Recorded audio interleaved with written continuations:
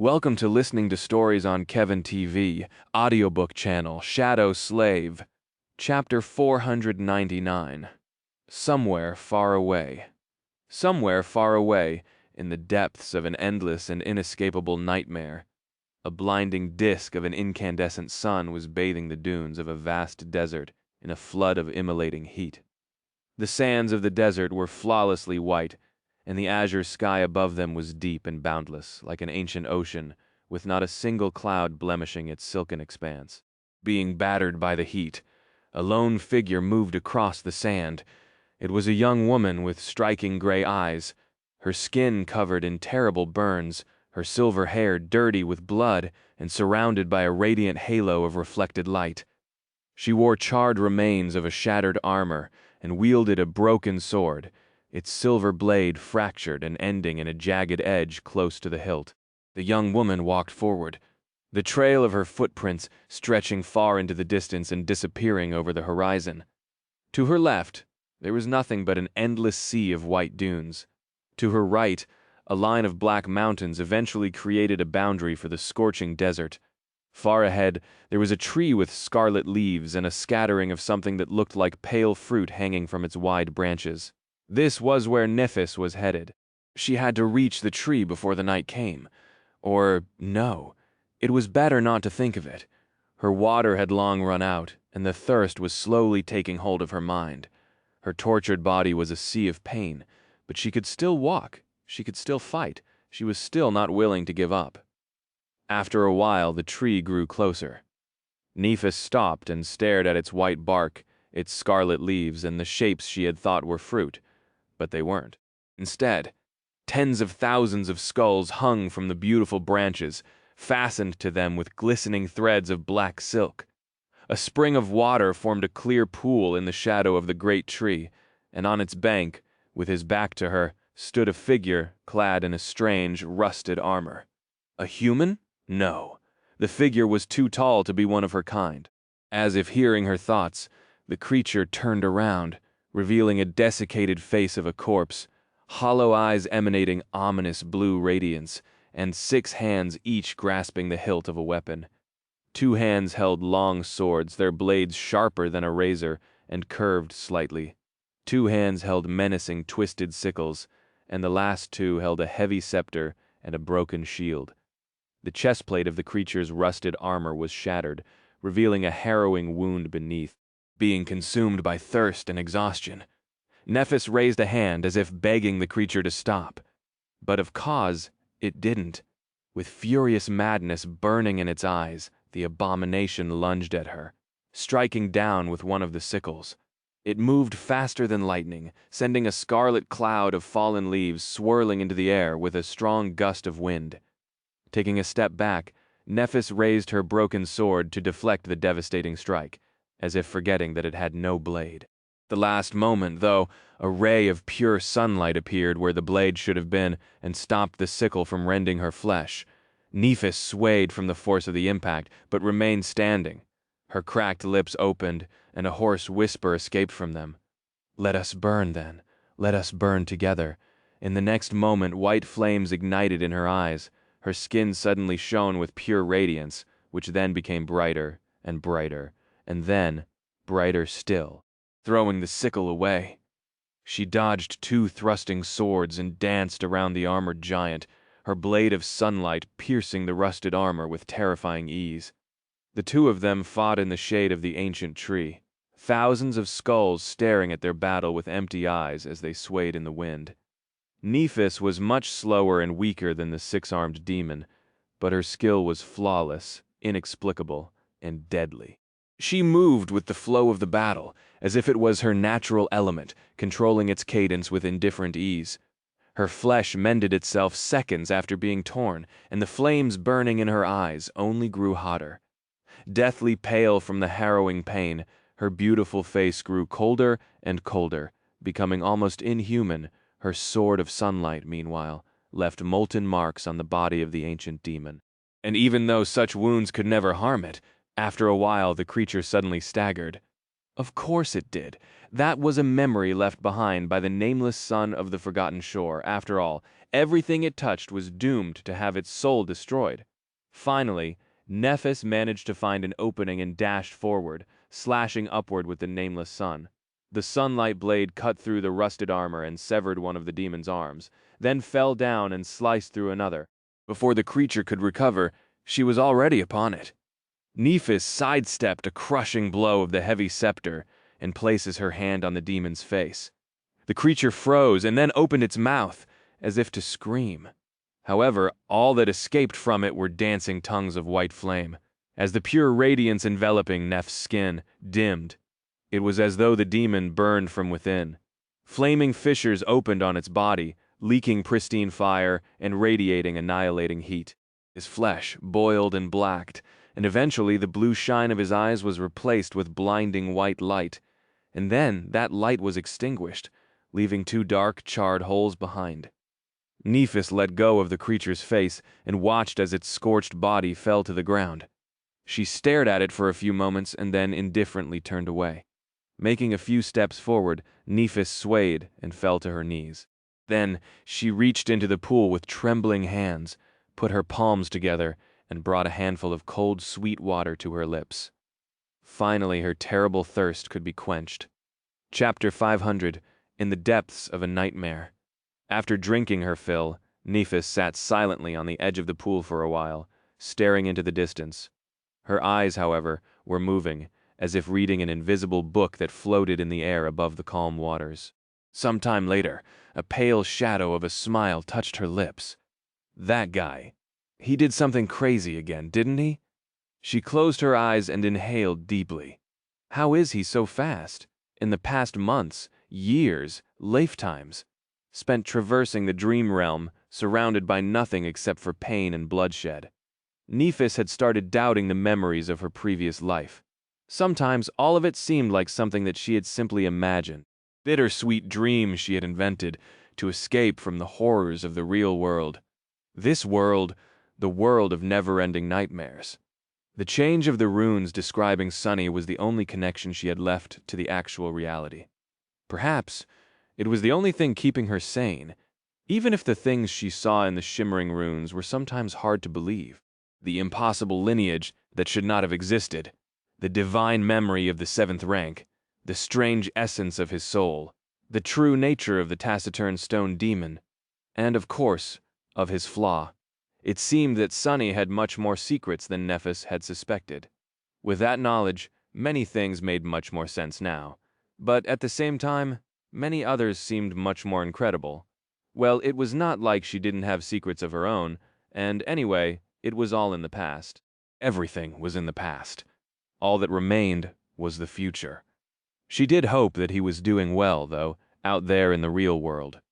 With Cassie, looking up from the water, Nephis shifted her gaze to the ancient tree and saw two weathered skeletons cruelly nailed to its white bark. Both stared at her with empty eyes, their teeth bared in eternal grins. After some time, one of the skeletons said, "My, oh my, am I that pleasant to look at?" The other grated its teeth and let out a creaky growl, then strained, trying to wrestle free of the large silver nails impaling it to the tree. However, no matter how furiously it struggled, the nails held true. Nephis looked at the skeletons with a calm expression, no emotion reflecting in her cold gray eyes. The first skeleton spoke again. Is that living blood I smell? Gods, what terrible sins have you committed, girl, to be cast into this hell alive, even for a revolting Nephilim like you? This is too harsh of a punishment. Finally, she opened her mouth and said hoarsely, in a voice of a person who had almost forgotten how to speak, "What language do you use?" The skeleton laughed. "The only language there is in this place, of course. Why do you wish to learn it?" Nephis remained silent for a long time, and then said, "I seek a way back to the waking world. Do you know how to escape this place?" The skeleton stared at her with a grin. "The waking world? What is that?" The second skeleton suddenly spoke, his voice deep and full of rage. "Can't you smell the stench of a demon on this abominable thing? She is one of Weaver's, you fool." The first skeleton turned its skull a little and then asked, "Is that so, my, oh my? In that case you will not find guides better than the two of us. Just take us off this damned tree and we will lead you to wherever you want. Nephis stared at them for a while, then turned away. I don't need two guides. Which one should I pick?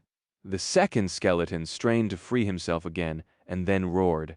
I am Azarax, the mighty, the plague of steel, king of kings, conqueror of 100 thrones. Choose me, Nephilim. I will guide you to the shores of the underworld and through its dark expanse, back to the world of the living. You will need a powerful guide if you wish to escape. She spared him a glance, then said to the other one, What about you? The first skeleton answered in an aloof tone, Me? Oh, I am no one, just a humble slave. Nephis lingered for a bit. Finally she asked, Why are the two of you nailed to this tree? The skeleton who had called himself Azarax growled, Don't you know where you are, abominable creature? I am here because I led my armies into the great war, slaughtered a myriad of souls, and was punished for my strength and my pride. She shifted her gaze to the other one. The first skeleton answered succinctly, I have angered the gods. Nephis tilted her head a little. How? The skeleton sighed with regret. Well, if you must know, I slit a god's throat. My, oh my, one could say that it was a misunderstanding. Was there really a need to be so petty? The sun was already falling behind the horizon, and chilling cold was spreading across the white desert. Nephis summoned her white cloak and wrapped herself in it, shivering. Soon night descended upon the world, revealing a myriad of bright stars. As it did, the sand moved, and slowly countless figures rose from beneath it. All of them were corpses, with no flesh remaining of their perfectly black bones, some of creatures that resembled humans, some of towering giants, and some of beings who were too strange and terrifying to describe. In a clamor of rusted armor and a litany of howls, the hordes of abominations clashed against each other, continuing their terrible battle even in death. Nephis moved closer to the tree, which somehow remained an isle of calm in the sea of terror, and looked at the first skeleton. You remind me of someone I knew. Come morning, I will take you off the tree, to guide me, though. The skeleton cackled. Very well, vile creature. Even though you are revolting, I will keep my promise. Nephis grinned. What do I call you? Then the skeleton remained silent for a bit. A name, I used to have one of those before. What was it? Oh, he moved its jaw a little, and then said, Uris? Uris of the Nine? Chapter 501, Step 2. As waves of summer heat assaulted the city, its concrete and alloy jungle had turned into a sweltering oven. The air filtration systems were running without pause to save the people from suffocating in the clouds of pollutants. And in poorer districts, water had to be rationed because of the drought. Luckily, none of that touched the peaceful terrace neighborhood.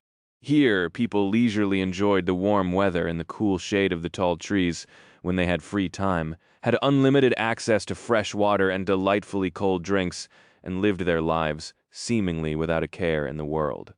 Sonny was constantly surprised to find himself among these fortunate and prosperous people. For the past month, his life was very busy, but without any distress. He had been steadily working toward his various goals, slowly making progress toward each. His shadow fragments were nearing full saturation, and so were Saint's. He had returned to the dreamscape and participated in countless duels in the professional arenas, where the fighters were much more capable and gave him the opportunity to witness and comprehend many different battle styles. As the result, Sonny was able to further develop shadow dance, making his mastery of it much more solid. The prince of the underworld enchantment of the mantle was now also very different from how it had been before. Even if he wasn't going to reach the mark, 6,000 defeated opponents, anytime soon, or even a third of it, he was still making consistent progress. The counter already showed, 1579 6,000. The drawback, of course, was that with each day he went without losing a fight. Mongrel received more and more praise and attention. These days, each of his duels gathered an audience as large as that of the top Dreamscape broadcasters, especially because some sort of a yearly tournament seemed to be approaching. Mongrel's fans, however, were doomed to be bitterly disappointed. Sonny had no plans of participating in a foolish imaginary competition. He didn't care about fame and recognition, and was too busy to even spare it a thought, apart from practicing shadow dance. He also continued training with Effie and Saint, slowly bringing his mastery of the spear close to that of his knowledge of the sword. He also had to run the brilliant Emporium, which was quickly blossoming into an actual enterprise thanks to Aiko's management and hard work. And of course, he had been training Rain. Come on, seriously? She was currently in his living room, staring at him with outrage. Sunny tilted his head a little. Sure. What seems to be the problem? Rain opened her mouth, then shook her head. Listen, Sunny, I understand that you are the teacher. I really do, but it has already been a month, and all you taught me were wilderness survival lessons, and only one strike which I had repeated thousands of times already. When I asked you to train me, I thought, Sunny grinned, you thought what? That I will teach you how to decimate nightmare creatures and bring all your enemies to their knees? She coughed in embarrassment, then said in a small voice. Yes, he shrugged, but that is exactly what I'm teaching you. Who do you think survives in the dream realm? The best swordsman? The strongest fighter? No. You need to be alive to fight a nightmare creature, and for that you need to know how to find food, water, how to read tracks, and move through the environment without letting it kill you. And it will try to kill you, believe me. He paused, then added, yes, they taught you the basics in school, but not nearly enough. You want to live long enough to become strong? Then this is step 1. Rain let out a long sigh, and then looked at Effie for support. The huntress was currently balancing in her wheelchair with a bored expression on her face, waiting at the door for some snacks she had ordered to arrive. What? Listen to Sunny, kid. He might look like a wet weasel, but this guy knows his stuff. The things he lived through are simply beyond reason. Honestly, if he had any shame, he would be dead. Sunny spared her a dark glance and said, Thanks, I guess. Rain frowned, accepting her defeat. A few moments later, she suddenly asked, What's step 2? He raised an eyebrow. What? You said that learning to navigate the environment without dying is step 1? What's step 2? Sunny looked at her for a few moments, then said, It's about your mindset. You're not ready for step 2 yet, though we'll get to it when the time is right. For someone like Rain, that step was going to be the hardest. She didn't really have an aptitude for violence, yet because her life so far had been nice and soft, but she would have to not only come to terms with violence, but also adopt it into the very core of her being, make it one of the cornerstones of herself. That was the only way to survive the spell. Ironically, for Sunny that step had been the easiest. In fact, he had made it long before his first nightmare, long before the spell even knew of his existence. Rain stared at him with disappointment, then sighed. I just want to be strong like her. He blinked a couple of times. Like who? Rain suddenly smiled. The awakened who saved me. She is so amazing, so strong, so beautiful. A true warrior, not someone like you. Suddenly, a mortified expression replaced her wistful smile. Oh, I'm so sorry. I didn't mean it like that. You're great too, Sunny, I'm sure. Just, not on her level. Sunny stared at her for a bit, then said in a strange tone, Sure, no offense taken. Not everyone is made to be a true warrior. That's right. He wanted to say something else, but at that moment his communicator suddenly rang announcing an incoming call. Sunny frowned. Who might it be? Very few people ever called him. Looking at the screen, he suddenly felt a bit cold. It was the Sour Reaper herself, Ascended Jet. What? Why? Why is she calling me? Sunny hesitated for a couple of moments, then answered the call. Yes, Master Jet. The familiar voice, as relaxed as ever, came out of the speaker. Oh, hey there, awakened sunless. Are you free right now? What does she want? He glanced at Rain, thought for a bit, then said cautiously, Sort of? Why? For a few moments there was nothing but static, and the sound of a PTV moving coming out of the communicator. Then Master Jet asked, Mind lending me a hand? Chapter 502, Sudden Request. A strange expression appeared on Sunny's face. Lend her a hand? Me? Why would a master need help from an awakened? Meanwhile, Master Jet added, You'll be generously rewarded, of course. Well, I can't guarantee the generous part, really, but there will definitely be a reward. His eyes gleamed. Really? What kind? She chuckled. A fair share of contribution points. Enough to exchange for a decent memory, at least. Plus, didn't you say that you owe me a favor? That did not sound bad at all. Saint was on the verge of reaching the coveted 220 status and was currently just a few shadow fragments away from it. However, Sunny couldn't really agree to the proposal without knowing what exactly she expected him to do. Or could he? Master Jet was one of the two ascended he knew, and his only contact to the government. This was a relationship worth maintaining, which meant that it wasn't wise to refuse her request for assistance. Plus, Sunny quite liked her, and also owed her a lot, even before she had saved him during the gate battle. They were both from the outskirts and had a rather good rapport. They had a connection. He lingered for a moment, and then said, "All right, no problem, I'll do it." Master Jet answered with satisfaction in her voice. "Good, I'll come pick you up then." Sunny glanced around, evaluating how presentable his living room was. He was suddenly a bit nervous. "What the hell? What are you nervous for, fool?" He cleared his throat, and then said, "Sure, oh wait, let me give you an address." Master Jet laughed. "Gee, Sunny, I work for the government, remember? I know your address." Before he could respond, the call was cut off. Sunny was left standing with a rather dumbfounded expression on his face. She knows well, of course she knows. I wonder what else she knows. Noticing the strange look on his face, Rain asked, "Did something bad happen?" Sunny sighed, then slowly shook his head. "No, nothing bad. Just some business I have to deal with. Sorry, we'll have to continue the lesson next time." She stared at him for a moment, then shrugged. "Well, all right. I'll practice back home then." With that, Rain picked up her training sword, said goodbye to Effie, and left. A couple of seconds after the door closed behind her, the former huntress gave him an amused look. "That pupil of yours is a bit dense, isn't she?" Sunny frowned, offended by her words. "What do you mean?" Effie giggled. "Well, you've been tutoring her for a whole month, and she still has no idea who the two of us are. We're just two average random awakened to her. I mean, it's not surprising that she didn't recognize you. But I'm a very famous person, you know." Sunny smiled slightly. Yeah, your pride must be really hurt, Venerable. Raised by wolves, please accept my sincere apologies. Not everyone, you see, is obsessed with the awakened Rain, for example, is more interested in historical stuff, about, or from before the spell. Plus, the government mostly uses your dream realm appearance to plaster all over the city, so Effie waved a hand. "I'm joking, you doofus. She's a good kid." She paused for a moment, and then added, "That's why it hurts me to see her wasting money on a hack like you."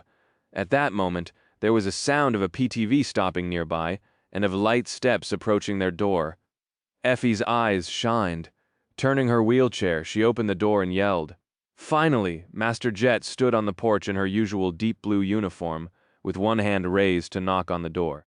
Her jacket, as always, was carelessly unbuttoned, revealing her slim waist and generous figure. Her short raven black hair was a bit messy, and there was a look of slight surprise in her icy blue eyes. Effie stared at the older woman for a few moments, disappointment clearly written on her face. Then she said dejectedly, "Oh, you're not food delivery?" A polite smile appeared on Master Jet's face. "Ah, awakened Athena. It's an honor to meet the famous Raised by Wolves. I'm Ascended Jet." Effie glanced at her, then at Sunny, then back at Master Jet. Then she smiled. "Good job, doofus. I approve." Sunny gave her a murderous look, cursed inwardly, and turned to Master Jet. "Do I need to prepare?" She shook her head. "Your usual memories should do. If everything goes well, you won't even need to use them."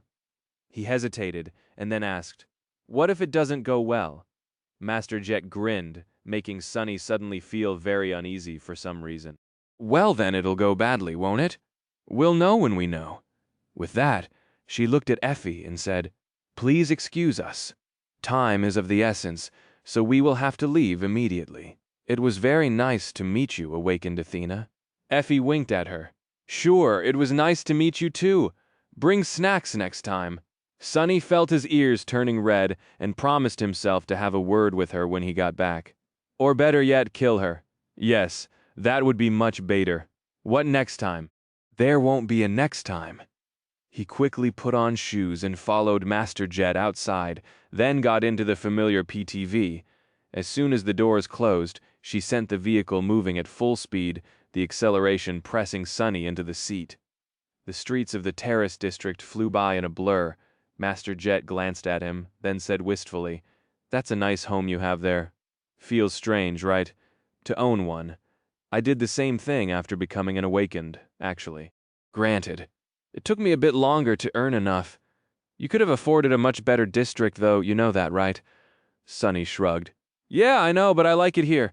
It's quiet." She looked into the window and smiled. Can't deny that. Sunny waited for a few moments, then finally asked, Master Jet, sorry, but what exactly are we doing?" She briefly glanced at the control screen of the PTV, sent it into a sharp turn, and answered calmly, "We are going to hunt down a dangerous beast." He frowned. "Beast? What kind of a beast?" Master Jet remained silent for a few moments. Then she glanced at him and smiled darkly. "The most dangerous beast there is. A human." Chapter 503, Harsh Reality. Sunny shifted in his seat, a bleak expression appearing on his face. A human? Why would a master be hunting down a human? There was police for that. Unless, of course, that human was an awakened. Sunny was aware that special government agents, carriers of the nightmare spell themselves, dealt with those awakened who broke the law, simply because police officers were often helpless against criminals that possessed inhuman strength and wielded bizarre or dangerous aspect abilities. It made sense that Master Jet would be involved in that side of government work too. But honestly, he didn't know too much about how these things usually went. Glancing at her, Sunny asked, "Is it an awakened criminal?" Master Jet spared him a short glance. "A criminal, yes, you might say that." She remained quiet for a few moments and then corrected herself. "No, actually, do not. The man we must find is not a criminal. He is an animal, a rabid one." Sunny frowned. An interesting choice of words. Master Jet was concentrating on driving the PTV, so she didn't answer immediately. When she did, however, her voice was strangely calm. "You are not an inexperienced sleeper anymore, Sunny. So I will be straightforward. You, of all people, should be able to understand. The nightmares, the dream realm, they take a toll. Some people endure, some people break. Some people carry the nightmares back with them to the real world."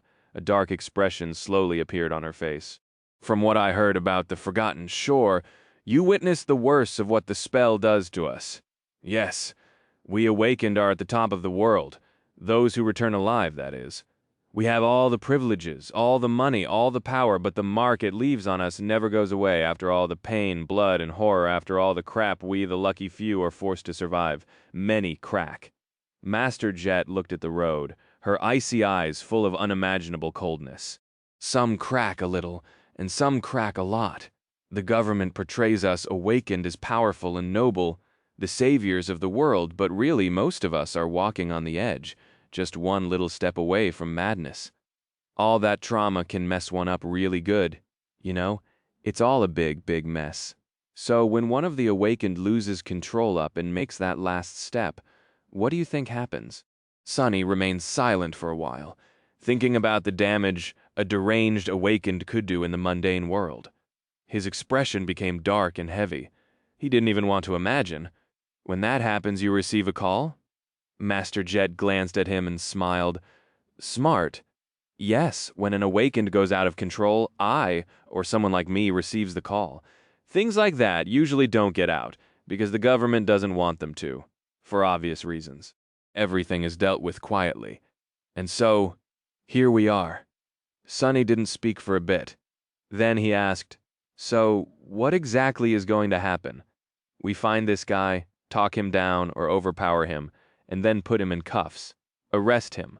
What a funny thought that was. Him making an arrest. Sunny had been on the other side of this equation a few times in the past, and never in his life had he imagined putting handcuffs on someone, and not the other way around. Master Jet gave him a complicated look. There was almost pity. "No, we're not going to arrest him." Sunny blinked a couple of times. "Will he be free to walk around?" As if nothing happened, until the trial. Of course there was another, much darker answer. As if reading his thoughts, Jet slowly shook her head. No, he won't be walking around." Sunny looked into the window. "Ah," Master Jet sighed. "If they summoned me, then things are already beyond that. Think about it. If a mundane human needs to be contained, you can put them in prison. But we are awakened. Realistically, there is no prison that can be built to hold us. Not with every aspect being unique and demanding unique means of containment. So there will be no arrest, and there will be no trial. She accelerated the PTV even further, and then said evenly, "There will only be an execution." Sonny looked out the window, not sure how he felt about that. Yes, what Master Jet said made sense. Awakened were too powerful and too dangerous. If one of them lost control, then they needed to be dealt with somehow.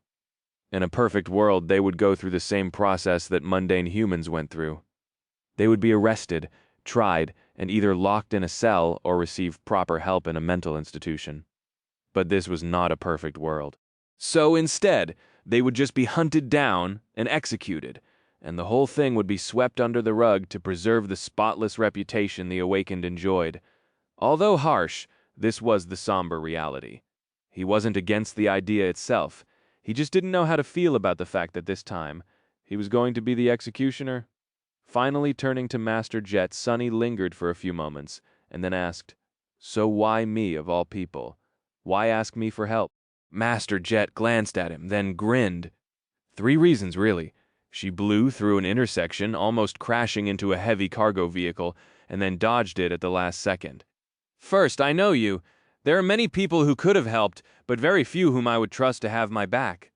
Sonny nodded, strangely pleased to hear that. Second, from the initial information I received, the suspect might have an aspect that is somewhat similar to yours, high affinity to shadows.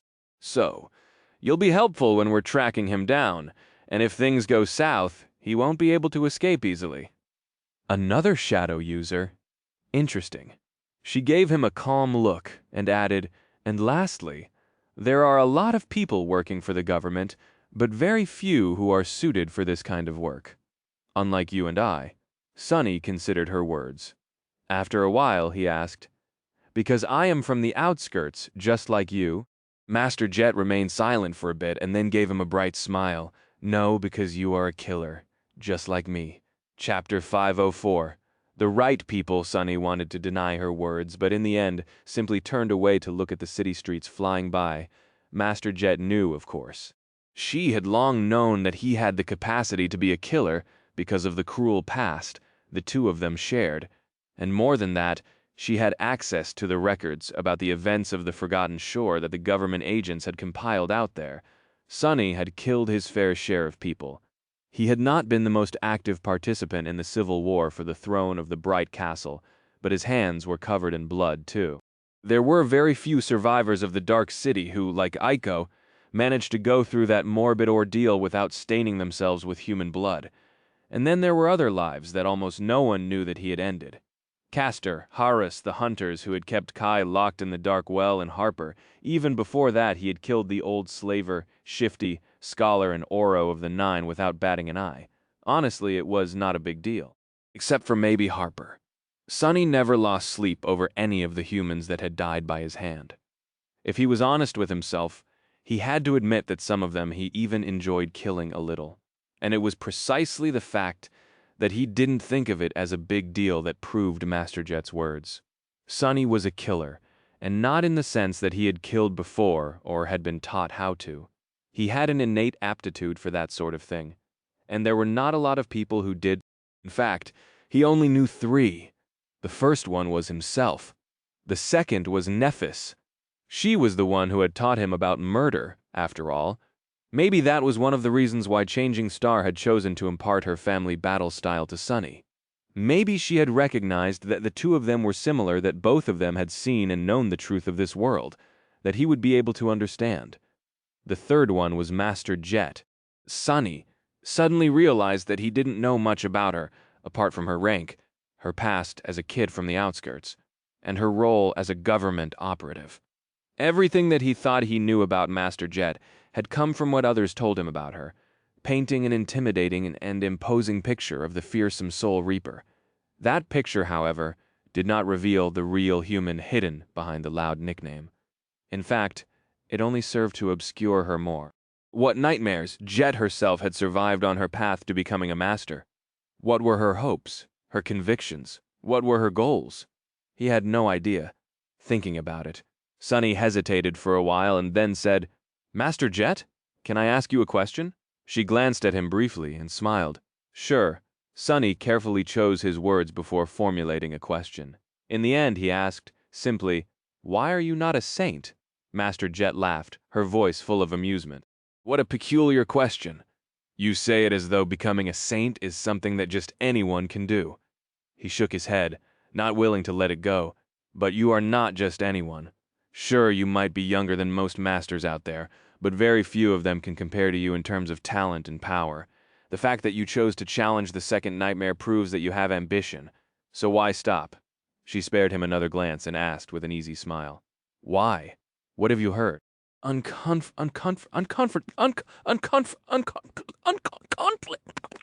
I just took it at face value as an inexperienced sleeper. But after the Forgotten Shore, that statement doesn't seem to make sense. Sure, it is important to trust those who you enter the nightmare with, but at the end of the day, strength is strength, and you are very strong. You also work for the government, which proves your ability to be an adequate part of a larger collective, to work in a team. So, I simply don't understand. Master Jet did not speak for a while, concentrating on the road. "Eventually," she answered, a hint of darkness finding its way into her voice. "That is because you don't know enough. You're young, and haven't had to deal with the awakened affairs a lot. Plus, some of these things people only learn after reaching a certain stage. You're not at that stage yet, but since you asked, I'll answer." She looked at him, the smile disappearing from her face. "It is very simple, really. Basically, you need the right people to help you become a master. But to become a saint, you need for the right people to not obstruct you. Take it as you will." She didn't say anything else, and Sonny did now ask, a deep frown appearing on his face. For the right people to not obstruct you. He understood what Master Jet was hinting at, of course. He knew enough to come to the right conclusion. What she just told him was that to become a saint, one had to receive permission. And it wasn't too hard to realize who had to give that permission. The sovereigns. Who else but them? The three supremes who ruled the most powerful awakened the legacy clans from the shadows? Come to think of it, such an arrangement made a lot of sense. There were just a few dozen saints in the world, and each of them possessed unbelievable mind-boggling powers. Would the sovereigns have allowed for such powerful individuals to exist outside of their control? From everything that Sonny knew about the vile nature of power and how the world worked, the answer was obvious: no. So, did every saint out there actually belong to one of the sovereigns? It seemed that they did, even Sky Tide of the White Feather Clan, who gave Sonny an impression of being a reclusive and fiercely independent woman, was beholden to a great clan, and therefore to Anvil of Valor, Vale of Aster, Song and Vale, the sovereign of that clan. What about people like Master Jet? Then, someone capable enough to become a saint, but either labeled as undesirable or simply unwilling to submit to one of the supremes. What was the obstruction she had spoken about? Was it a simple lack of support, or would the sovereigns go much further to prevent an independent saint from appearing in the world? If they had no problem with sending assassins to kill the 6-year-old daughter of their former comrade and companion, then they would surely have none with making someone like Jet meet an unfortunate end, should she act out of line. He lowered his head and briefly covered his eyes with a hand. It's absolutely the same crap as what Gunlog had done in the Bright Castle. Gods, how unoriginal. But that was the thing about vile things. People loved to romanticize evil and those who committed it, creating countless alluring characters to act as compelling and brilliant villains. But in reality, human evil was almost always banal. It always followed the same disgusting, predictable paths and led to the same hateful end. No wonder Nephis wanted to destroy them so much. Sonny's thoughts were suddenly interrupted by the PTV coming to an abrupt stop. Looking out the window, he saw that they had arrived at a dark and narrow alley, which was currently blocked off by a police cordon. Blinking lights of several armored police vehicles drowned it in an unsettling glow, and there were many officers on the scene, their faces pale and tense. Master Jet yawned, stretched, and gave him a crooked grin. Rise and shine, awakened sunless.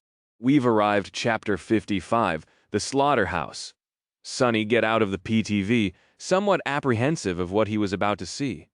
The police officers present at the scene looked very relieved to see Master Jet and him appear. Their tense faces cleared, and the darkness hiding in their eyes seemed to dissipate a little media. In the crime mystery shows, whenever a plucky, mundane detective encountered a cold and by-the-book awakened agent, their relationship always started very confrontationally, with mutual disdain and debates over who was supposed to handle the case, only to end as an entertaining team-up. Of course, once again, reality turned out to be very different from how storytellers liked to portray it. There was no conflict over jurisdiction or negativity expressed by the police officers. Instead, they were genuinely happy to see the awakened specialists arrive. Well, of course they were. It was just as the old policeman had once told right before Sonny faced the first nightmare. If he died there and no awakened was near, they would have to fight the nightmare creature his body had turned into themselves, and that was not something mundane humans ever wished to do. Master Jet walked over to one of the policemen and greeted him with a short nod. Despite the fact that he was much older than her, not to mention Sonny himself, the officer treated them with the utmost respect. "Nice to see you again, ma'am. Greetings, sir. Let me show you the way." He led them deeper into the alley, toward a heavy metal door that hid in the deep shadows. It was wide open, and there were strange flashes of intense white light coming out of it, mixing with the red glow of the police sirens. The whole situation seemed a little surreal to Sonny, as though he was in the midst of a strange dream. I mean, where else would I be addressed as sir by a police officer? Life sure is funny sometimes. Slightly amused by this thought, he turned to Master Jet and asked, "What is this place?" She hesitated for a few moments, then said in an unexpectedly dark tone, "It's a club of sorts, called the Slaughterhouse, one of the few such establishments in the city." Sonny stared at the door, which had no sign or any indication that there was a club on the other side of it. Was this a marketing ploy to create a feeling of mystique and exclusivity? Or were there things going on inside that needed to be hidden? A peculiar name for a nightclub. Master Jet smiled with a corner of her mouth. It is meant for a very specific clientele. The ground floor is your usual dance club, but beneath it there is a VIP area with an underground arena. There is nothing illegal going on there, just things that are in poor taste.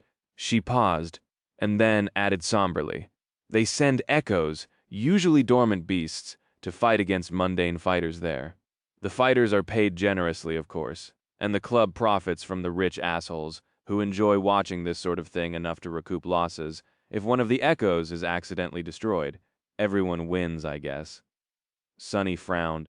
He knew that wealthy people were big fans of wasteful forms of entertainment, and that there were arenas where precious echoes were made to fight each other just for the spectacle of it. Hiring mundane humans to battle them, though, wasn't it a bit too much? Did I suddenly become a child after the awakening? Of course, nothing was ever too much. Sonny knew all about how vice worked from his childhood in the outskirts. His current surprise was just because he lacked knowledge of what forms it took among the more affluent layers of society. "So what happened in that slaughterhouse?" Master Jet shrugged. "That's what we have to find out. All I know is that everyone inside is dead." Kind of ironic, actually. The police officer guiding them spared her a glance, and then said hoarsely, "It's a proper mess there, ma'am, not for people with weak stomachs.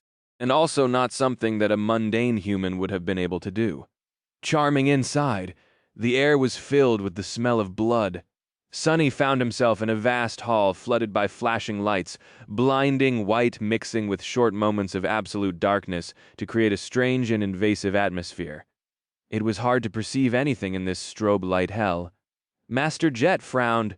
"What's with the light show?" The policeman looked down in embarrassment. "Sorry, ma'am. We figured out how to turn off the music, but the lights are giving us some trouble." She gave him an unamused look. "Well, get on with it." The officer turned around and walked away, shouting at his colleagues. A few moments later, the hall suddenly became enveloped in darkness, and then the regular illumination kicked in. Without the constantly flashing strobe lights, the club looked smaller and more worn down than Sonny had expected. He did not pay too much attention to the design of the interior, the raised stage, or the bar with hundreds of expensive-looking bottles standing on the shelves behind it, with a gloomy expression on his face. Sonny was looking at the bodies. There were more than a dozen of them, all broken and terribly disfigured, as if chewed and spewed out by a tornado. But of course, a natural disaster had nothing to do with what had happened in the seedy club. The result only looked like it. This was the work of an awakened. Suddenly he remembered Master Jet's question, seeing it in a new light. When an awakened loses control, what do you think happens? The answer was right in front of him. Terribly battered human bodies were lying on the floor, drowning in pools of blood. Indeed, this was not a sight for those who had weak stomachs, but, for better or worse, Sonny had seen enough horrors to not be moved too much by such a scene. It left a deep impression even on him, though. Sonny didn't have to look too closely to realize what had transpired. The position of the bodies, the nature of their wounds, the murderer had not used some powerful memory or let an echo loose on these people. No, it was much simpler. They just did it with their hands. Back during the gate battle, Sonny had thrown a heavy vehicle at the advancing horde of nightmare creatures, carving a bloody path in their ranks. That was the strength of an awakened. Even if he had been augmented by a shadow, his own strength was still vastly superior to that of a mundane human. A frenzied awakened could tear through a dozen humans in a matter of seconds, and none of them would be able to do anything to stop it. In front of a spell carrier, mundane humans were like paper dolls. It only took a little effort to destroy them. That bastard Sonny remembered how he had doubted whether or not he wanted to play the role of an executioner on the way to the crime scene. Rain could have been one of the victims. He could have been one too, before becoming an awakened. As he was looking at the broken bodies, all his doubts disappeared. As Sonny studied the bodies, Master Jet went away to talk to the police officers and then returned with one of them. There was a disappointed expression on her face. No usable recordings left figures. Places like this one only exist because they value the privacy of their clients, and the few cameras they did have show nothing but darkness. Sonny looked at her, then sighed. Not much to tell from the victims, too. The murderer just used their fists. She shrugged. That's how it usually goes in situations like this. The most likely scenario is that the murderer was one of the clients who went on a rampage because of either alcohol or stimulants and a momentary failure to hold on to their sanity. So I doubt that this mess was premeditated. Master Jet remained silent for a moment and then added, He was lucid enough to use his aspect to obscure the cameras, though. So dealing with him won't be too simple. With that, she turned to the police officer and asked, Any survivors? Do we have witnesses? He hesitated for a bit, then gave her a strange look. Yes, actually, there are a few, but... The officer didn't finish the sentence and just stared at them with an uneasy expression. Sonny raised an eyebrow. But what, are they refusing to talk? The policeman shook his head slowly. No, they're not refusing. They just... I don't know, something is wrong with them. They just don't speak or even react, really. I've seen a lot of people in shock, and sometimes they can seem almost catatonic. But this is something else. Gave us all the creeps, to be honest. Sonny and Master Jet glanced at each other, and then one of them said, Lead the way. The officer sighed, then escorted them to the back of the club, where an inconspicuous door led to the service rooms. The witnesses were gathered in a small office, standing there motionlessly, with nervous paramedics trying to determine the reason for their condition. There were 5 of them, all sharing the same blank, strangely peaceful expression on their faces. They were completely silent, motionless, and still. They did not react to the arrival of new people at all. Their eyes were calm and empty. Sonny paled. How is this possible? Only took him a second to recognize what was wrong with the survivors, of course. In fact, they weren't survivors at all. These people were dead. To be more precise, they were hollow. How can a mundane human be hollow? Suddenly, he felt a cold shiver run down his spine.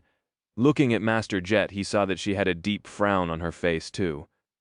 The massacre in the dance hall was bad enough, but this just made the whole situation frightening and eerie. Before Sonny was just disgusted. Now, he was starting to get concerned. What the hell? Master Jet stared at the 5 hollows for a few moments, then turned to the paramedics. Go take a break, guys. Let these people be. They're already dead. One of the paramedics, a mature woman with short blonde hair and gentle eyes, looked at her with confusion. I'm sorry, ma'am, but they're fine. We need to let out a heavy sigh. Their souls are destroyed. There is nothing you can do to help them. Something else will take care of the rest. The paramedic looked at her for a while, then glanced at the ground and silently walked away. Her colleagues followed, expressions of regret, anger, and horror clearly written on their faces. The police officer stayed, but made a point of standing as far away from the hollows as he could. Master Jet stood silently for a few moments, her scowls growing deeper, then turned to Sunny. Answering your question, I don't know. He hesitated for a bit, then asked, but how can a mundane human become a hollow? It's only supposed to happen to those who die in the dream realm, right? She glanced at him, then silently shook her head. Eventually, Master Jet said, wrong. There is a very small chance of a powerful soul attack creating a hollow, but beings capable of dealing direct soul damage are very rare, so it doesn't happen too often, almost never really. Sunny walked closer to the 5 empty humans and studied them. Can you do something like this? Master Jet lingered for a bit, then answered simply, if I am really precise. Something was very wrong with these people, and not just the fact that they were hollow, there was something else. Something that almost made Sunny's hair stand on end. A feeling of subtle but profound wrongness. He reached out with shadow sense and flinched. Master Jet did not miss that sudden reaction.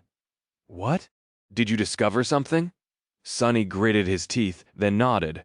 They're shadows, they're dead. She stared at him with a raised eyebrow. How does this work? I don't know much about shadow affinity. Sorry, it's a very rare type of aspect. Does damage to a shadow correlate to soul damage? Sunny thought for a bit, then shrugged. I'm not so sure myself. There's no manual for it after all, but only 2 things ever managed to damage my shadow. One was another shadow, and the other was a soul attack. Sunny wasn't sure that he was comfortable providing Master Jet, a person specializing in exactly such a type of attack, with this information, but decided to share it nevertheless.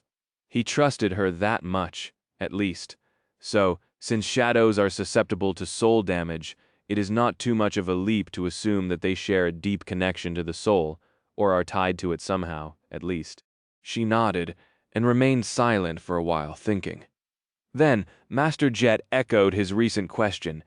Can you do something like this? Sunny shook his head. No, my aspect doesn't have means of dealing damage to someone's shadow, at least not yet. His shadow sense, meanwhile, spread throughout the whole club, allowing him to perceive it as a whole.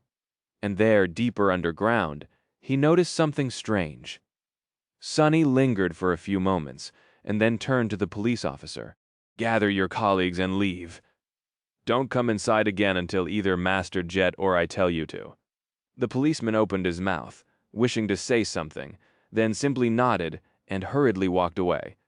Master Jet glanced at Sunny with a question in her eyes. What was that all about? Sunny gave her a dark look. How do I say this? I think the killer is still inside. Master Jet remained silent for a second, then asked calmly, Are you sure? This place has been swept multiple times before we arrived. Sunny nodded. He is here, underground. She looked down, her face slowly turning somber. Well, I guess we should go and say hi.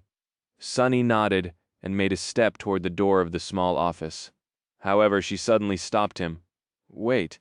He looked at her with a bit of confusion. Yes? Master Jet hesitated for a few moments. There was a complicated expression on her face. Finally, she said. There are very few people with a shadow affinity aspect in the world, and even fewer who frequent places such as this. Sunny frowned. What are you trying to say? She looked at him darkly. I'm saying that I might know this guy. In fact, when I heard that there was an incident in the slaughterhouse, I already had a suspicion of who was responsible. He blinked a couple of times. You know the murderer? Master Jet shrugged. There are hundreds of thousands of awakened in the world. That seems like a big number, but in fact it is not. If you live long enough, sooner or later, you will know of everyone who is worth knowing more or less. It's a small world. She paused for a moment and then added, Point is, if I am right, then this will be dangerous. This guy is not someone who has spent his whole life behind a citadel wall. He was the real deal. A specialist. Sonny glanced at the Five Hollows, then frowned slightly. A specialist? What a peculiar word. But he understood what Master Jet had meant. Most of the awakened were thrust into the spell and tried desperately to survive, striving to return to a semblance of a normal life. A much smaller amount, for whatever reason, embraced their new nightmarish reality and adapted to it, even thrived in it. They shaped their lives to suit the deadly challenge of the nightmare spell, and not the other way around. Sonny was one of these specialists himself, after all. If he is such a specialist, then how did this mess happen? Master Jet shook her head. Who do you think are the most compromised, awakened folks, who spent as little time as possible in the dream realm and then returned to their actual lives? No, it's people like us, the professionals. He thought on it for a bit, then said with confusion, I don't get it. Even if he is a seasoned fighter, so what? You are an ascended. Surely dealing with him will be easy. Master Jet shook her head. Nothing is ever easy, Sonny. That is a mindset that will get you killed. No matter how powerful you are, one mistake is all it takes. Raw power doesn't always decide the outcome of the fight. You should know this already. Every aspect has a flaw, and every power has a counter. So keep your guard up. Sonny had to agree that she was right. His own experience served as the perfect proof. Horus had died by his hand because Sonny's aspect was a perfect counter to his formidable ability, and Castor had been undone by his flaw. He remained silent for a few moments, and then said, When we confront this guy, pay attention to your shadow. Don't let him get anywhere near it. Master Jet frowned, and then gave him a simple nod. Together. They returned to the dance hall, and then found another heavy metal door. Behind it, a narrow staircase led further down, to the underground arena. The arena itself was larger than Sonny had imagined, and looked more like a luxurious theater than a fighting pit. The rows of seats were furnished with red velvet, and there were private boxes for the most affluent of the visitors. The arena itself resembled a stage, and was surrounded by a protective barrier fashioned out of transparent alloy. The whole space was sparsely illuminated, with deep shadows nesting between the areas of light. Still, one could more or less see everything. Master Jet studied the interior of the arena, then said quietly, There's no one here. Sonny lingered for a moment, then walked over to a control panel hidden in one of the boxes and moved several switches. A moment later, bright spotlights ignited on the ceiling, flooding the arena with a bright radiance. The wave of light chased away the shadows, and suddenly, a figure of a man could be seen in the very center of the stage, sitting on the floor with his face buried in his hands. Previously, that place had seemed to be utterly empty. The man grimaced and then raised his head to stare at the lights with a dark expression. A hoarse voice resounded in the silence of the underground theater. Bastards? Why can't they just leave me alone? The murderer was around 30, with a gaunt, unshaven face and bloodshot eyes.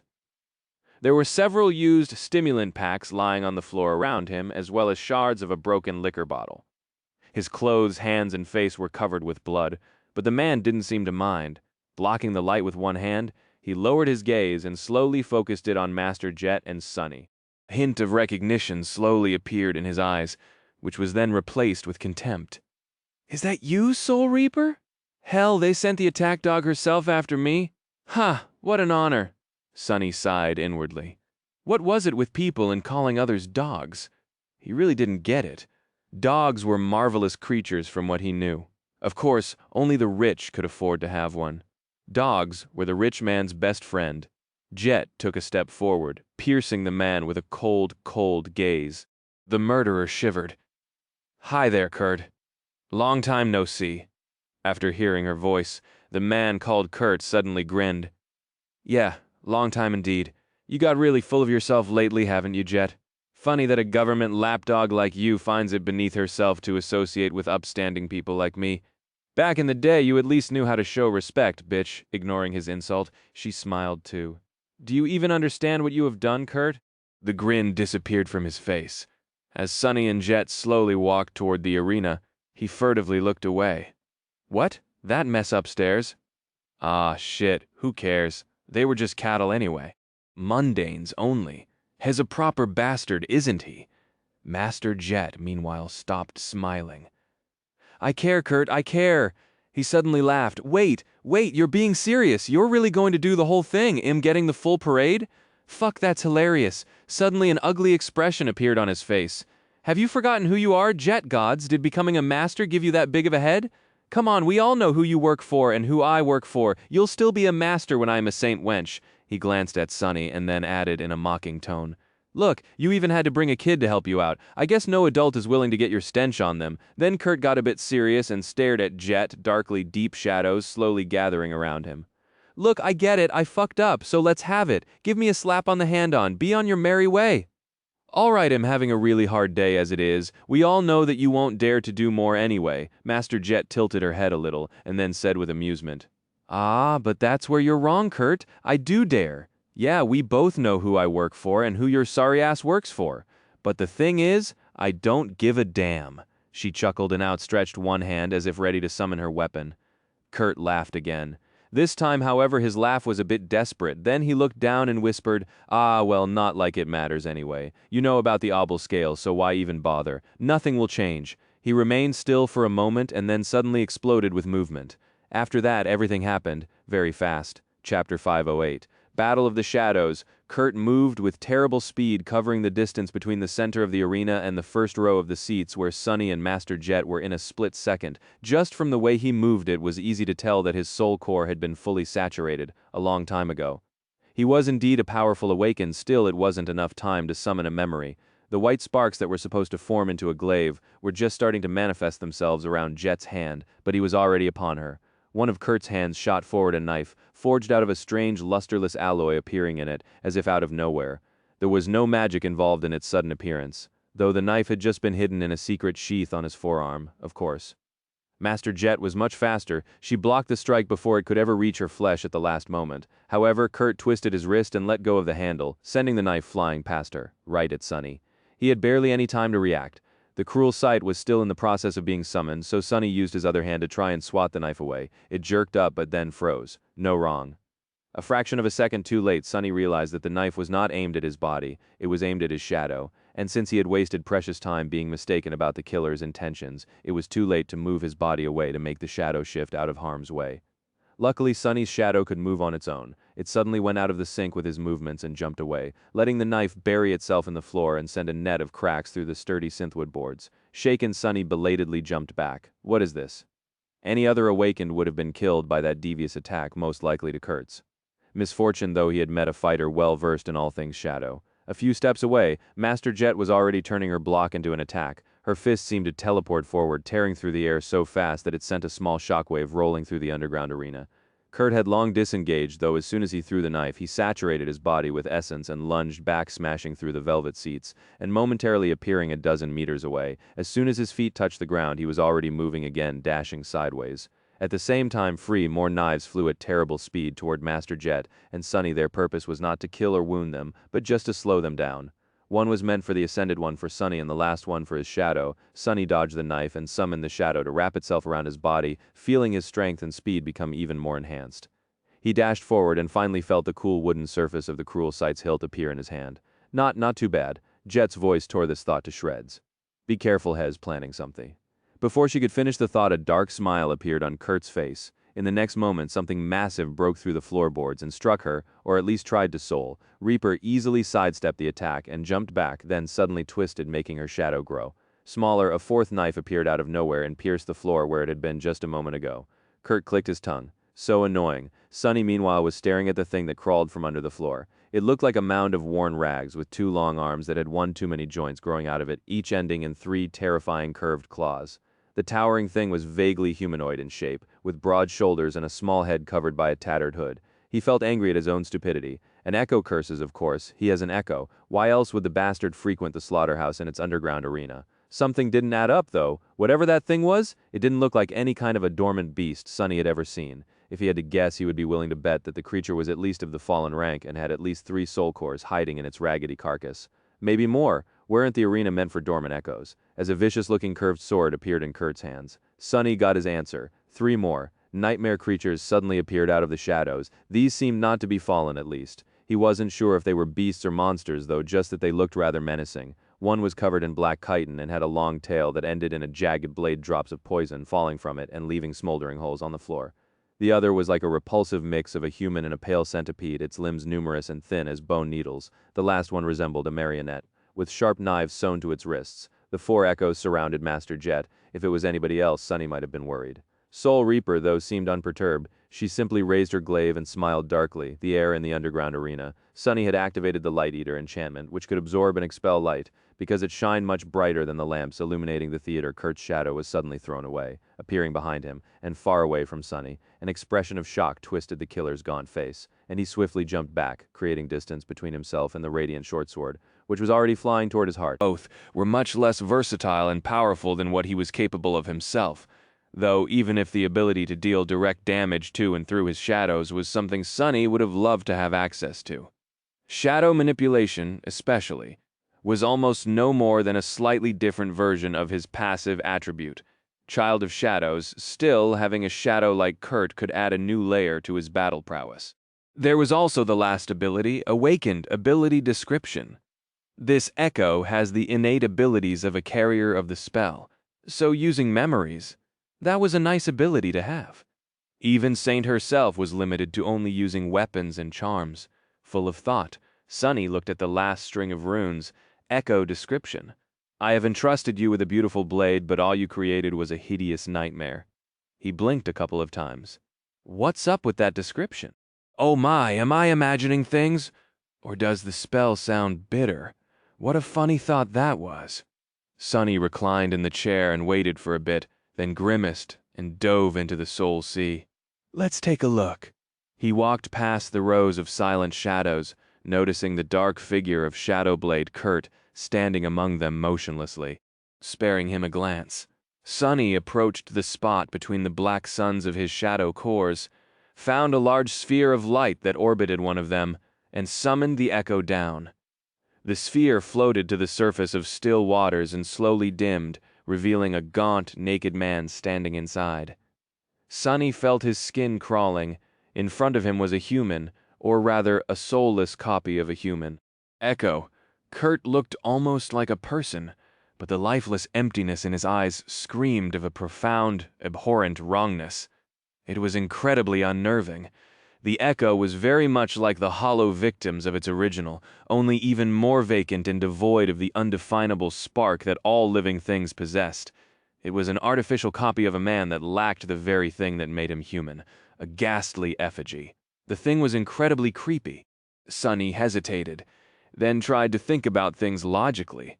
The echo was more or less useless to him in its current state, but thanks to its awakened ability, it would possess the innate capacity to use memories, which meant that Sunny could provide Echo Kurt with an armor and a weapon. That question was, did he want to? On the surface, that question was rather simple. Who wouldn't want to have a creature equal to a powerful awakened in their service? But really, things were more complicated. Sunny frowned, then raised a hand and poked the ghastly creature in the shoulder. A new string of runes appeared near it. Transform Echo into a shadow. He froze, thinking. Having a human shadow certainly had its benefits, but having any shadow also demanded a tremendous investment of resources. Nurturing Saint was very hard on Sunny, and especially on his pocket. Less importantly, but still somewhat pressing, was the need to spend 100 shadow fragments to complete the transformation. Sunny had spent so much time and effort to get close to creating a third core, and the idea of being suddenly pushed back by a whole 100 fragments did not seem too alluring. The point was, he felt reluctant to turn just any echo into a shadow. So was Kurt a worthy echo?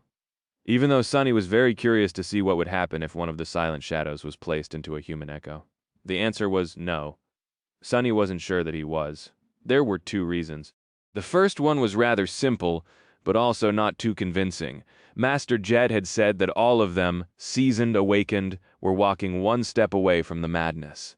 Sunny felt like dragging around a reanimated copy of a man he killed would bring him closer to making that step. His humanity and sanity, to be honest, were already on thin ice. However, that wasn't the main reason. The second reason, and the most important one, was the nature of the shadows. Shadows weren't soulless, empty copies of their originals. They possessed a semblance of a consciousness, and a distinct personality. Saint was living proof. Yes, she was created from a powerful nightmare creature, but her attributes and abilities were not what made her strong. Saint was strong because she was Saint. Her will, intellect, and unbreakable resolve were what made her such a deadly presence on the battlefield, and a valued companion for Sunny. And that was why he didn't want to create a shadow of Kurt. Yes, Kurt possessed powerful abilities that shared the affinity with Sunny's aspect, but Kurt himself was weak. His weakness was the cause of why he had drowned himself in alcohol and distasteful hobbies, and why he had eventually surrendered to the burden of the nightmare spell and massacred defenseless humans in a fit of demented frenzy. No matter how powerful, Sunny didn't want to possess a shadow of an unstable butcher, but more than anything, he didn't want to possess a shadow of someone who was weak. How could he rely on someone like that? On the path he was taking, there was no place for weakness, at least not for the weakness of that kind. With a sigh, he summoned Saint and watched her appear near the naked figure of Kurt in a whirlpool of black flames. The taciturn demon stared at him with her indifferent ruby eyes, not paying any attention to the human echo. Seeing them side by side only made Sunny more sure of his decision. He remained silent for a few moments, and then gestured at Kurt. "Do you maybe want to eat him?" Saint remained motionless for a few moments, then silently turned to the echo and raised one hand. Her gauntlet easily pierced the chest of the dead killer, and a few moments later, his body disintegrated into a flood of white sparks. Those sparks formed into 3 brilliant streams and entered into the darkness that hid inside the shadow, then flowed into her 3 core remnants. "Your echo has been destroyed." Sunny felt a wave of bitterness wash over his heart, but very soon it disappeared. He was watching the shadow fragment counter in the runes, describing Saint. Apparently, feeding on echoes was much more nourishing for a shadow. She received much more fragments than she would have from an awakened memory of the first tier. Right now, the counter was showing a simple number. Shadow fragments, 200, a triumphant smile appeared. On Sunny's lips, Chapter 511, Ascension, finally. How long had it been since he created Saint and saw the dreadful 0200 written in her runes? A year, no less. That was how long it had taken Sunny to gather enough memories to saturate the dark embers that burned in the black depths of his shadow. What was going to happen now? The last time Saint had evolved, her transformation took a very long time. Was she going to retreat into the chrysalis of his shadow core again, or was reaching 200 fragments completely different from what had happened to her after the killing of the Black Knight? A few moments later, Sunny received the answer. Bathed in the lightlessness of his soul sea, Saint suddenly shuddered. The darkness hiding in her body surged, and the 3 embers hidden within it, one in her chest, one in her abdomen, and the last one in her head, shined with black radiance. It was very different, but also very similar to the process he himself had gone through twice, once after the first nightmare, and once after going through the gateway in the Crimson Spire. Is he ascending to a new rank? The thought filled Sunny with a jubilant thrill. Meanwhile, Saint was in the throes of her transformation. The still waters around her were now restless, as though assaulted by invisible winds. Wisps of dancing black flames suddenly appeared around her body, and it rose above the surface of the water, becoming partially obscured. Sunny took a step back and silently watched the strange and beautiful process, his heart beating wildly. After a few minutes, it was over. The invisible winds disappeared, and so did the black flames. The water turned tranquil and still once again. Saint landed on her feet and straightened, her graceful figure brimming with new power. The glow of her ruby eyes seemed to have become brighter. Unlike the previous time, the taciturn demon had not changed outwardly. Her onyx armor was still composed of polished, stone-like metal. Sunny knew that beneath it, her skin was still smooth and white as alabaster. On the inside, though, the changes were nothing short of profound. The darkness hiding in the body of the living statue now seemed much, much deeper, and the 3 embers seemed to have become substantially larger. More than that, they appeared to be more complete, somehow. Not yet whole, but also not as broken and fragmented as they had been before. Sunny hesitated, then summoned the runes, Shadow, Marble Saint. Her name didn't change. The next string of runes, however, was vastly different. Shadow rank, Ascended. He froze. I'll be damned. Ascended Saint was now ascended. Indeed, she had achieved a new rank, the same rank, in fact, as that of Master Jet, as well as the Black Knight, Mirror Beast, and Mordant Mimic. An ascended human was called a Master, while nightmare creatures of the same rank were called Fallen. Saint was now somewhere in between, a creature possessing multiple cores, but following the path of ascension as opposed to the path of corruption. Like Sunny himself, of course, she was much more powerful than him now. Sunny was torn between being mad with joy and slightly bitter. Back when he had created Saint, she was stronger than him. For a long, long time, after becoming an awakened, he had finally caught up to her, but now she was the stronger one once more. He sighed, then looked at his demon with a wide smile. "Good job, Saint. Who's gonna stop us now, huh?" The taciturn demon did not answer, and just tilted her head a little. Then, however, she silently raised her hand, made a fist, and lightly struck the left side of her breastplate twice. Sunny stared, not accustomed to his shadow being so chatty. Yeah, exactly," feeling a little awkward. He lingered for a moment and then looked back to the runes.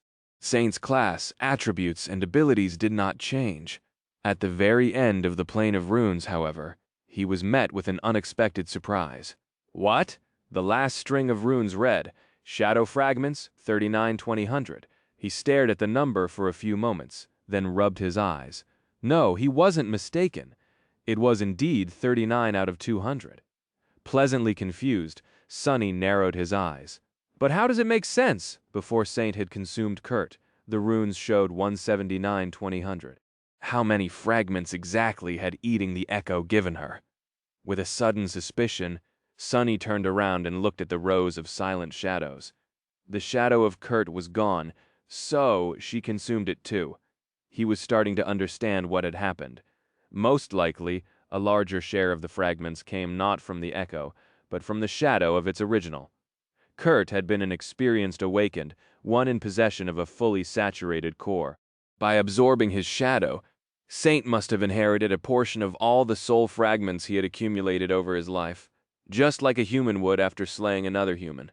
That amount was enough to bridge the gap to the next rank, and then some, of course, since his shadow was now an ascended. She required shadow fragments of similar quality to grow 1-to-1. Those that came from Kurt were only awakened, though. So, in fact, the current number would have been 78-100 if Saint's rank had not changed. That meant that she received almost 100 shadow fragments by consuming the echo of Shadowblade, Kurt, an utterly insane number, considering that it had taken Sunny somewhere around half a year to feed her that much before. Suddenly the regret he felt over sacrificing such a valuable echo disappeared. That's a windfall, a crazy windfall today. Luck was truly on his side. And an ascended demon was now by his side, which instantly propelled Sunny to a completely new level of capability. Together with the newly transformed Saint, he would be able to do much more. Challenge much more powerful nightmare creatures, and therefore accelerate his own growth even further.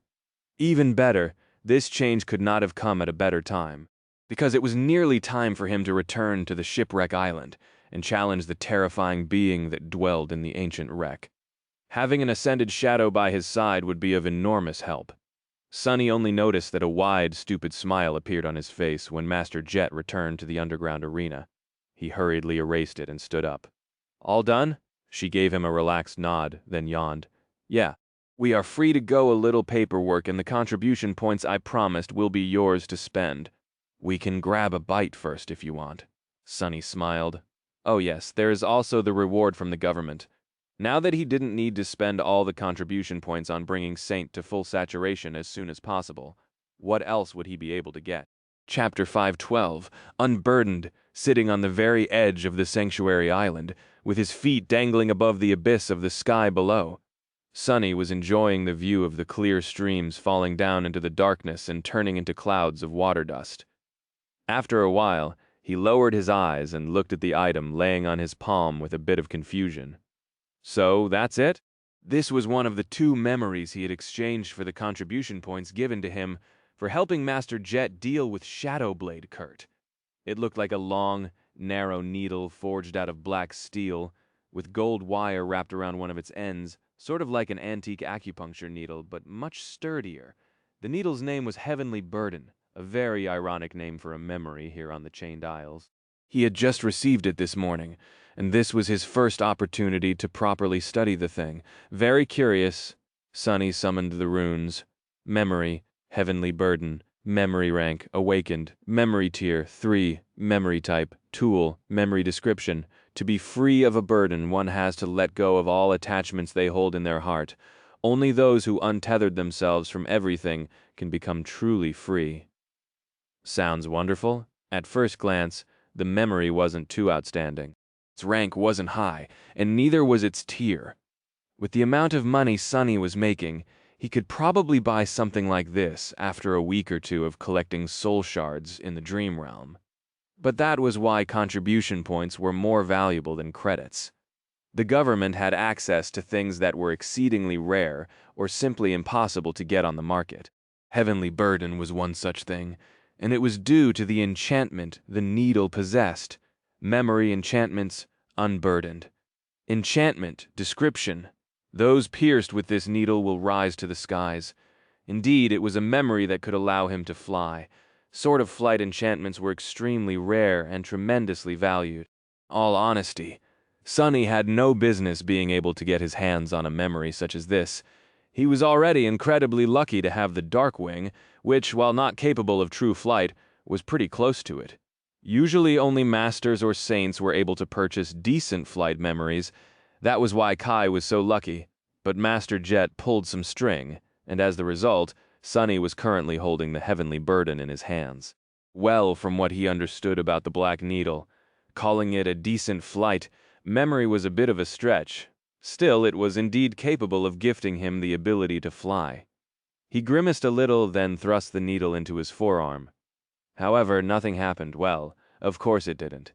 The thing failed to pierce the soft, but adamantine fabric of the puppeteer's shroud. Sunny thought for a bit, and then enhanced the Heavenly Burden with one of his shadows. This time, the needle went through and buried itself in his flesh. Ouch! The pain was sharp, but not too bad. More than that, Sunny had no time to think about it, and that was because as soon as the Heavenly Burden pierced his skin, his body floated up and continued doing so.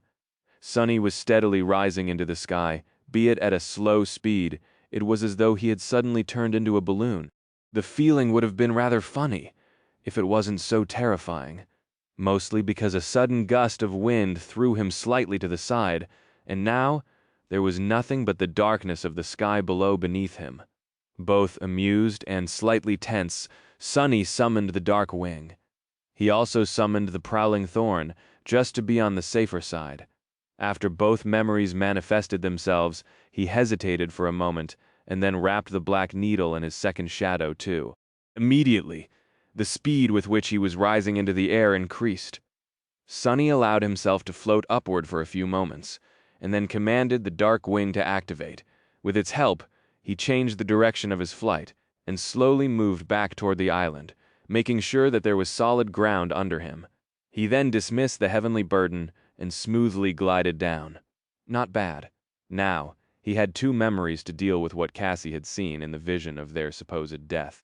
One memory could only move him upward, while the other allowed him to glide in any direction except up. Together, they gave him the ability of true flight. Even if it was slow and not nearly as effective as what Kai could do, it was still flying.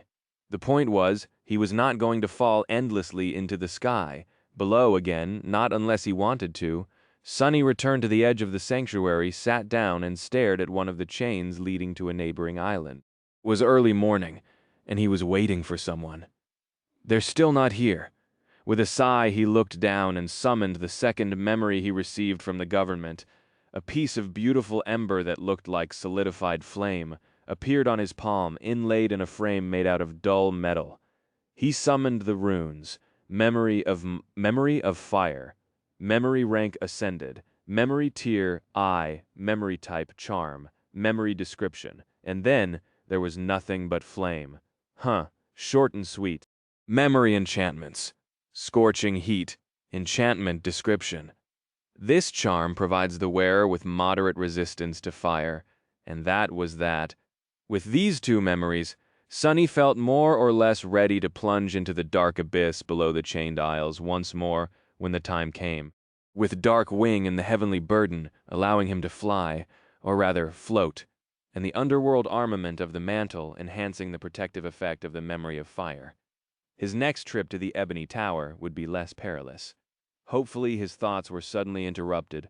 Looking at the chain, he noticed a row of black dots moving across it, far in the distance. Straining his vision, Sunny sighed. They're here, Chapter 513 and War Council soon hair dancing in the wind. Cassie walked with her eyes covered by the silver half-mask, her hand resting on the hilt of the quiet dancer. If Sunny didn't know that she was blind, he would have not suspected it. The firekeepers had returned from their lengthy expedition to the desecrated grove in the end. It took them almost 2 months to find the whatever they had been searching for on that remote and ghastly island, and now it was time for Sunny to join them in the assault on the ancient shipwreck. He grimaced. After 2 months spent without returning to the real world, members of Cassie's cohort looked weathered and exhausted. They were covered in dirt and dust, and their armor bore marks of countless battles. However, these young men and women seemed to be healthy and in good mood. There was a spring to their steps, and as they got closer, Sunny could see smiles on their lips. 2 of them were carefully carrying a large box fashioned out of crude wooden boards. He assumed that it contained the thing Cassie had spent 2 months looking for. Sunny tilted his head, curious. What might it be, I wonder? Eventually they noticed him too. Cassie slowed down a little, and in the next moment, the firekeeper walking behind her gently touched her on the shoulder and said something. Then he gestured toward Sunny and waved a hand. Sunny sighed and dismissed the memory of fire. Ugh, people in the 6 months spent on the chained isles. He had gotten accustomed to only dealing with other awakened in small doses. Knowing that he was going to have to be in the company of relative strangers for a while and fight with them side by side did not make Sunny happy. In that regard, Mordred had been a perfect companion. He only appeared once every few days for a short while, helped Sunny with advice, and then disappeared without a trace, not asking for anything in return. If only all relationships could be so simple! Sadly, the mysterious prince was still nowhere to be found. Sunny had not heard from him ever since returning from the ivory tower, almost making him think that he had simply imagined the whole thing. The mirror shard he kept in the covetous coffer reminded him that he had not, though Sunny forced a smile to appear on his face and waved at the firekeepers in return. Welcome back, guys. It's good to see you, sort of. After the firekeepers had time to clean themselves up and fill their stomachs, they gathered in a spacious room provided to them by the White Feather clan. Sunny looked around the room and signed inwardly.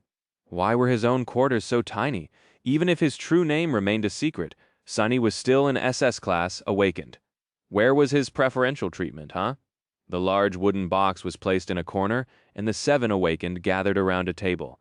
He hesitated a little, then joined them. Hey, Sunny, how have you been? Sunny remained silent for a few moments, then said in a neutral tone, Busy, really busy. The young man who had asked him the question smiled. Really? What's keeping you busy? Sunny summoned his runes and glanced at a particular string. It read Shadow Fragments. He sighed. All kinds of things. Haven't you heard? I am the most indispensable shopkeeper on the Chained Isles. By the way, if any of you want to purchase something, just let me know. Toothpaste, spices, underpants. We have it all. The firekeepers gave him strange looks, then laughed. What's so funny? That's a legitimate business, you fools. Shaking his head, he glanced at the table, where a map of the Chained Isles was placed, with possible routes to the shipwreck island marked on it. From the look of it, they were well thought out and as safe as could be. A somber expression appeared on his face. So you were really serious? We are actually planning to attack a corrupted monster in its lair. Cassie gave him a nod. Indeed, he sighed. Let me ask you this. Are you Cree, however, then? Sonny fell silent without finishing the question and suddenly cleared his throat in embarrassment. The blind girl frowned. Are you all right? Sonny waved a hand. Yes, don't mind me, right? You haven't been back to the real world in a couple of months. One of the firekeepers raised an eyebrow and asked with confusion. Sure. Why is that important? Sonny looked at him with an unreadable expression. It's not. Don't worry about it. No, really? Anyway, let's get back to the corrupted monster. How much do you guys know about that thing? Cassie lingered for a few moments, then said, We know its rank and class, the general characteristics, and a few details that the White Feather clan had shared with us. Master Roan had thought the thing in the past, but only briefly. Sonny looked at her, then shook his head. Well, I don't know what he told you, but I've seen that monstrosity in action with my own 2 eyes. So let me paint you the picture. He pointed to the shipwreck island on the map and said in a dark tone, The wreck is situated in the center of the island, and the creature itself made a nest in its main cargo hold. Don't think that you'll be safe before we reach the ship, though. Actually, its vines stretch beneath the ground throughout the whole island. He paused and then added, Since it's a corrupted monster, most of you won't even be able to cut the vines, let alone sever them. You don't have the dawn shard augmenting your memories anymore, after all. However, if you do manage to cut the vines, each cut will produce a cloud of poisonous mist. There will be poison in the air whether you cut them or not, though, especially inside the wreck. There, breathing is almost impossible. With each word, he said, the firekeepers grew more and more serious. However, they were still in too good of a mood. What is wrong with these idiots? Sonny cleared his throat. Oh, and by the way, there are other nightmare creatures on the island too. Big, nasty, fallen beasts called sailor dolls. He hesitated, and then said, Well, if there is one good about the whole situation, it's that the creature in the wreck usually slumbers until one of its vines is disturbed. Cassie told me that it is weak to fire. So my suggestion would be to just burn the whole ship down, and the scary bastard with it. The firekeepers glanced at each other with strange expressions. Cassie remained silent for a bit, and then said awkwardly, No, we can't burn the ship. Sonny blinked a couple of times. And why, pray tell, is that? She turned her head to the large wooden box in the corner, lingered for a moment, and then answered, Because we are going to repair it. Sonny was at a loss for words. Had he even heard it right?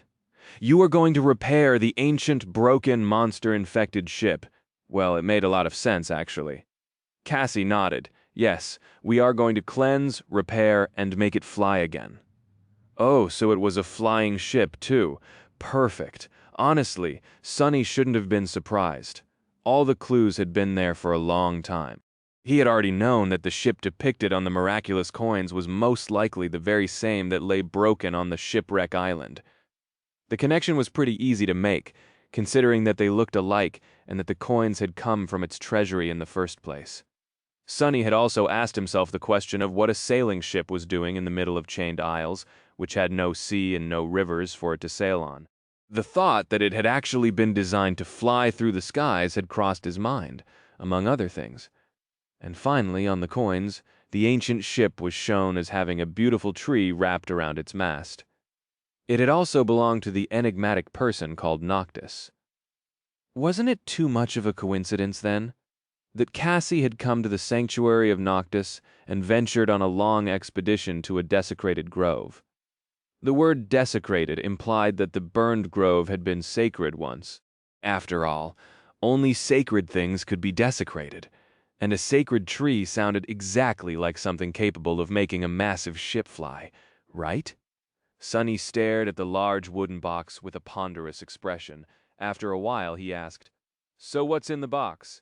Cassie walked over and gently put a hand on its lid. A sapling we spent 2 months searching for a living root in that ghastly place, and finally, deep underground, we found the only one that remained. The wondrous tree which kept the ancient ship afloat in the sky had come from that grove once. The sapling will grow into a new one. She sighed, and then turned to the firekeepers. Shakti and Kaor were artisans back in the bright castle. Shakti is gifted with an aspect that helps plants thrive, and was Keto's apprentice. Kaor is an awakened carpenter. We have more people on the way to the Chained Isles, too, to help with the reconstruction. Sunny remained silent for a while. So she had been planning to commandeer the ancient wreck for a long time. From before he had come to invite her to challenge the second nightmare with him. Was it a coincidence? They were going to have to brave the sky below to get to the seed, after all. And here was Cassie, conveniently planning to claim and repair a flying ship. How much did she really know? As if hearing his thoughts, Cassie turned to him. Her face suddenly turned somber. With this ship, we might be able to cross the hollow mountains. At least that is our hope. The firekeepers grew quiet. After a while, the familiar girl, Shakti, said in a dark tone, "We have to try, no matter what. Going there on foot is suicide. Maybe flying will be different." They were all really resolute in their desire to find Nephis, it seemed. And what about Sunny himself? Well, things were complicated. He sighed. "All right, that answers the question of why you want the ship, and how you might be able to repair it. But how are we going to defeat its current tenant without using fire? No offense, guys, but I really don't think that you can handle that fight. Maybe you can hold on for a while outside the wreck, but inside it's a death trap." The firekeepers looked at each other again. Finally, their mood turned dark.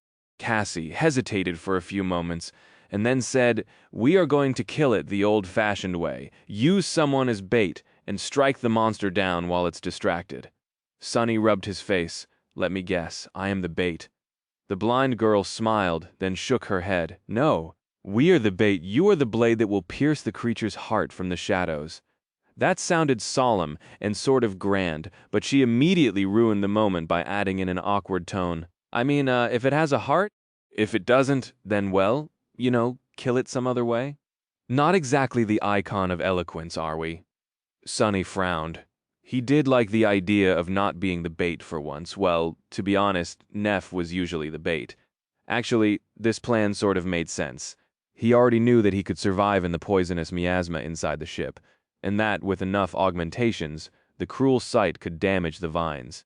And that had happened even before he infused the dark mirror enchantment with divine flame. Yes, Sunny couldn't burn the ship itself, but that didn't mean that he couldn't deliver one surgical immolating strike to the main body of the monster. The bastard was weak to fire, so the result would probably be nothing short of spectacular. The problem was, would the firekeepers be able to keep the monster preoccupied long enough for Sunny to achieve his objective? He looked at them gravely and asked, "Why are you all so sure that I can kill that thing?" One of the firekeepers shrugged. "You were in Lady Changing Star's cohort, were you not? She wouldn't trust just anybody to have her back. If she trusted in you, then so do we. No one weak survived the Forgotten Shore anyway." Sunny barely suppressed a laugh. Wouldn't trust just anybody to have her back? Oh, the irony. He almost wanted to tell them about how Neff made the person literally sent into the dream realm to kill her, the second in command. But of course he did not. "Yes, I suppose I was in her cohort." Another firekeeper smiled. "Plus, Cassie thinks that you'll be able to do it. She is rarely wrong, you know." "Do I ever?" Sunny scowled. She wasn't wrong this time, however. In fact, her plan to deal with the thing that dwelled in the wreck was simple but ingenious. Mostly because it relied on the only awakened capable of delivering a fatal blow to such a creature him. Without Sunny, it would have been really impossible. What a fortunate thing that he needed her help with something else. He thought for a bit, and finally asked, "Are you guys certain that you can survive drawing the monster's attention? Even after everything I told you?" The young man who Cassie described as an awakened carpenter, Kaur, chuckled. "Pretty certain. As much as one can be certain about anything in the dream realm, I guess. All of us survived the siege, so we're aware of what we are signing up for. We have a good combination of aspects and know how to work together. We even have a healer, which should help against the poison. Point is, we are as ready as we ever going to be." Sunny stared at him for a while, then looked down at the map and sighed. "All right then, let's kill a corrupted monster."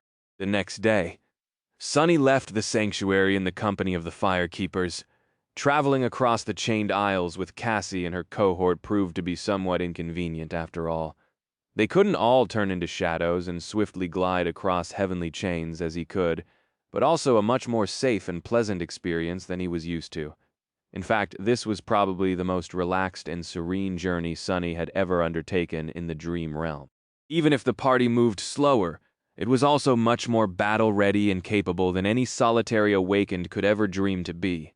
Each of the firekeepers was a talented fighter with years of experience under their belt, and more than that, they fought together like a singular, finely tuned battle machine. Even though Sunny didn't want to admit it, he had to give Cassie credit. Under her leadership, the cohort had become a beautifully cohesive battle unit in less than a year. She must have learned well from how Nephis had built her cohort, and then her army, back in the Dark City. The fact that these young men and women shared a common past and had gone through a harrowing hell together must have helped a lot, too. Whenever the party encountered nightmare creatures, Sunny felt a very strange and unfamiliar sensation. It was almost as if he didn't have to do anything. He could literally remain still, and nothing would happen to him. His temporary companions were more than capable of dealing with the abominations themselves. Of course, that was only because the route they were taking had been carefully chosen to avoid the really dangerous places. There was another reason for why this expedition was going so smoothly. Cassie herself. Traveling with a powerful oracle was a very convenient thing indeed. Not only was she able to steer the cohort clear of anything they were not equipped to deal with, she also had a supernatural intuition when it came to predicting which islands were going to enter into a descent, and which were going to rise instead. Thanks to that, they were able to avoid being caught by the crushing and having to either endure it or scramble to escape to the nearest isle, which could have landed them into the hunting territory of extremely powerful nightmare creatures. Just like before, Sunny and she worked together to make sure that nothing unexpected happened. With Cassie's intuition and his shadows scouting ahead, the cohort always had plenty of time to avoid a confrontation with dangerous abominations or thoroughly prepare for it. It was almost like the good old times. The fact that Sunny, unlike the firekeepers, who had spent most of their time on the chained isles up north, knew this part of the region pretty well also helped. On the way, they had passed through many islands that he had explored and hunted on before. Plus, he had the covetous coffer now, which made their rest stops and meals much more enjoyable. So as far as traversing the dream realm went, this journey was almost enjoyable. After a calm and comparatively uneventful week, they finally reached the shipwreck island. This close to the tier, the nightmare creatures were much more dangerous and vile. Sunny and the firekeepers were currently on the island he had visited before, the one with dozens of stone towers laying in ruins overgrown by moss and monstrous worms hiding underground. They had just fought off a swarm of them and were now approaching the edge of the isle. Soon, the sight of the gargantuan chain stretching into the distance opened to them, and they heard the sound of rusty metal scraping against ancient iron on the wind. The firekeepers froze and stared at the distant shipwreck island and the corpse of the metal giant that was entangled in the remnants of a broken chain, swaying slowly above the dark abyss of the sky below. They were as stunned by this forlorn visage as Sunny had been when he first saw the mangled remains of the steel colossus. After a while, one of them said, "That wound in his chest? What kind of force could have shattered such a creature? And his arm, we saw it already, didn't we?"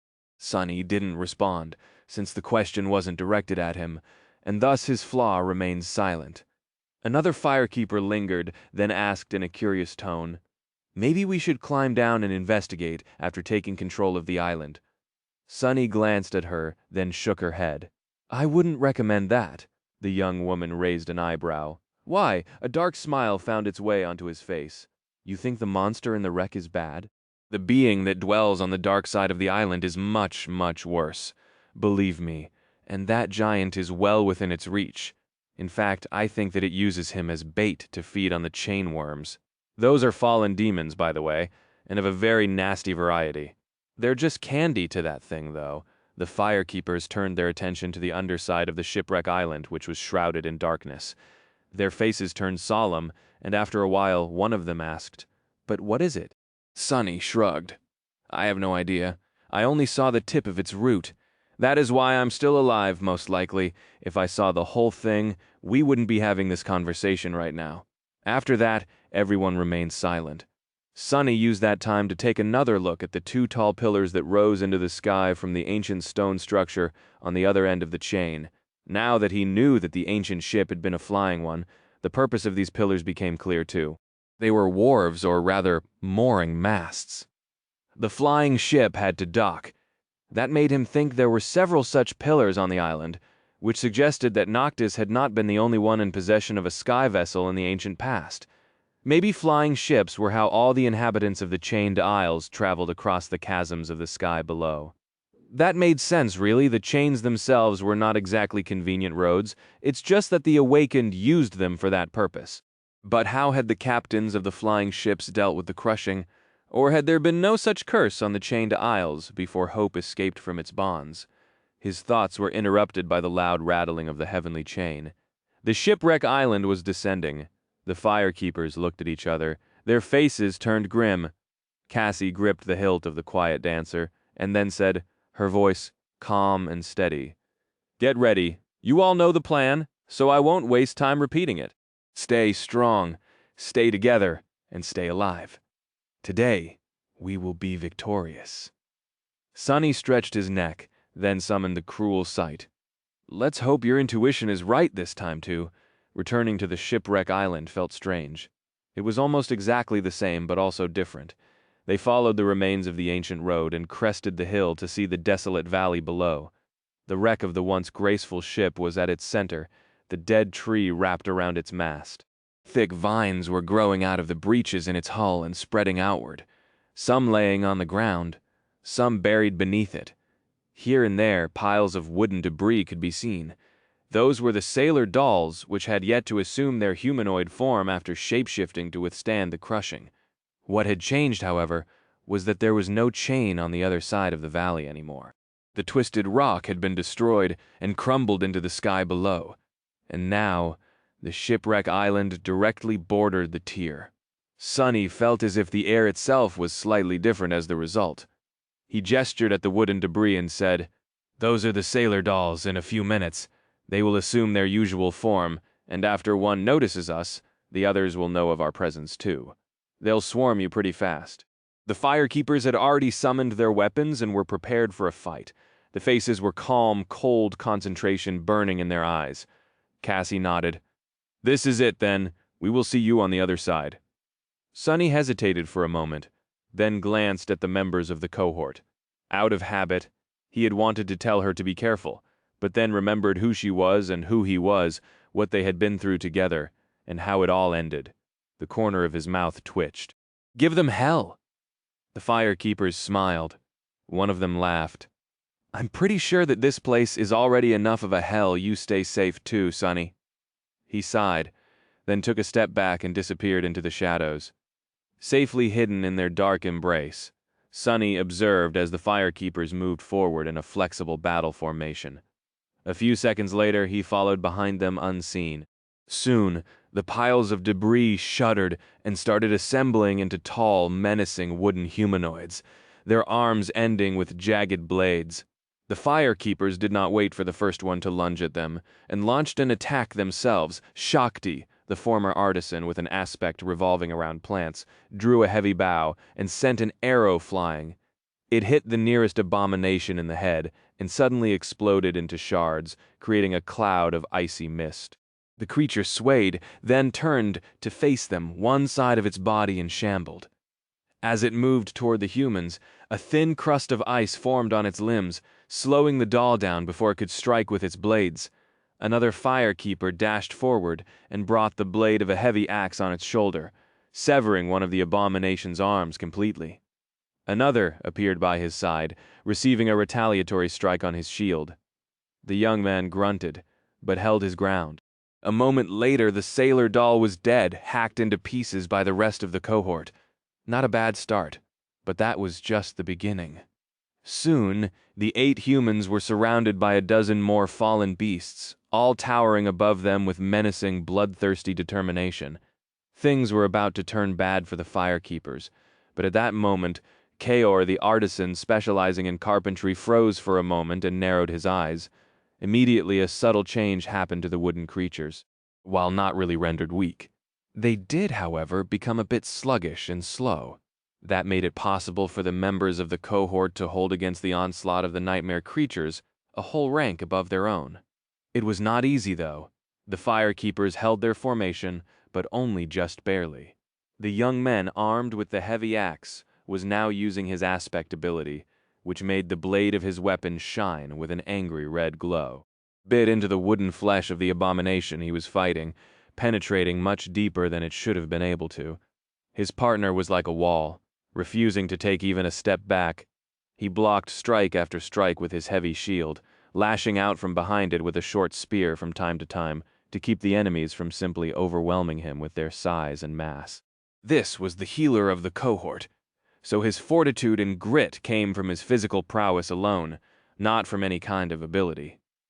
There was another firekeeper that used a shield, a young woman with dirty blonde hair and an aspect that allowed her to exert vicious strength with each strike of her sword. She fought in tandem with a young man who wielded two great swords in his four hands. The second pair appeared when he activated his own aspect ability. These two were quite devastating together. Shakti continued to fire her bow, switching between memory arrows and mundane ones which were crafted by Kaor. Her bow was powerful enough, and her aim precise enough to deal heavy damage to the advancing sailor dolls. The carpenter himself was sustaining the strange hex he put on the abominations, and covering her with a wooden staff in his hands, his face grim and full of resolve. Another firekeeper possessed an aspect that allowed him to gift his companions with an augmentation to stamina and endurance, as well as making one of them much more resilient. He wielded a curved sword encovering Cassie's back, and then there was Cassie herself, who had turned out to be perhaps the most deadly of them all. She wielded the quiet dancer in one hand and a long dagger in the other, using it to deflect blows and launch an unexpected quick attack from time to time. The delicate girl wasn't the strongest, nor was she the fastest of the firekeepers. However, she fought with confident grace and deadly insight resembling that of a true master. If it was anybody else, Sunny would have assumed that they had long reached the pinnacle of skill and were now able to not only flawlessly follow, but also control the flow of battle. It reminded him of how Nephis fought, of how deeply attuned she was to the underlying laws that governed combat. Of course, the difference was that while Changing Star was able to predict and manipulate the cadence of battle due to her knowledge, talent, and skill, Cassie could actually perceive a few moments into the future, which made her a frightening presence on the battlefield. As Sunny watched, a towering sailor doll raised one of its blades and brought it down on the blind girl, aiming to cut her body in half. However, Cassie simply moved slightly to the side, a split second before the blade would have sliced her apart and lashed out with her dagger. At the same time, the quiet dancer suddenly flew out of her hand and shot through the air.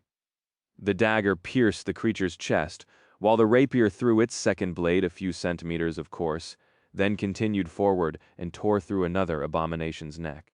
In the span of a second, 2 fallen beasts were heavily wounded, and soon fell dead to the ground. Still, Sunny recognized the truth of it behind the superficial appearance. Yes, Cassie had an incredible advantage due to her unique and powerful aspect, but not just anyone would have been able to make use of it. In fact, almost no one could have done what she did. In the havoc of a battle, especially a battle between awakened and nightmare creatures, where a fraction of a second could mean the difference between life and death, it was already immensely hard to perceive, comprehend, and react to the enemy's actions in time. Must have been so much harder, then, to perceive both the present and the future, to comprehend not one but 2 states of the battle, and swiftly act in response to achieve the result, not to mention that Cassie was doing all that while being blind. The mental strain and burden of it all, Sunny couldn't even imagine it. What he did know, however, was that it was impossible to perform such a feat without one crucial thing: clarity. It seemed that Cassie had not listened to the lessons Nephis had taught them for nothing. She was Changing Star's other pupil after all. Soon the firekeepers had dealt with the first wave of the sailor dolls, but the second, larger one was already approaching. Before it could reach them, though, Cassie grabbed the quiet dancer from the air, turned to her cohort and yelled, "Prepare!" Then she covered her mouth and nose with a hand, turned the rapier down and thrust it deep into the earth. A moment later, the ground shook. Suddenly, the whole of the valley seemed to be moving. The ground shook and seethed, and slowly green and brown vines started rising from beneath it like vile snakes. The hulking sailor dolls that were about to descend upon the firekeepers froze as if consumed by fear.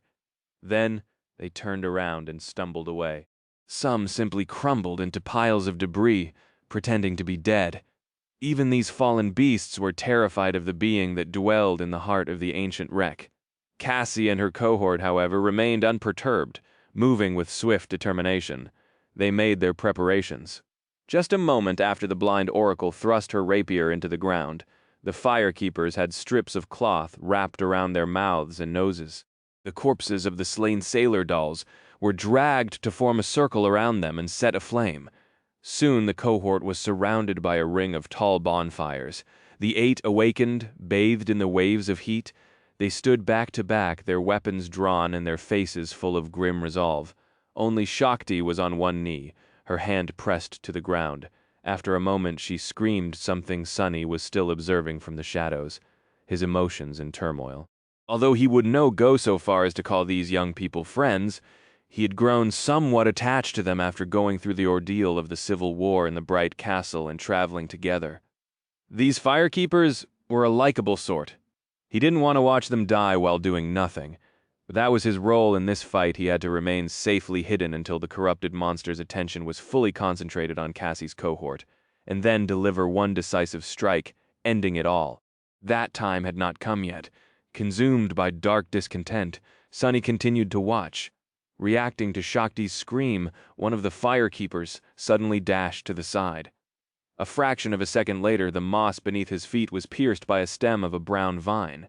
It thrashed blindly, failing to catch anyone in its deadly embrace, but then seemed to have sensed the presence of life and shot toward the nearest human. The vine was as thick as a man's arm, and there were black thorns protruding from its glistening surface. One of the firekeepers sliced at it with her sword, but the sharp blade just bounced off of the vine without leaving even a scratch on its surface. 2 others simply fell on it, pressing the thing down with their shields. That gave enough time for the young man whose aspect allowed him to enhance his weapon-type memories to bring his glowing axe down, severing the vine. As soon as he did, a cloud of poisonous mist shot out from the cut, enveloping the young man. Luckily, he knew to hold his breath and immediately jumped back. Cassie, who had sheathed her rapier and was now holding a familiar wooden staff, pointed it forward and summoned the wind. The cloud of poison was blown toward the bonfires and devoured by flame. That axe is an ascended memory. Indeed, it was. In fact, all of the firekeepers seemed to be equipped rather well, and several of them wielded weapons above their rank. Quiet Dancer was also not the only echo in their possession. Just as another vine appeared from the flames, its stem singed and damaged, a familiar shape suddenly weaved itself from sparks of light just beyond the ring of bonfires and pounced on it. It was a creature that looked like a giant praying mantis, its flesh composed of glass and blooded clay. Sunny remembered seeing these creatures during the siege of the Crimson Spire. 2 scythes came down on the vine and bit deep into it. A moment later, the mantis dashed away with incredible speed, avoiding being entangled and shredded to pieces by the jagged black thorns. Despite this efficient start, more and more vines were crawling toward the circle of fire, and several more appeared from beneath the ground inside it. With each moment that passed, the size of the vines attacking the firekeepers was bound to increase too. The further from the wreck, the thinner and weaker the vines were, but closer to the ancient ship, truly monstrous ones were already in motion, spreading outward with murderous intent. It was as though the monster was slowly unfurling its long limbs, which both spelled doom for the cohort of awakened, and was their intent. Only when the primary vines were too far away from the main body of the creature to return at once could Sunny make his move. After that, he was either going to succeed and end the whole battle, preventing the firekeepers from perishing in the flood of vines, or they were all going to die together. That moment of truth was swiftly approaching, faced with more and more vines. Cassie and her cohort did their best to resist. They cut apart those that were damaged by the fire enough for their weapons to become effective, and concentrated the efforts of several members on those which did not. But no matter how hard they fought, soon the scales started to tilt in the favor of the corrupted monster. Their formation was on the verge of being broken, and their actions, perfectly coordinated at first, were slowly turning desperate and hectic. Despite its terrifying speed, the echo of the blood-red mantis was finally caught by the vines.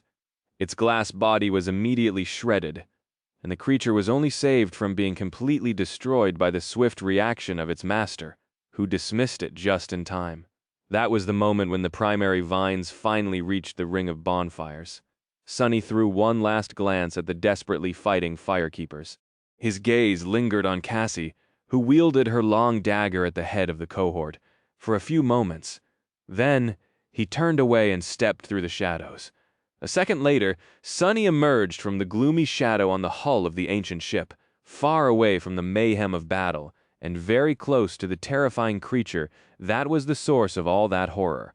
Summoning the cruel sight, Sonny held his breath and jumped into the darkness, nesting in a jagged breach in the hull.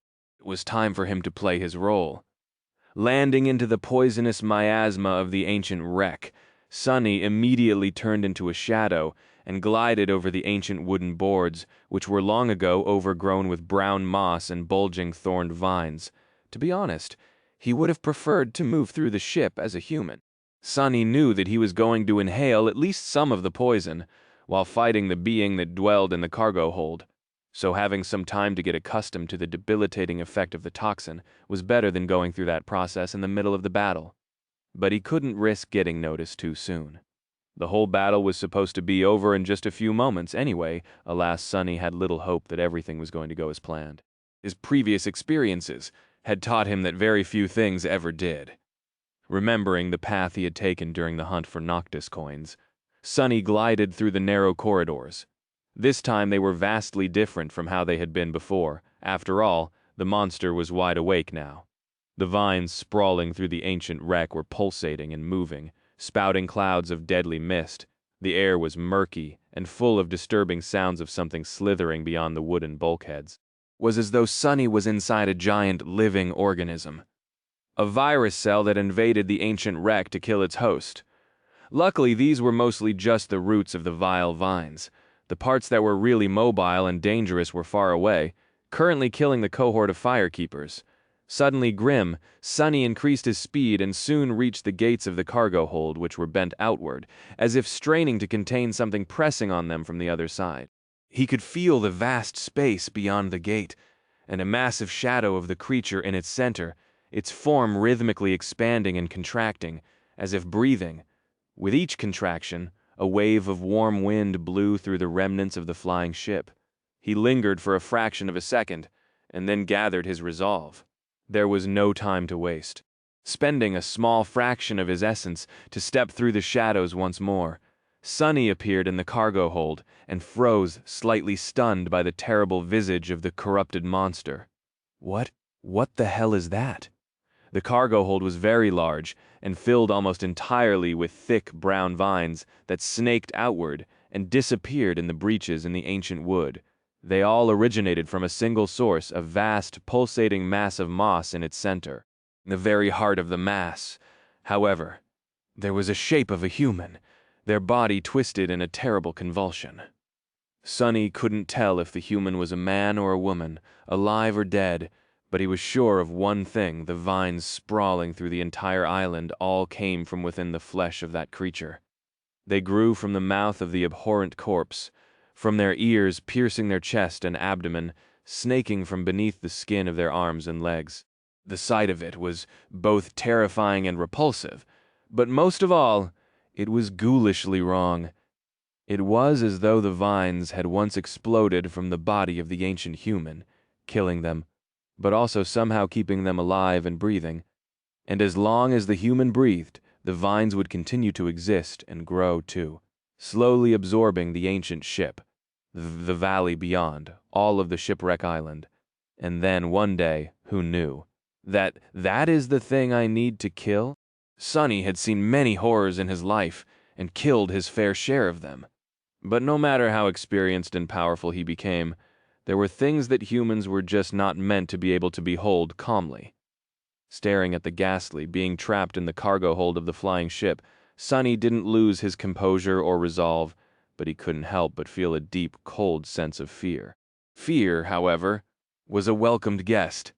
Fear told him that he was still sane, and had some measure of humanity left in his soul. As long as Sonny did not surrender to fear, it was all right to feel it from time to time.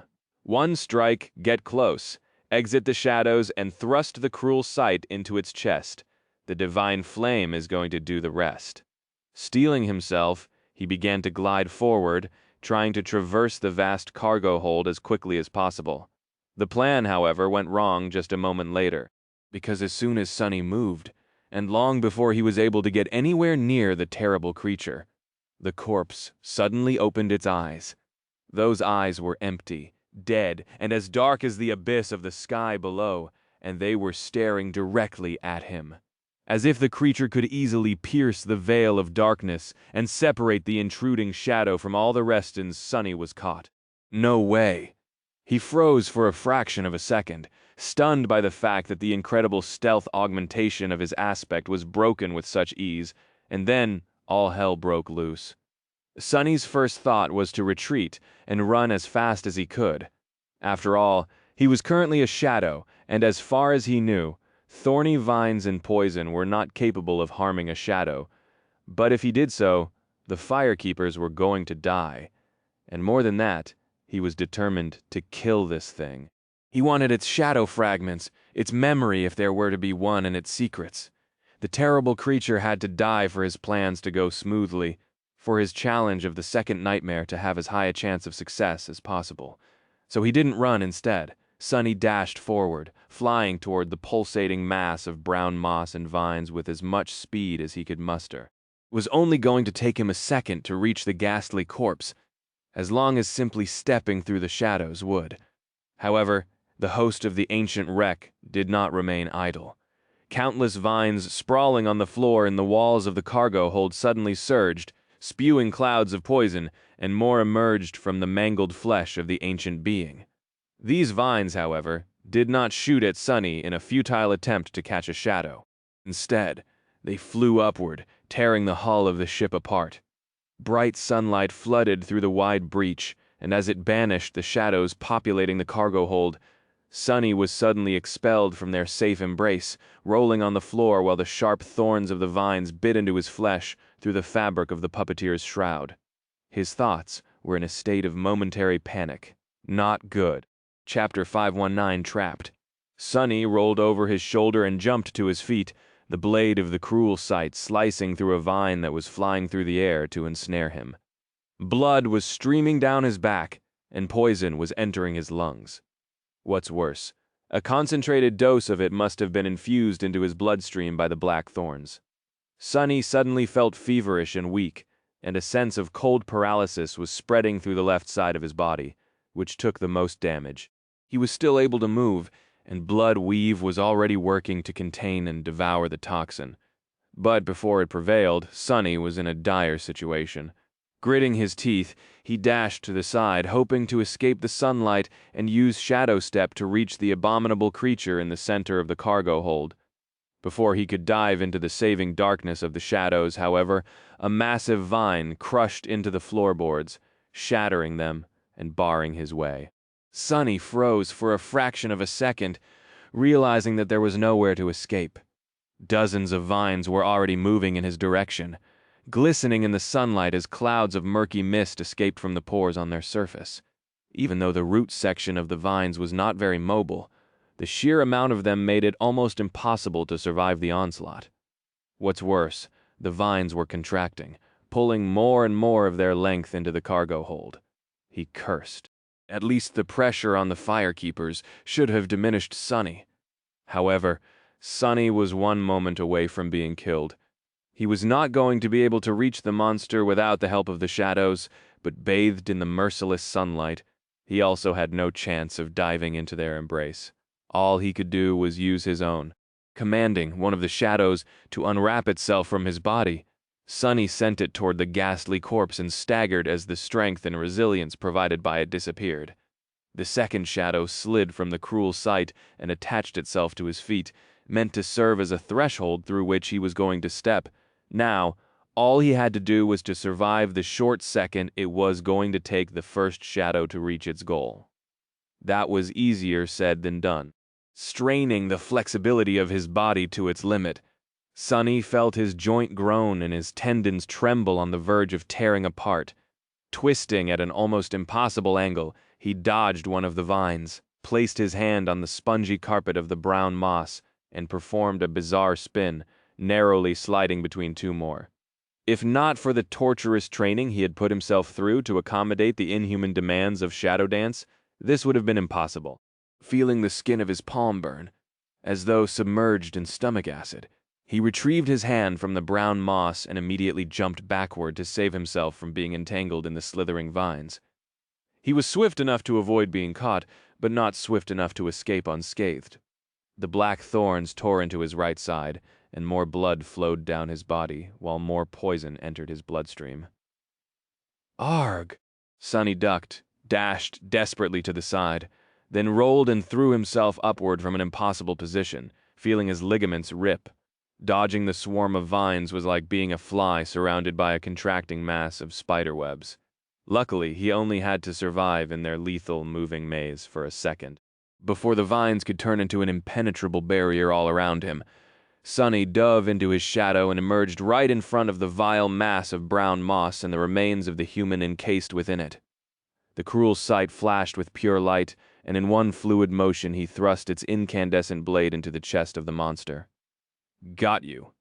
And then nothing happened. The corpse didn't react to receiving a mortal wound at all. Its ghastly face remained unmoving, its eyes full of terrifying emptiness, its body a harrowing mess of torn flesh and slithering brown vines. The mass of moss continued to contract and expand, and the vines themselves continued to pursue the invader. Even the divine flame seemed to have no effect on the corrupted monster. Sonny paled, crap. He twisted the cruel sight, hoping that it would have some effect, but all was in vain. The corrupted monster simply refused to die, for whatever reason, and the ancient remains that were its source appeared to be immune to flame, even if the vines themselves were susceptible to it. The information Cassie shared with him came from Master Roan, who had fought the vines once, but he had never entered the wreck, so of course the dashing griffin rider couldn't have known that the creature itself did not share the weaknesses of its sprawling thorned limbs. Damn. Now what? The vines were already upon him.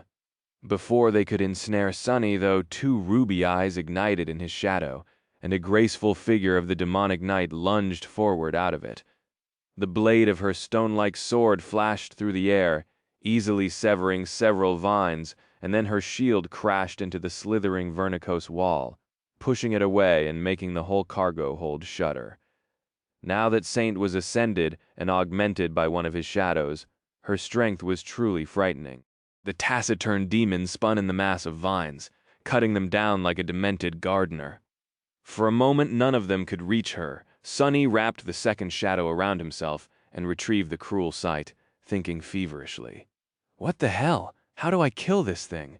He could try to place the broken oath near it and retreat, but no, that wouldn't work. Unlike the mordant mimic, who had been paralyzed by the crushing, the being trapped in the cargo hold of the ancient ship could simply move the charm away with one of its vines, or crush it. And if Sonny tried to prevent it from doing so, he would succumb to the soul damage first. Even with the help of the mantle of the underworld, he would still be just an awakened or corrupted monster's. Soul was much, much more vast and resilient. Leaving Saint to fend for herself was also not an option, since even with her newfound might, she had no chance of surviving in a battle against this powerful creature alone. Not all corrupted monsters were created equal, and the two them had the misfortune of stumbling on an especially dreadful one. So what else was there? Sonny couldn't damage the abhorrent abomination itself, but he could damage the vines. That would buy him some time to come up with a solution at least.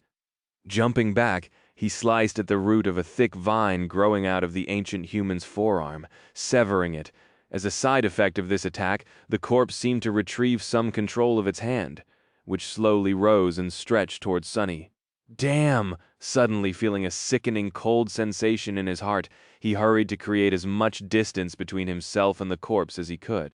However, the abomination didn't seem to be launching an attack. Its hand strained to rise, held down by the mass of vines growing from it. Struggling against this terrible burden, it twitched and moved slightly, then froze. One of its fingers trembled. The creature seemed to be pointing at something, and for the first time the expression in its empty eyes changed, betraying that there was still a hint of consciousness trapped in this mangled body. Those terrible eyes were not burning with bloodlust, hunger, or wrath. Instead, they were full of harrowing agony and pleading. Chapter 520, Deliverance. Sonny almost stumbled because of the terrible realization. Was the mutilated body inside the nest of moss still alive? How could that be? Thousands of years must have passed since the flying ship crashed on this desolate island. How long had this poor soul suffered this harrowing torture? What sin had they committed, and who had doomed them for an eternity of ghastly suffering? How had the vines ended up growing from their flesh, and why, but most importantly, how the hell was that mangled thing not dead? Even divine flame was powerless to end its grisly, gruesome existence. If Sonny could find the answer, maybe he would be able to kill the corrupted monster after all. Using the momentary lull in the onslaught of the vines that Saint's appearance had bought him, he faced away from the fight and tried to understand what the host of the abominable growth was pointing at. He desperately hoped that the ancient human was, indeed, trying to point at something, and not just convulsing in terrible pain. Where is it? What is it? His gaze flew to a certain point on the wall of the cargo hold and lingered on it. At first glance, there was nothing different about it. That section of the bulkhead was just like all the rest, ancient and overgrown with brown moss. But as he looked closer, he noticed a small gap in the layer of moss, as well as a strange bend to the vines growing on that particular wall. It was as though they too wanted to avoid something lodged into the wooden boards. That had to be it. However, Sonny didn't see anything in the small circular gap, just a splinter of wood sticking out of it at a sharp angle. His heart was beating like a wild beast in a cage, consumed equally by hope and despair. Throwing a glance at Saint, who was slowly drowning in the flood of slithering vines, he hesitated for a moment, and then rushed toward the wall instead of joining her in the fight. There has to be something, there has to be. He was certain that the ancient human pointed at that section of the wall for a reason. Or rather, he hoped that they had, jumping over an attacking vine and staggering sideways to avoid another one. Sonny slashed, hacked, and tore his way through the cargo hold, feeling more wounds appearing on his body and more poison flowing through his bloodstream. At this point, even blood weave was having trouble resisting the deadly toxin. Well, it was miraculous enough that he could withstand it at all, considering that the poison came from a creature 2 whole ranks above Sonny. Weaver's lineage was, indeed, a terrifying thing. Maybe there was a reason for why it was described as forbidden. Finally, Sonny sliced through the last vine in his way, leaving it broken and singed and crashed into the overgrown bulkhead near the small gap in the brown moss. Drawing in a hoarse breath, he stared at it with enough intensity to melt stones. Wait, is it? His eyes widened slightly. The thing that he had thought to be a splinter turned out to be something else. What had happened in the cargo hold of the ancient ship was just too peculiar. Who was Solvane, and how had they ended up as the host of the Wormvine? How had they survived for thousands of years? Why was Solvane immune to divine flame and couldn't be harmed by the cruel sight, but succumbed to one strike of the wooden knife? Where had that knife come from in the first place? And why was it so similar to the obsidian one that lay on the altar in the sanctuary of Noctis? As Sonny considered all these questions and found no answers, one thought gradually encompassed all the others. A saint, I killed a saint. The spell had described Solvane as a transcendent human, which was what saints were really called. Sonny knew it to be true, but still couldn't quite believe it. He was not someone to sell himself short, but not even in his wildest dreams had Sonny ever considered being able to kill a saint, at least not at his current rank. Saints were simply creatures of another plane, unrivaled demigods with enough power to level entire cities, Technically, a corrupted monster was of the same rank as a saint, and even possessed one more soul core, but there was no comparison, due to their aspects and nature. Transcendent humans were much more of a force to be reckoned with than any beast or monster could ever hope to be. Only a devil of the same rank, or maybe a powerful demon, could stand a chance in a battle against them, and yet Sonny had killed one. He had also killed a corrupted monster with the same strike. Well, technically, it was Saint who had delivered the strike, but it didn't matter. The result was the same. Now that is definitely something that no one is going to believe. Huh? Sonny chuckled, then grimaced from pain, and finally summoned the runes. The first thing he did was check his fragments. The number was just as he expected. Shadow fragments, 1958-2000. He had managed to kill a few nightmare creatures on the way to the shipwreck island, and killing a human and a monster 2 ranks above him gave 12 more fragments, 4 from the saint and 8 from the worm vine. Sonny sighed, lamenting the unfairness of his aspect for the 1000th time, and looked at the list of his memories. New runes appeared at the end of the list. He held his breath and read, Memory Undying Chain, Memory Rank Transcendent. His heart started to beat faster at long last. This was the first transcendent memory he had acquired, which was a very pleasant milestone. Granted, an awakened, like him, was not even supposed to have ascended memories, let alone something 1 whole rank higher. But then an average awakened rarely had to fight things above their rank too. Pleased, Sonny continued to read. Memory tier 3. Huh? How is this possible? The memory could have either come from the worm vine, in which case it was supposed to be of the 2nd tier, or from soul vein, in which case it was supposed to be of the 1st. However, it seemed as though the undying chain had actually come from both of his kills, maybe because soul vein and the parasitic worm vine were irrevocably connected. As such, it ended up being of the 3rd tier. Sonny had not even known that something like that was possible, even more pleased. He grinned in satisfaction and returned his attention to the runes. Memory type, armor, his eyes glistened. Now that's what I'm talking about. Chapter 522, L'Invincible. Sonny was really beyond himself. A good armor was exactly what he needed, and what could be better than a transcendent one? Most of the enemies he fought would not even be able to scratch it, let alone pierce it. His smile turned a little bitter when he remembered receiving the puppeteer's shroud and imagining how he would be nearly invincible to all the dormant creatures trying to attack him come winter solstice. Who knew that he would end up in a place where there was not even a single dormant bastard around? Not counting Sonny himself and all the other misfortunate sleepers on the forgotten shore, of course. Still, he would have died 100 times if it hadn't been for the puppeteer's shroud. The undying chain was an undeniable improvement, so he had high hopes for it. Moving his gaze lower, he read the armor's description. Memory. Description. In a beautiful tower at the end of the world, Desire was bound by 7 brilliant shackles. She was meant to be chained there forever, and so her shackles were made eternal. Yet in the end, Desire was unleashed upon the world. Her shackles were destroyed, and the will of the gods was broken.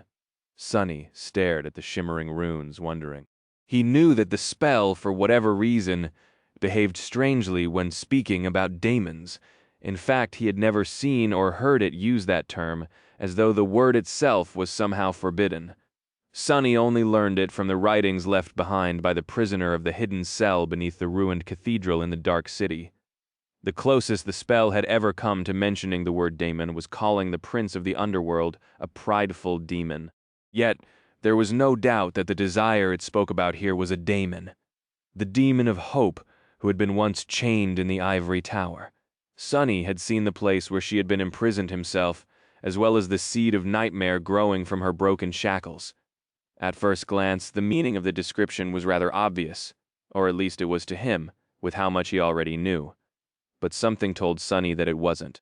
The thing that didn't seem to add up was the fact that he had received the undying chain for killing Soulvein, or the Wormvine, both of whom had seemingly nothing to do with the description. Unless he was thinking about it all wrong, Wormvine was susceptible to fire, as well as other means of dealing damage powerful enough to wound the abomination's flesh. But Soulvein was not so simple. The saint, from whose flesh the terrible monster had been born, seemed immune to any form of harm, including the immolating divine flame, almost as if Solvayne was immortal. That would certainly explain how the poor saint had survived thousands of years of harrowing torture after becoming Wormvine's host, and why the memory Sunny received from their death had the epithet of undying. Was there a second, less literal meaning to the 7 brilliant shackles mentioned in the description of the undying chain, which apparently were made eternal, just like Solvayne had been? Sunny frowned.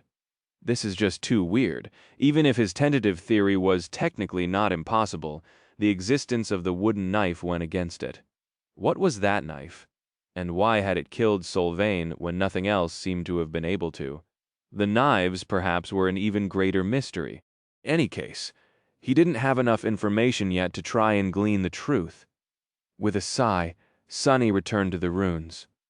Learning what his new armor could do was much more interesting than trying to guess at the ancient mysteries with no clues anyway. Memory enchantments. Chains of longing. Brilliant will. Undying.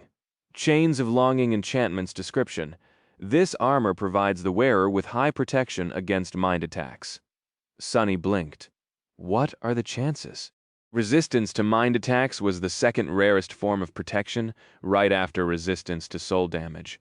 And yet, this was the 3rd armor-type memory he had received that boasted it. His luck was incredibly good, or maybe his tendency to run into especially terrible monsters was incredibly bad. In any case, this enchantment made sense. If this memory was connected to the imprisonment of hope, whose powers had been most likely tied to mind manipulation, then having protection against such attacks was logical. The fact that the undying chain had only 3 enchantments as opposed to 5 of the mantle of the underworld was also to be expected. The tier of a memory seemed to dictate how many enchantments it could accommodate, and the mantle, despite being of a lower rank, was higher by a few tiers. The 2nd enchantment of the undying chain was very interesting. Brilliant will enchantments description. This armor becomes stronger when worn by those of divinity. Sunny grinned. Even without looking at the undying chain and its spellweave, he could tell how this enchantment worked. It was an overall enhancement based on how high the wearer's divine affinity was, which meant that a random awakened would not receive any augmentation to the resilience of their armor, while someone with the mark of divinity attribute would receive a decent amount. Sunny, though, with his ember of divinity, the augmentation would be enhanced 3-fold. It was a very solid enchantment. This is great. When his eyes fell on the 3rd enchantment, though, he forgot all about his previous joy. Intense as it was, his eyes widened slightly. The runes read, Undying. Enchantment description, the wearer cannot die. Sunny tilted his head. What? Being unable to die surely sounded great even if he had just seen what terrible fate had befallen Solvayne. However, Sunny quickly realized the limitations of this seemingly breathtaking enchantment. Unlike Chains of Longing and Radiant Will, Undying was an active one, and he was willing to bet that sustaining it required an ocean of soul's essence. Considering that Sunny was just an awakened, his reserves would probably only amount to 1 moment of immortality. Still, 1 moment of immortality was more than fantastic. If used wisely, Sunny could imagine a lot of situations where this enchantment could save his life, but even more where using it would only amount to postponing his death by a fraction of a second. It was an amazing but very dangerous tool. Full of thought but extremely satisfied, Sunny stood up. Gunlag, too, had possessed a transcendent armor, however. His golden echo now felt inferior to the undying chain. The bright lord seemed so invincible and terrifying once, but Sunny had long surpassed him, and now his arsenal did as well. It was a strange feeling. With a sigh, Sunny dismissed the torn and bloodied puppeteer's shroud, then summoned the undying chain. Immediately a slender metal armor weaved itself from nothingness around his body. It was forged out of lusterless, bleak steel, which looked very similar to the iron from which the heavenly chains themselves were made. The armor covered his body almost entirely, and the few gaps left between the fitted plates of steel showed a layer of thin, but incredibly strong chainmail underneath. His face became hidden behind a helmet that looked like a featureless mask, with only several vertical lines cut into it to provide a decent level of visibility. Shadow nested in the slits of the visor, creating a dark and ominous visage. There was a piece of black cloth wrapped around his waist, held in place by a wide belt fashioned out of dark leather, as well as a hood that provided additional protection to his head and neck. Surprisingly, the armor didn't seem very heavy, and neither did it restrict his mobility by much. The design was so intricate, and the steel plates fitted so perfectly to his body and to each other that it felt like a second layer of skin, if that skin was cast of impenetrable steel. Of course, the undying chain wasn't as light as the puppeteer's shroud, but Sonny could move freely while wearing it, all the while not producing almost any sound. In exchange, it provided a vastly larger amount of protection. Standing in the cargo hold of the ancient ship, clad in his new transcendent armor, Sonny couldn't help but feel invincible. Disabuse yourself of that thought, fool. He smiled darkly, then looked at Saint. Well, what do you think? The taciturn demon didn't answer, of course. However, Sonny could swear that the glow of her ruby eyes, which were hidden behind the visor of a similarly closed helmet, became a bit approving. His smile widened, but then slowly disappeared. A steel armor suddenly grim. Sonny dismissed his helmet and turned in the direction where the firekeepers were supposed to be. After a few moments, he said quietly, I see, chapter 523, Made Eternal Blood. Weave was slowly devouring the toxin, but Sonny still felt weak and feverish. Dismissing Saint, he walked around the cargo hold, getting used to the feel of the undying chain, and looking around to see if there was something interesting laying around. Like another chest full of Noctis coins, for example. Sadly, he didn't find anything. Even if the cargo hold had once stored ancient curios and treasures, everything was destroyed by the vines and the brown moss over thousands of years. However, he was pleasantly surprised to realize that the lusterless steel armor was not constricting his movements at all. It was really like a second layer of skin. Perhaps if Sonny wasn't augmented by the shadow, the undying chain would have been cumbersome. But he was, and on top of that, there were almost 2,000 shadow fragments stored in his two cores. Even if an awakened wasn't supposed to be able to wear the transcendent armor effortlessly, Sonny had no such problem. Sweet, finally he limped over to the pile of dust that remained of Sylvain and knelt beside it, then reached inside the ashes and retrieved the wooden knife. Of course, Sonny had not forgotten about it, to his disappointment, though what he was holding in his hand was just the handle. The blade had splintered and broken off, and the wood seemed lifeless and dead. It was already starting to rot, and even when Sonny looked beneath the surface of the strange knife, he didn't see anything. No spell weave, no brilliant radiance of a sea of soul essence, and no string of fate folding endlessly on itself in a perfect circle. The wooden knife was truly and utterly broken, almost as if it was created for a singular purpose, and had no reason to exist after fulfilling it. Sonny looked at the knife with a thoughtful frown. Interesting. Was the wooden knife created specifically to bring death to the immortal Sylvain? If so, were the obsidian knife in the sanctuary of Noctis and the ivory knife in the Night Temple meant to end the lives of two other immortals? Suddenly he shivered. A single string of fate, folded on itself and creating a perfect circle. If he had looked into the wooden knife before it was destroyed, would he have seen the same thing? A tentative hint of understanding appeared in his mind. Somehow Sonny felt that he would. He also suspected that the string of fate would not have been just a random one. No, it would have been Sylvain's fate. A string that was somehow torn out of the tapestry of fate and tied in an endless circle. Would something like that make a person immortal? And so the shackles were made eternal. Who could have done such a terrifying thing? Well, the answer was rather obvious. The Lord of Light, Sun God, who had destroyed Hope's kingdom and imprisoned her in the ivory tower, certainly could. After all, he was not only the deity of flame and light, but also of passion, creation, and destruction. Looking at the remains of the wooden knife that were rotting and turning to dust in his hand, Sonny couldn't help but shudder. If he was right, then he was holding a weapon created by a god. And he had used that weapon to kill an immortal created by a god. For the first time since Sonny had learned about the divinities of the dream realm, he suddenly felt really glad that they were dead. Sometime later, he jumped through the breach created by the wormvine and climbed onto the ancient ship's hull. Hissing from pain, Sonny staggered a little, then limped toward where the wreck ended. Since the ship was laying on its side, the wooden surface beneath his feet was inclined down and uneven. Almost inevitably, he lost his balance and rolled the last stretch of the way, landing on the ground in a graceless heap. Ouch. Sonny remained motionless for a while, then sighed and picked himself off the ground.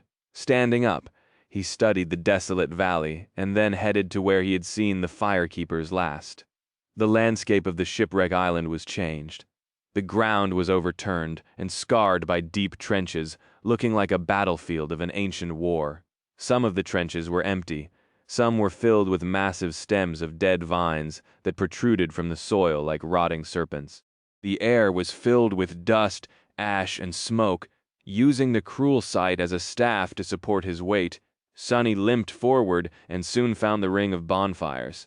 A pale smile appeared on his face. Well, what would you know, they actually survived. Indeed, the firekeepers seemed to be all there. Granted, they looked incredibly exhausted, battered, and injured all over. All of them were covered in blood, dirt, and soot, their armor torn. Some were sitting with tired expressions on their faces. Others lay on the ground, with only the movement of their chests betraying that they were alive. Only the steadfast young man who had wielded a short spear and a heavy shield in battle, the healer of the cohort, was up and about tending to his companions. Sonny walked between two of the bonfires and stopped, leaning on the cruel sight. His eyes darted around, lingered on the delicate figure of a young woman with pale blonde hair for a moment, and then turned away. Sonny? He glanced at Shakti, the artisan girl, who was resting on the ground a few steps away from him. The young woman looked more or less like a corpse. Her armor was almost destroyed, revealing deep lacerations on her tanned skin, and her face was dirty and pale from blood loss. What's worse, her right arm was torn away, ending in a bloodied bandage near the elbow. Such a wound was not permanent, since it was dealt to her spirit body and not the actual one, but still quite severe. Nevertheless, there was a wide grin on the artisan's face. Looking him over, she whistled and said, "New armor, looking good?" She tried to laugh, but then bent over in a fit of violent coughing. It seemed that all of them were still suffering from the effects of the wormvine's poison, even if the healer had used his aspect to make it less lethal. The others looked in their direction, alerted to his arrival by Shakti's voice. Their eyes brightened. "Thank the gods, Sonny, you're alive. Good work out there. Crazy bastard, you actually did it?" Sonny couldn't help but smile. Obviously. Why wouldn't I? It was just a corrupted monster. His smile widened. Actually, I also went and killed an immortal saint that happened to be nearby. One strike for the both of them, to not waste any time. All it took was a minute. The firekeepers stared at him for a bit, then rolled their eyes. Shakti shook her head. "Sure, Sonny, if you say so, but really I just don't get you. Killing a corrupted monster is already an incredible thing. Why do you even have to invent some ridiculous story?" Sonny blinked a couple of times with an innocent look. "What do you mean, invent a story? It's the truth. I am a very honest person. The most honest person in two worlds, really." Chapter 524-42. Sonny slumped on the ground, summoned the endless spring, and greedily drank some water. Keepers. It was some time before the healer got to them, but eventually it was his turn to receive treatment. The healer, a young man named Shim, was pale and exhausted, his soul essence clearly almost entirely depleted. Still, he managed to repair the ligament Sonny had torn while dodging the vines to a large extent. It hurt like hell, though. Of course, this healing ability couldn't compare to Nef's purifying white flames. But then, it was hard for anyone to compare to Nef. Sonny knew it better than anyone. With a dark expression, he summoned the runes and glanced at the painfully familiar string of them. Shadow fragments, 1958 Tovir 1000. He was only 42 fragments away from evolving into a demon. This transformation was not only going to allow him to reinforce his body and reserves of shadow essence even further, but also reward Sonny with a third shadow. Having another invaluable helper would increase his power tremendously, making him capable of stacking 3 augmentations on top of each other, or spreading them over between his body, his memories, and Saint. He was almost to 2,000 fragments, to accumulate so many in only 7 months. That was an achievement worth celebrating. Very few awakened ever fully saturated their cores, and those who did usually spent long years slowly collecting soul shards of the nightmare creatures. They killed decades even, and that was for only one core. Sonny could be proud of himself, and yet he didn't feel happy. Looking lower, he concentrated on another, much shorter cluster of runes. Master, changing star. As soon as he did, new runes ignited in the air. Rank, dreamer. Class, devil. Soul cores, 47 soul fragments, 399 4000. 7 months ago, the gap between them had nearly reached 5,000 fragments. Today it was much smaller, but that was only thanks to the Noctis coins he had sacrificed to the altar. The truth of the matter was that Sonny had been slowly shortening the gap for a long time, but now it had started growing once more. Not too long ago, something had happened to Neff in the dream realm, and as the result, the speed with which she gained soul fragments began increasing with each day. Sonny didn't know what Changing Star was doing, why she had suddenly become so much stronger, and even how she was still alive. But he knew that he was being slowly left in the dust once again. Dismissing the runes, he gritted his teeth and looked darkly at the desolate, hellish landscape of the shipwreck island.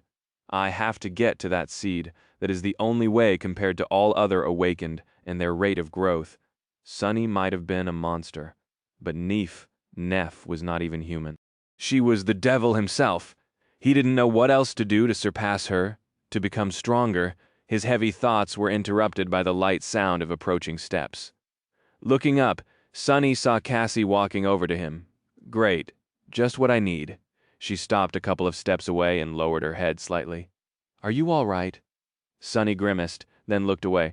What do you care? I'll live, he scowled and then added in a slightly acrid tone.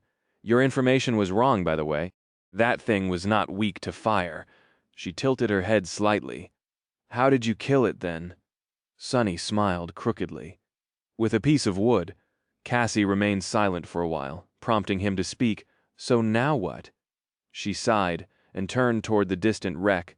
All of us are tired and wounded, and there is a crushing approaching. We will return to the sanctuary to rest and regroup, and then come back to establish 2 camps, one here and another one on a neighboring island. Then we will start repairing the ship. He nodded. Good plan, I guess. Do you really think that you can make that thing fly again, though? The blind girl hesitated. Eventually, she said without too much emotion, we have to try, at least. Sonny studied the silhouette of the ancient ship, its hull full of breaches, its bow shattered and broken, the tree growing around its mast dead and resembling a black, twisted skeleton. Then he shook his head. How long do you think it will take you? Cassie hesitated. 2, maybe 3 months. We will be done before autumn is over. If that is what you want to know. He chuckled. You remember our deal, then? Good. She frowned. Of course, I remember. Sonny looked at the ground, then asked her coldly, when are we leaving for the night temple? Then, Cassie lingered for a few moments, a troubled expression suddenly finding its way onto her face. Finally, she said, when do you want to go? Sonny thought about it. There were several things he still needed to do. After a while, he shrugged. End of September. Everything should be ready by then. The journey to the northern edge of the Chained Isles and back shouldn't take us longer than a month. We'll be back just in time to see your flying ship rise into the air and use it to reach the nightmare seed. He lingered for a second and then asked, why do you look so uneasy, though? Cassie slowly shook her head. It's nothing. Just the night temple. It's a very strange place. Sonny frowned. What is that supposed to mean? How so? She shivered. I'll explain it to you later. Right now we need to move. This island is about to enter the ascent phase, which meant that the crushing was not too far ahead as well. Sonny sighed, then stood up. He didn't have to limp anymore, at least. As for why Cassie had said that the second human citadel on the Chained Isles was a weird place, he could wait for the answer. He had no need for this information right now. Anyway, Sonny was a very patient man, at least when he needed to be. Besides, he had something else on his mind. 42 shadow fragments. It's not that much looking south and slightly to the east. He gripped the shaft of the cruel sight and stared toward the horizon with a dark expression. I'll be a demon before we're back to the sanctuary. Chapter 525, Vengeful Ghosts. 6 days later, the cohort had almost reached the safe haven of the citadel. The speed with which they traveled reduced significantly due to the heavy wounds the firekeepers had sustained, so all things considered, it was a very good result. As days went by, their healer had continued tending to his companions, so by now, most had already recovered, except for those like Shakti with especially grave injuries, of course. Those would only be healed after they had returned to the real world, and then came back. Even then, their physical bodies were going to sustain serious internal damage and require a prolonged period of treatment. As the sun disappeared in the sky below, the cohort reluctantly made camp. From where they were now, only a handful of islands separated them from the sanctuary. However, some of those islands were populated by nightmare creatures, too dangerous to attempt traversing their hunting grounds. So the firekeepers were going to have to make a big detour. Since traveling in the darkness was a big risk, they had no choice but to spend another night in the wilderness and continue their journey tomorrow. Sunny didn't mind. When everyone fell asleep, he quietly turned into a shadow and slid unseen between the lookouts. The darkness of the night might have been a threat to them, but to him, it was an ally. For Sunny, it was time to hunt. He had been venturing alone into the deadly expanse of the Chained Isles for the past 5 nights, and this one was not an exception. During that time, Sunny had taken more risks than he usually would, challenging nightmare creatures that he had studied before, and those that he knew almost nothing about. Hunting. The latter ones was a deadly endeavor. But with Saint's help, he managed to emerge victorious from each battle without sustaining too many wounds. The undying chain had also played a big part in his success, since even when Sunny received damage, it blocked most of it. Nothing had been able to pierce the bleak steel of his new armor yet. Gliding across the heavenly chain, Sunny approached a neighboring island and soared into the sky, then crushed heavily to the ground. The silver blade of the cruel sight gleamed, reflecting starlight as it manifested in his hand. Sunny rose to his feet and grunted, then walked forward with a dark expression. The island he just reached was descending, but still high enough for him to feel the remnant effects of the crushing. Still, Sunny didn't care tonight. Nothing was going to stop him. He was just one step away from fully saturating his cores. Sunny walked between tall, jagged stones, approaching a large ruin that stood forlornly near the center of the island. He had been to this place and explored it before, so he knew what kind of abominations made their nest in the ancient structure. The ruin might have been beautiful once, but now it was warped and misshapen, its walls full of cracks and on the verge of collapsing.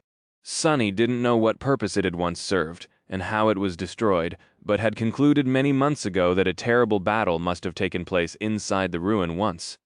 The clues were in the central hall of the shattered building, where the stones were damaged and looked like melted wax. Its walls had collapsed outward, which told him that whatever force had devastated the structure had come from within, as opposed to from the outside. Regardless of any of that, he had fought the dwellers of the ruin before. There were 2 types of nightmare creatures inhabiting the island of jagged rocks. The first ones were of the awakened rank and resembled stone gargoyles. They had lived near the edges of the island, and Sunny had already killed most of them, if not all, during his first months on the Chained Isles. The gargoyles never went near the ruin itself, because there were much more powerful creatures dwelling inside the ancient building. Those were of the fallen rank, and looked like beautiful specters. Beneath their eerie beauty, though, hid an ocean of madness, evil, and bloodlust.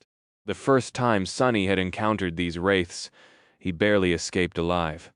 Luckily, the wraiths only appeared at night, and now that he was much stronger and had the cruel sight, which had the ability to harm incorporeal enemies, this night was going to be their last. Summoning his helmet, Sunny looked at the ruin through the narrow slits of his visor, and walked into the darkness that reigned between the ancient stone walls. Your shadow grows stronger. Sunny growled, jumping back from the ghostly form of a beautiful young woman he had just pierced with the incandescent blade of his spear. Or rather, she had seemed beautiful before showing her true face, a twisted, terrifying max of inhuman hatred and corruption, ancient madness burning in the dark, bottomless pits of her eyes. Fighting phantoms had turned out to be much harder than he had anticipated, even if the ghost blade enchantment of the cruel sight allowed him to strike them down. Not only because their movements were fast and unpredictable, defying the logic of combat he was familiar with, but also because their attacks seemed to be able to deal soul damage as well. In fact, the claws of the wraiths of the ruin were able to bypass armor completely.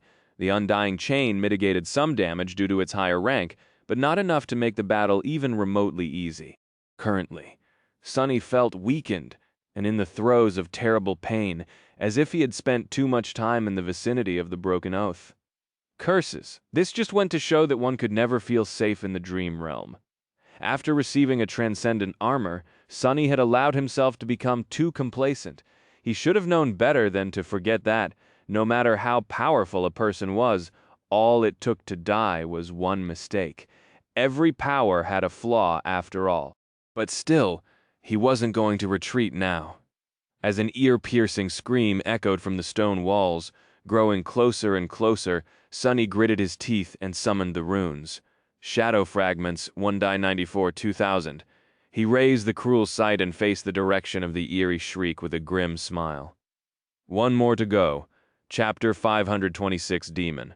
Before the wrathful specter had time to appear, Sonny attacked first. Stepping through the shadows, he passed through the stone wall in front of him and entered a vast ruined hall. It was illuminated by the pale rays of moonlight that fell through the broken roof, but also full of deep darkness. That darkness was cut by the bright radiance emanated by the incandescent blade of the cruel sight. Jumping a pile of rubble, Sonny brought his spear down on the howling wraith and then spun, sending an unexpected thrust in the direction where any enemy would have retreated. Sadly, the apparition was suddenly somewhere else. Curses! The wraiths moved through space as if they were suspended between two worlds, as well as between the ground and the night sky. Their feet, if they had any, never touched the stone floor, and as such, Sonny couldn't observe their footwork to judge their next move. What's worse, sometimes they simply disappeared, and then appeared some distance away, as if phasing between different states of existence. It was a bit like fighting Sonny himself, when he used Shadow Step to zip around the battlefield. So annoying. Dashing forward, he barely avoided the ghostly claws and rolled over his shoulder on the floor. The steel of the undying chain scraped against the shattered stones, producing a dull sound. Considering how narrow the slits of the featureless mask that served as the visor of his helmet, where Sonny had a surprisingly wide and unobstructed field of view, almost as if he wasn't wearing any at all. Jumping back to his feet, he was finally able to take a good look at the hall he had entered. Ah, so that's where she was coming from. Was the central chamber of the ruin, where, as he suspected, a fierce confrontation had taken place in the ancient past. The stone slabs of the floor were cracked and misshapen, the pattern of destruction suggesting that something had detonated with tremendous force in the center of the hall once. The pillars supporting the roof were long toppled, and the walls themselves had mostly collapsed. In the center of the room lay the remains of something resembling a massive stone chalice, now broken and almost unrecognizable. And there were human bones littering the floor. Some skeletons were scattered entirely, and some were still whole. A few even wore the rotten remains of red silken garments that strongly resembled those of the deadly specters. Sonny had no doubt that these were the remains of people from whose souls the ghastly wraiths had been born. He had no idea how they had died, why their souls had turned into vengeful specters instead of dissipating into the void, and what drove them to madly attack anyone who approached the ruins. All he knew was that the wraiths were very hard to destroy and full of seething hatred toward the living. Or maybe they just really hated him in particular, for whatever reason. He grinned, and then brought his armored boot on one of the skulls, crushing it into dust. That caused the damnable specter to let out another chilling shriek and lunge at him with murderous fury, as if she had lost all reason. If the creature had any reason, that is, to begin with, which was precisely what Sonny was hoping for. His body, conditioned by the endless hours of practice with Effie and Saint, reacted almost on its own. Shifting his weight to his right foot, Sonny burst with motion and threw his hand up. The polished shaft of the cruel sight slid between his fingers, suddenly extending forward to its full length. He only caught it near the very end. The reach of this strike was truly incredible, compared to how far a tachi like the midnight shard could effectively cut. The incandescent blade caught the wraith in the chest, sending tongues of white flame dancing on her spectral figure. Divine flames could burn even souls, after all. However, even engulfed in flames, the creature continued its attack. Since it was impossible to recover from performing such a strike quickly, Sonny would have been in trouble. Luckily, the cruel sight was a very special weapon. Its shaft started shortening at the same speed as the wraith was advancing, continuing to burn it without a pause. In the end, Sonny found himself face to face with the hateful apparition, gripping the hilt of a short sword. Without wasting any time, he pulled it upward, slicing through the incorporeal body of the enemy and reaching her neck. White flames suddenly tore through the darkness of the creature's eyes, and before her ghostly claw could reach his flesh, just like that, the wraith was destroyed. As her figure shimmered and started to disappear, Sonny let out a shaky breath, then summoned Saint from the shadows and threw the cruel sight to her. "Guard me! You have slain a fallen demon, Chalice Maiden." The taciturn demon calmly caught the sword, weighted it in her hand, and then assumed her usual indifferent pose. "Your shadow grows stronger." Sonny gritted his teeth. "Ah, this is going to suck." The voice of the spell resounded once more, echoing in the darkness of the ruined hall. "Your shadow is overflowing with power." He screamed and fell to his knees, feeling as though his very soul was on fire, as though something was rising from its dark depths, ripping it apart. "Your shadow is taking shape." Damn it all! Why does it have to hurt so much?" Sonny groaned and clawed at the floor, tears streaming from his eyes. The fingers of his armored gauntlet left deep grooves in the stone. The pain he was experiencing was not the worst he had ever felt, but really up there. "Arg!" He slammed his fist down, sending cracks through the slab of ancient stone, then did it again and again, pulverizing it into tiny shards. Eventually, those shards turned into dust, and only then did his agony finally begin receding. The spell whispered into his ear. "Your shadow is complete." Released from the paralyzing pain, Sonny fell down and sprawled on the floor. Breathing raggedly, he remained motionless for a few minutes, and then summoned the runes. Familiar symbols shimmered in the air. Name, Sunless. True name, Lost from Light. Rank, Awakened. Class, Demon. Shadow Cores, 3 sevens. Shadow Fragments, 0 3000. Sonny smiled weakly. After a while, he said, "Back to zero, I guess." Chapter 527, The New Guy. Now that Sonny had experienced moving up a class without simultaneously rising to a new rank, he understood the difference between the two more clearly. Ascending to a new rank was a much more profound change. It elevated the quality of his shadow cores and essence, gifted him with new abilities, and allowed for a deeper access to his aspect. The resulting jump in power was nothing short of tremendous. Reaching a new class, on the contrary, primarily affected the quantity of his shadow essence, and as such the increase in power was much more gradual. Sonny didn't feel much stronger than he had a few hours ago, but that was because, in fact, the main benefit of having several cores had been aiding him ever since Sonny passed the 1,000 mark on the counter of shadow fragments. Unlike all other awakened, excluding Nephis, there was no limit to his capacity to store essence and reinforce his body. Or rather, that limit was so high that it might have as well not been there. However, that was not to say that Sonny didn't get other incredibly potent benefits from manifesting a third shadow core. Standing up with a groan, he allowed the moonlight to bathe his slender figure and looked down at the 3 dark silhouettes sprawled on the ancient stones in front of him.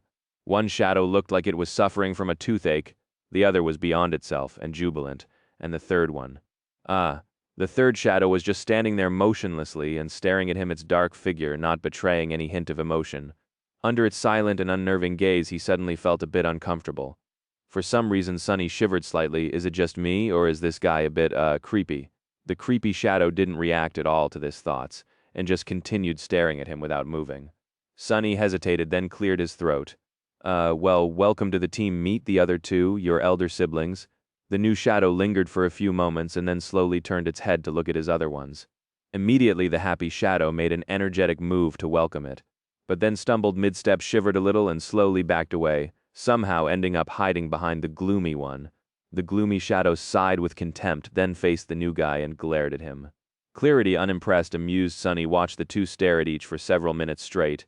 In the end, the creepy shadow glanced at him, then silently walked over to one of the ancient skeletons and studied the skull with disturbing fascination. It was trying to act cool, but Sunny could tell that the new guy was a bit flustered. He smiled. "That's right, that gloomy one is a real menace. Even, I'm afraid of him a little." The gloomy shadow looked at both of them with disdain, shook its head and indifferently turned away. Sunny chuckled. All right, time to experiment a little. After that, he summoned all three shadows and wrapped them around his body. Immediately he felt explosive might course through his veins, his skin turning hard as stone, his speed increasing tremendously. It was as though he grew 4 times more powerful than he had been a couple of seconds ago. A dark grin found its way onto his face. "So that is how it feels to be a demon." Sunny dashed to the wall of the vast chamber, then ran back, raising a gale of wind in his wake. Then he brought his fist down on a piece of rubble, making it explode into a cloud of shards. Finally, he saturated his muscles with essence and jumped up easily, flying a dozen meters into the air and climbing onto the roof of the ruin. Through the breach in the dome of its central hall, his heart was beating fast in triumphant exhilaration. Incredible. This is amazing. Sitting down, he glanced at Saint, who was far below him now, and laughed. Sunny was more powerful now than any awakened was supposed to be. In fact, in terms of pure physical ability, he was much closer to masters, perhaps even at the same level as those of them who had just reached their rank and had no time to reinforce their cores yet. That was not to say that he had a good chance of prevailing in a fight against an ascended physical ability, was not what made them so deadly after all, remembering the ease with which Master Jet had severed the arm of a fallen tyrant. Sunny sighed wistfully. What's more, he now had the ability to augment 3 things at the same time. If Saint wasn't with him, Sunny could enhance his body, his armor and his weapons simultaneously. Depending on the situation, he could also stack augmentations, either on the cruel sight or the undying chain, which gave him much more choices during a battle with especially tough or dangerous opponents. And there was one other thing. Sunny summoned the runes and glanced at a particular string. Shadow Soul Serpent, Shadow Rank Dormant, Shadow Class Demon. Aha, just as I thought before. The Soul Serpent was a mere monster. Sunny had long thought that the Shadow's rank depended on the level of Shadow Dance comprehension he was able to achieve, while its class depended on his own. Now he had proof. Looking down, Sunny noticed new runes shimmering in the darkness. Shadow Attributes, Shadow Guide, Soul Weapon. Shadow Abilities, Serpentine Steel. The ability was new. Excited, he read its description. Serpentine Steel Ability Description. Shadow Serpent's soul weapon form can assume the shape of any weapon. A crooked smile appeared on his face, commanding the serpent to slither forth and assume the shape of the dark Odachi. He studied the great sword for a few moments and then gave another command. The lusterless blade suddenly flowed like black mercury, and a few moments later, he was holding a long spear in his hand. Almost unseen on the dark wood, the scales of a long coiling body were engraved on its shaft, the spear head shaped to resemble that of a serpent. Sunny drew in a deep breath. This is perfect. This is just what I needed. Dismissing the predatory spear and allowing the shadow to slither back onto his body, he looked east, where a pale lilac line had already appeared over the horizon, and smiled. I should be getting back. The new day was coming, and Sunny could wait to return to the real world with only a few months left, until it was time to challenge the seed of nightmare. He had a lot of things to do. A few days later, Sunny was in his living room, watching as Rain performed the same strike over and over again. Her eyes full of stubborn determination, the practiced sword rose and fell over and over again, cutting the air with a whistling sound. Actually, her form wasn't bad. Effie was currently traveling between citadels, so she had not come out of her sleeping pod for a while now. Sunny and Rain were alone, which made the training session much less lively. Finally, some peace and quiet, despite thinking that Sunny couldn't help but feel that his home seemed a little bit empty these days. He sighed. There were other things on his mind, too. Now that his part of the deal with Cassie was complete, the journey into the nightmare was drawing close. No matter how aloof about the whole thing, Sunny wanted to remain, he was aware. Questioned the same way he had all that time ago. In the desolate hell of the Forgotten Shore, he remained silent for a while, remembering those terrible, wonderful days. Then he shook his head.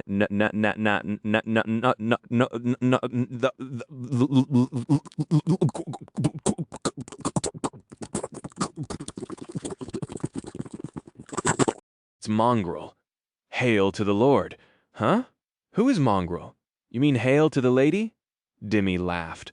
Ah, yes, this guy. Well, Mongrel is a really impressive fighter, but the results may not be as predictable as everyone thinks. Every year, the same thing happens. At the later stages of the tournament, two distinct groups clash. One is the dreamscape elites, and the other is newcomers attracted by the rewards. Historically, the newcomers tend to do better. He sighed and shook his head. Plus, we don't really know a lot about Mongrel. Sure, he has a very impressive track record, but most of his wins were achieved against random opponents. Who knows what will happen when he faces the best of the best? If I were to bet, my money is still on Queen Bee. If anyone has a chance against the newcomers, it should be her. Cyclist nodded a few times, expressing his enthusiastic agreement. Sure, but still returning to Mongrel.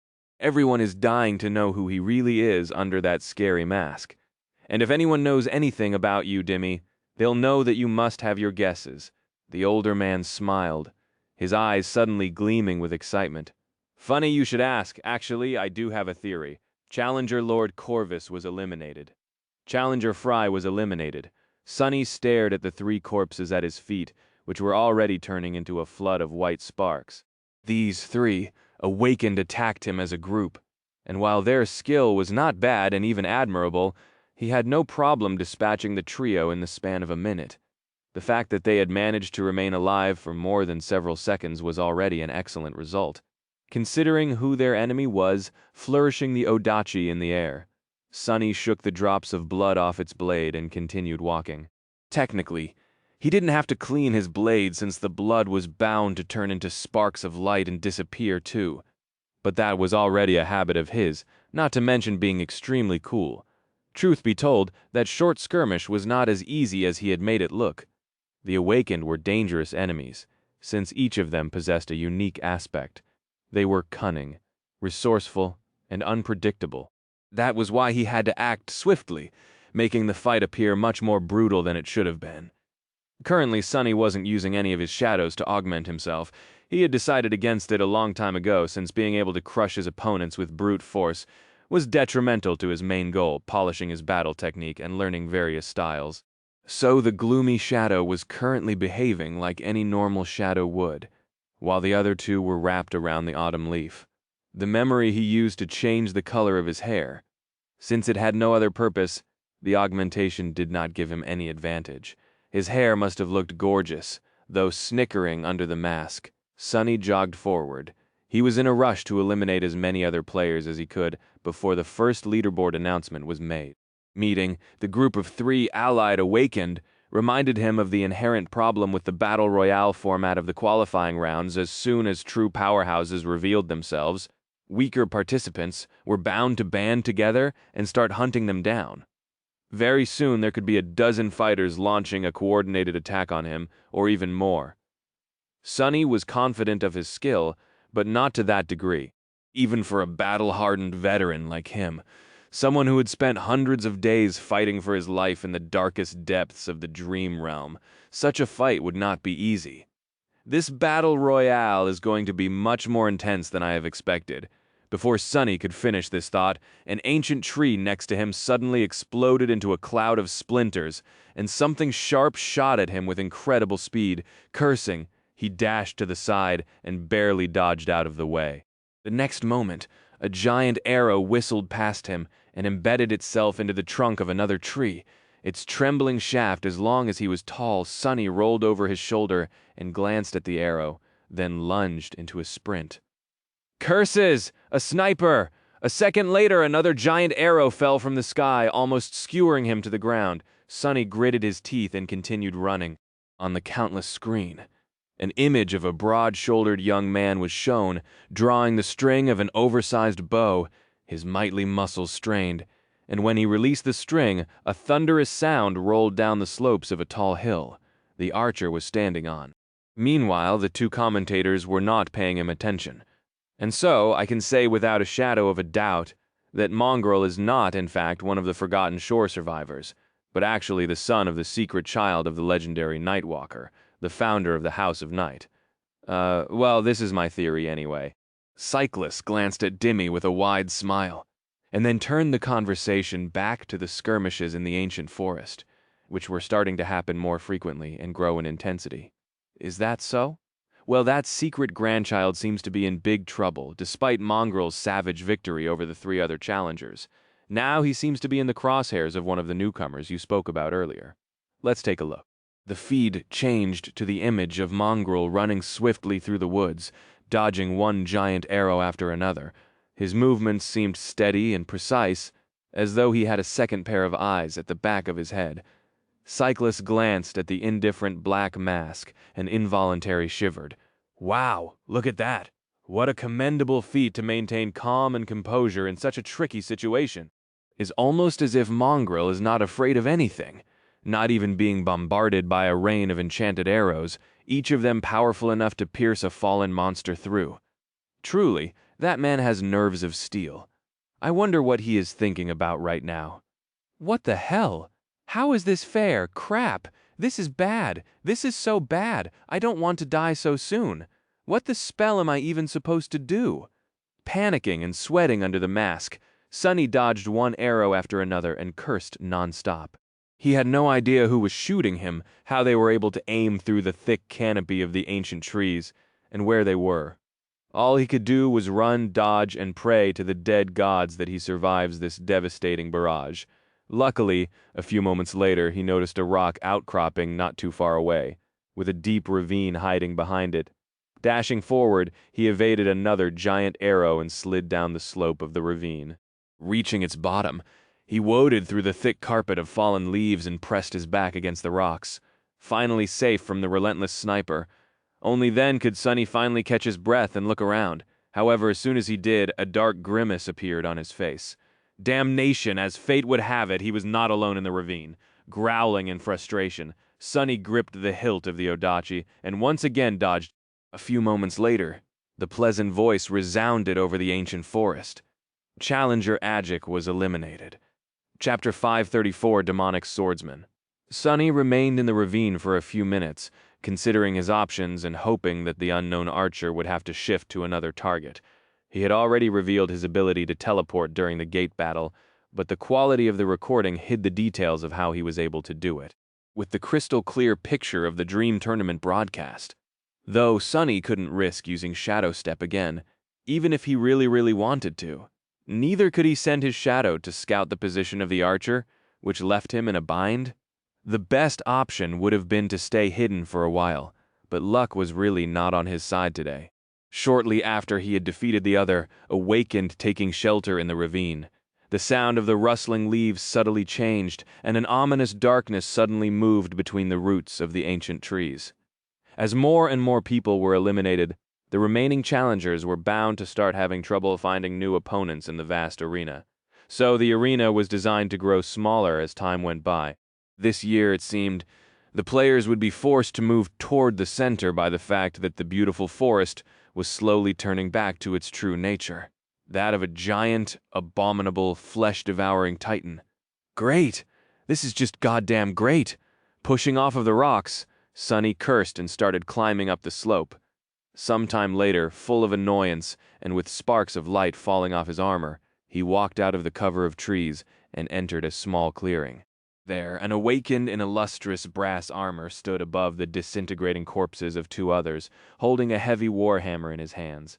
A few steps away from him, another was bandaging a shallow cut on her forearm. The man threw one glance at Sonny and rolled his eyes. Great! Another mongrel impersonado! Before he could finish speaking, though, the blade of the Odachi pierced his throat, sliding precisely between the lip of the brass breastplate and the bottom edge of the helmet. As the body of the awakened hit the ground, his partner looked at Sonny with wide eyes. A battle axe fell from her hands. Oh crap, you're actually him! The girl turned around and tried to run. But before she could, Sonny was already upon her, ending her participation in the battle royale with one swift strike. Challenger Abel was eliminated. Challenger Win was eliminated. Sonny sighed and remained motionless for a bit, resting. He was more than a little bit tired. But the worst was still to come.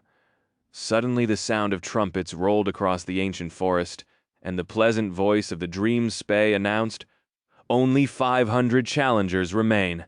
Bravest warriors are Dar of the Maharana clan, 78 kills, Fereshing, 33 kills, Mongrel, 27 kills, Sonny stared at the sky, the black mask hiding a grim expression on his face.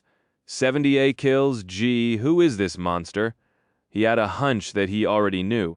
Defeating his own 27 opponents had not been exactly time-consuming, but looking for them was...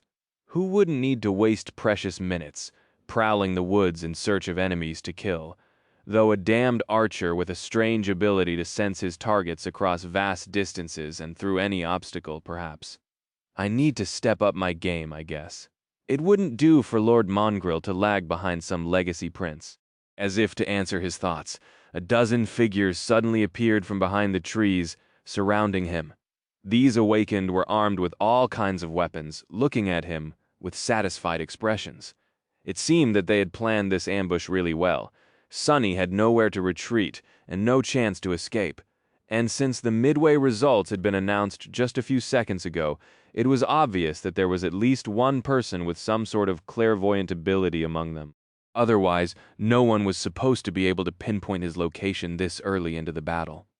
What else did this bastard know? Sonny sighed. One of the ambushers took a step forward and smiled. Sorry, Mongrel. All of us here really respect you, especially after you risked your life to hold that gate, but those valor weapons are just too sweet, and we need to think about ourselves. No hard feelings, right? The menacing figure in black armor stared at the young man for a few moments, and then an elusive but strangely familiar voice resounded from beneath the fearsome mask. None whatsoever. Inwardly, though Sonny was not at all calm. Bastards, lowlifes, scoundrels, 12 against 1. Where is your shame, thugs? Come here then, you damned cowards. I'm gonna kill you, and then your grandma's. Just a moment later, the ambushers obliged. All kinds of aspect abilities activated at once, turning the small clearing into a furious storm of deadly elements and steel. Oh crap! Oh no! It seems like Mongrel is in trouble!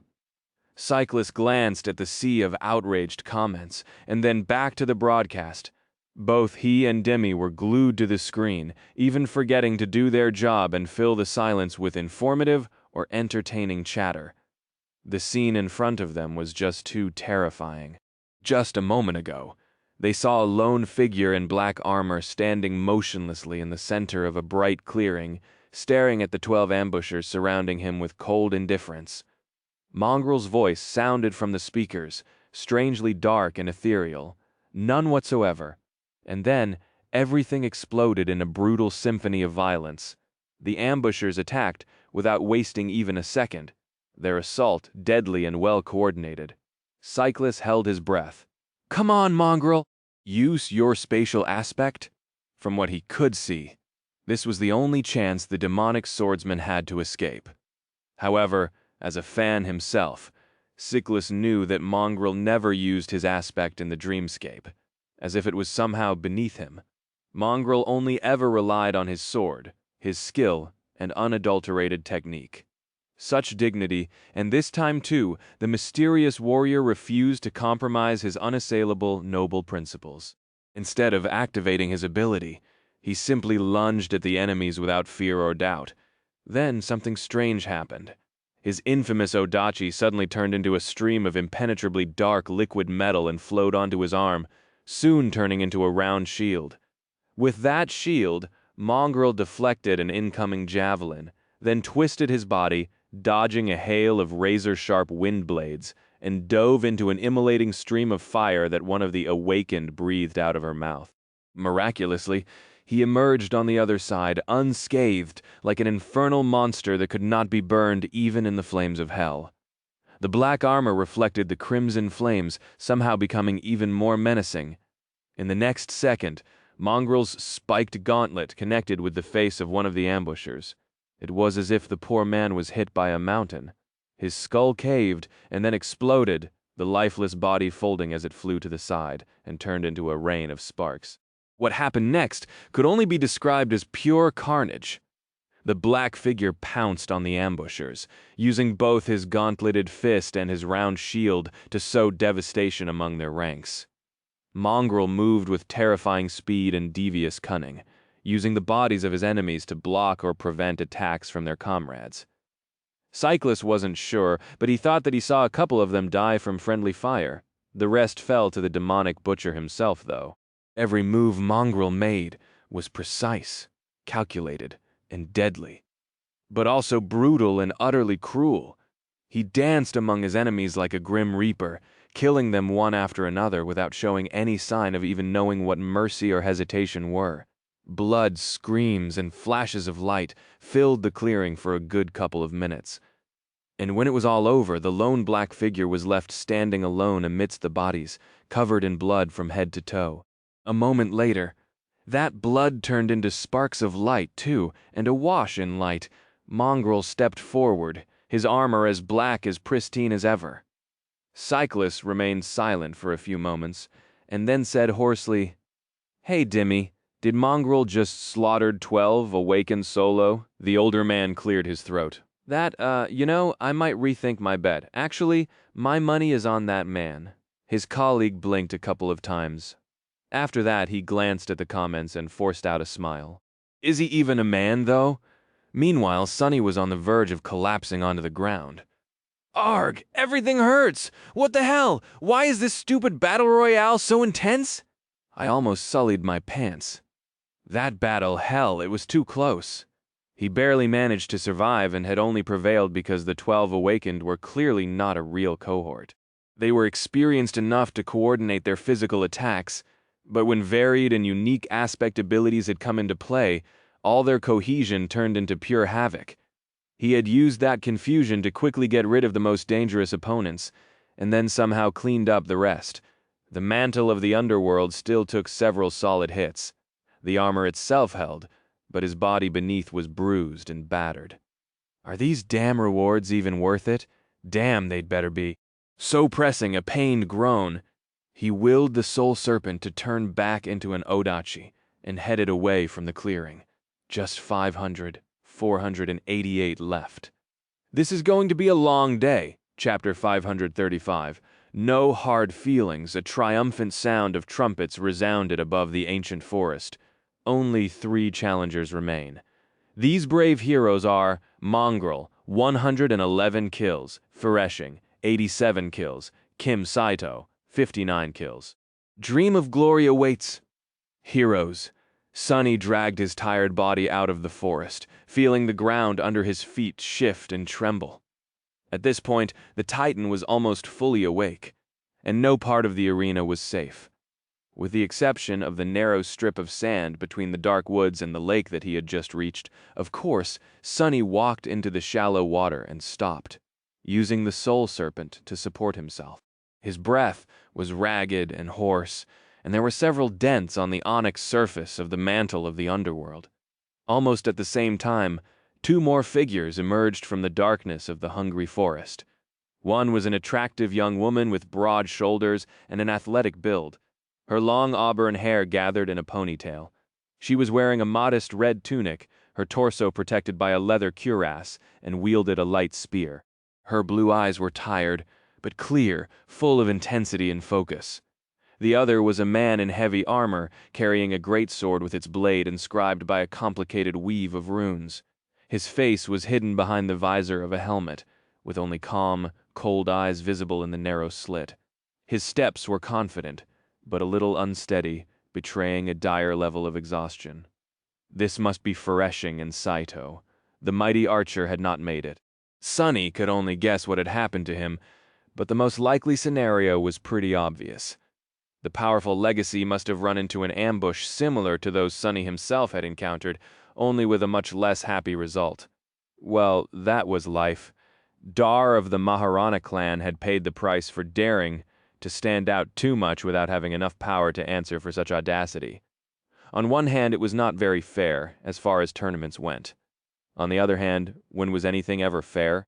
Sonny much preferred to stay in the shadows, even if this damned persona of his had somewhat failed to help him in that regard.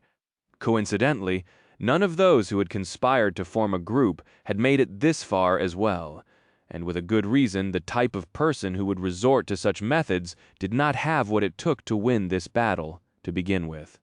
So Sonny was not going to underestimate his last 2 opponents. They had already proven how formidable they were.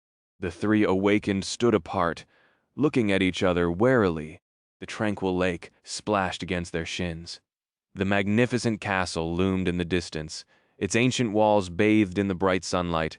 The vista was beautiful and peaceful, but the air was practically crackling with tension.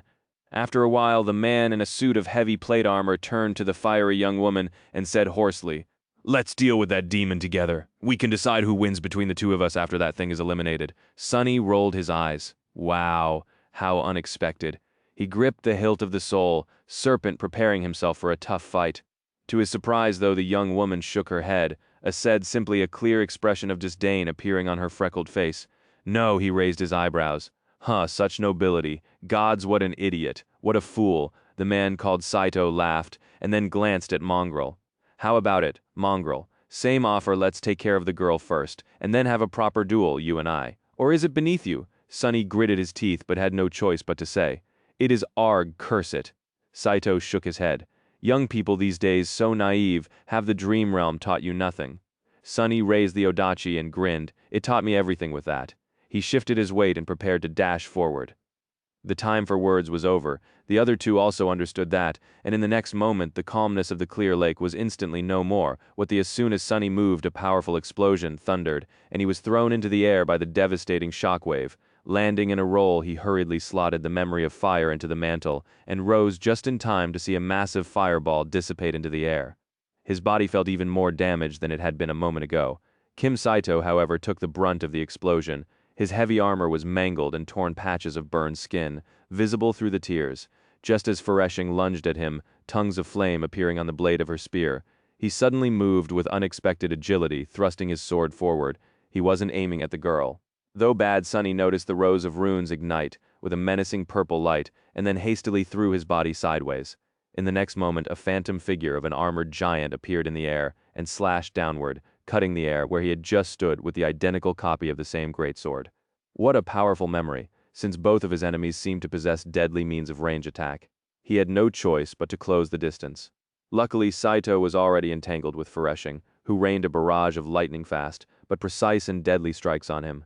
It was as if the young woman was dancing, her auburn hair and red tunic flying through the air like tongues of wild flame. Interesting style, I should leave her for last. The man, meanwhile, didn't try to evade the burning spear, and instead turned his body swiftly, making sure that it struck the undamaged parts of his armor. Despite being mangled by the explosion, the heavy armor held betraying the fact that it too was a memory of considerable power. It didn't matter, though. A moment later, Sonny was upon them and joined the fight. The dark odachi, united with the flaming spear and a runic greatsword, to sing the Song of Steel. A few minutes later, the voice of the dreamscape spoke again. Challenger, Kim Saito, was eliminated. Challenger, Fereshing, was eliminated. Challenger, Mongrel, is victorious. Glory, and what makes him so dangerous? Yes, it might seem as though he is struggling, but in fact he is not. He is learning.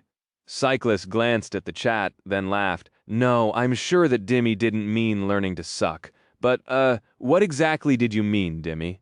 The resident expert smiled. "Mongrel is known as a genius fighter not because he is strong and skilled, there's plenty of such people among the duelists, but because he has an uncanny ability to absorb and mirror his opponent's battle style. So what you see is not him losing. It's him trying to comprehend the enemy's technique through being on the receiving end of it. It is truly remarkable, and a bit terrifying." Cyclists stared at the feed and finally noticed that, indeed, Mongrel's style seemed to change with every duel, closely resembling that of his opponents. His strange weapon also shifted and changed to mirror theirs. So cool! He turned to the camera with a wide, delighted smile. "Well, there you have it, folks. So don't dismiss Mongrel yet. Who knows, maybe he will shock us all yet."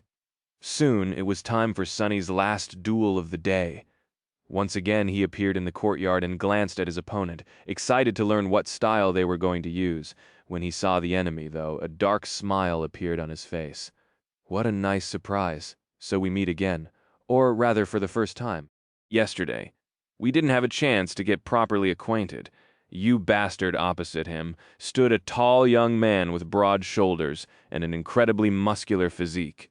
He looked mighty and confident, like a statue of an ancient deity come to life. It was the damned archer who had almost sniped him from across the arena during the battle royale. "Dar of the Maharana clan, Was it? Well, well. Let me introduce myself. Chapter 538, Devouring Styles.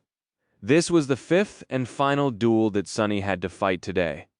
His previous three opponents all practiced unique and interesting styles, so he had taken his sweet time trying to learn from them. He succeeded twice and failed once. The first opponent was called Straw Hat and used a curved sword, his technique relying on extreme speed and flexibility. Even Sunny, who had himself trained to make his body as malleable as possible, struggled to keep up with this unpredictable opponent. The alias of the second one, the other fool, was a bit familiar, but the style he used was not. Sunny spent a lot of time trying to understand the strange pattern of essence expenditure the fighter used, all the while dodging unpredictable attacks of his exquisite halberd. In the end, he learned a lot from this fight. However, it was the third opponent that had really tested him. This Awakened, whose alias was Blue Vash, wielded a slender rapier and practiced a deceptively simple battle style. What separated him from the rest was that each of his movements was utterly perfect, and every one of Sunny's mistakes had been instantly punished. By now, Sunny had realized that there were four types of challengers who tended to do well in this tournament. The first type relied on skill, the second type relied on a powerful aspect, and the third type relied on excellent memories. While the latter two were tricky to deal with, only the first type was really dangerous. The fourth type, of course, was the most deadly. These were fighters who had both formidable skill and powerful aspects, as well as an arsenal of fearsome memories at their disposal. Luckily, there weren't many such people around. This guy was obviously an opponent of the second type, and relied too much on his bizarre aspect. To defeat him, Sunny just had to think of a counter, and in this case, the counter was pretty obvious. Since every wound made his enemy stronger, he just had to finish the bastard off in one strike. And since the warrior in rusted armor neglected to truly develop his technique, that was not that hard to do. After another explosion, Sunny increased the weight of the mantle of the underworld, and withstood the shockwave, then made it as light a feather and dashed forward. He understood the essence of the enemy's style already, so it wasn't hard to predict his next move. In fact, Sunny had manipulated the man into doing exactly what he wanted. Once his opponent raised his sword to block a vicious slash, Sunny shifted his weight and suddenly changed the direction of the attack, sidestepping as he pushed his sword forward. The soul serpent scraped against the enemy's sword and slid effortlessly into the visor slit of the rusted helmet.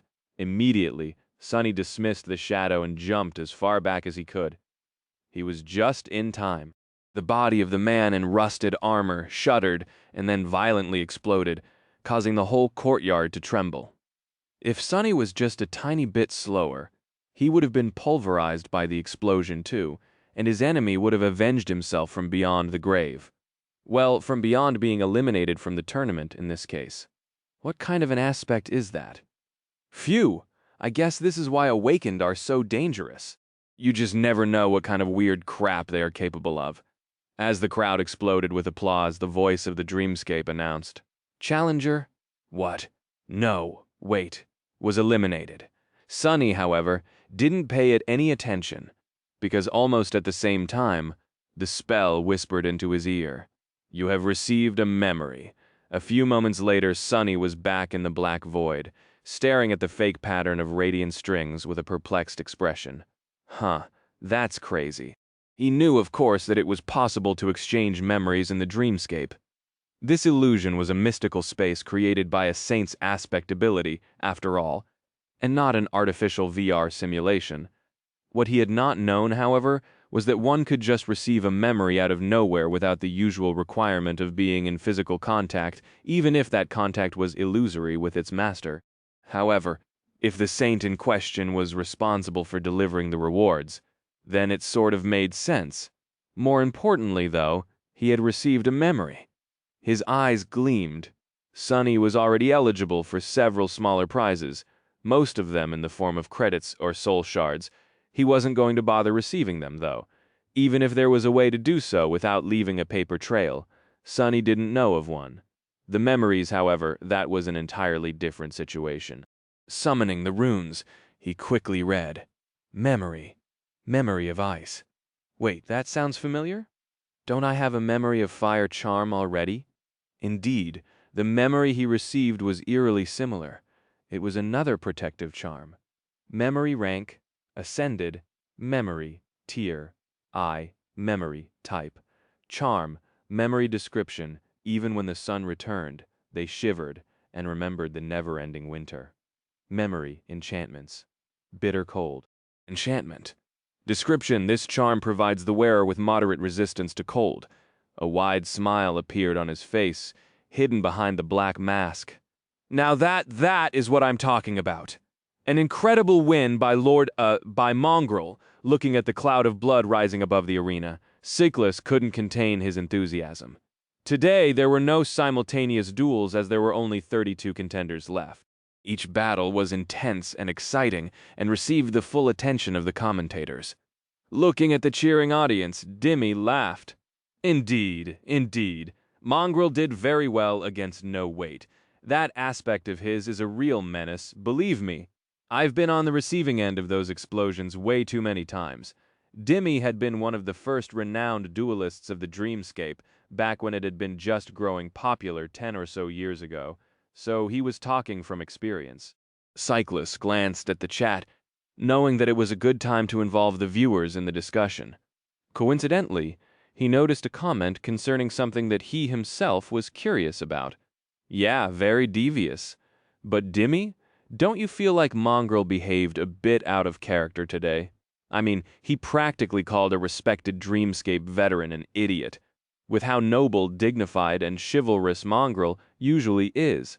Dimmy thought for a bit, then shook his head. You see, Cyclus? I respected Mongrel before, but now I truly admire him. It takes a very talented fighter to quickly recognize a battle style. True, Mongrel is talented, but he is also wise. He smiled. Because it takes a very wise man to quickly recognize an idiot, and make no mistake, this guy is a complete buffoon. Believe me, I have the misfortune of knowing him pretty well. I mean, only an idiot would end up with an alias like, what? No? Wait? Right? Instantly, a deluge of comments flooded the chat. True. Mongrel is so wise. Wise, deadly, and handsome. How do you know that he's handsome, fool? He never takes off that creepy mask. You mean she is handsome? Wait, that doesn't sound right. Can someone ban that troll already? Dimmy is right. Only a complete idiot would end up with that alias. Why would an idiot like that even try to fight someone as wise as Lord Mongrel? Patooey. Oh, I remember where I've seen that weird alias. Sonny was preparing for his next duel when he suddenly remembered how he had entered the dreamscape for the first time. Back then, he had almost ended up with that exact name after accidentally saying the words out loud. Luckily, it had already been taken. Otherwise, Sonny could have been called what? No, wait, himself. So that's the guy. Poor fellow, not that being called Mongrel was much better. Slightly amused, he sat down and circulated his essence through the coils of the soul serpent, aiming to replenish it completely before the next fight. He had a feeling that it wasn't going to be easy.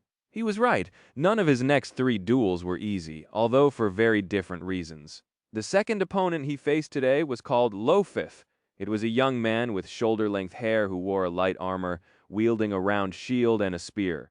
His technique was impeccable, but the most dangerous thing about him was his speed. Loaf was fast, very fast. So fast, in fact, that Sonny could barely see some of his movements. The worst part was that this speed did not come from an aspect ability, but simply from skill, training, and incredibly precise essence control. Unlike Castor, who could move with insane speed constantly, the young man seemed deceptively slow until he chose to attack, at which point his weapons almost teleported from one place to another. Sonny only managed to resist because his enemy skillfully masked the movements of his body, but didn't think to mask the movements of his shadow.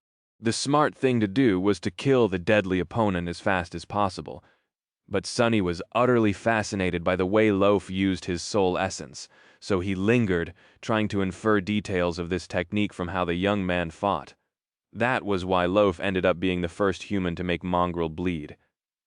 At some point, His spear slid between the breastplate of the mantle and one of the spalders, sinking deep into Sonny's armpit.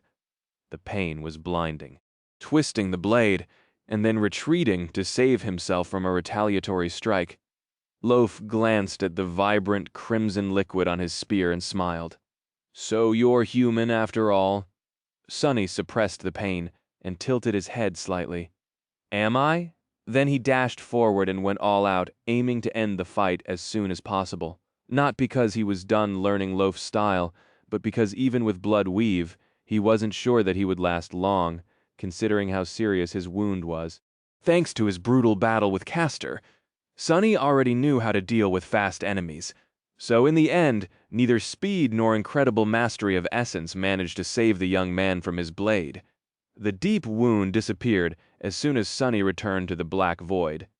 "Interesting. Very interesting. I have ways to go as far as controlling essence goes, it seems." The next duel could have been really tough, but ended up being only slightly torturous. His enemy this time was named Everane and possessed a powerful sorceress aspect centered around gravity manipulation. As soon as the fight started, it felt as though a mountain fell on his shoulders. Sonny was barely able to move, while his enemy masterfully weaved the effects of aspect abilities into an already swift and lethal combat technique, making for a truly deadly combination. Luckily, Sonny had Feather of Truth, which diminished the burden a little. More importantly, he had a rich experience dealing with the crushing, even though Everane was able to make him sweat by manipulating gravity with admirable ingenuity. He was victorious in the end.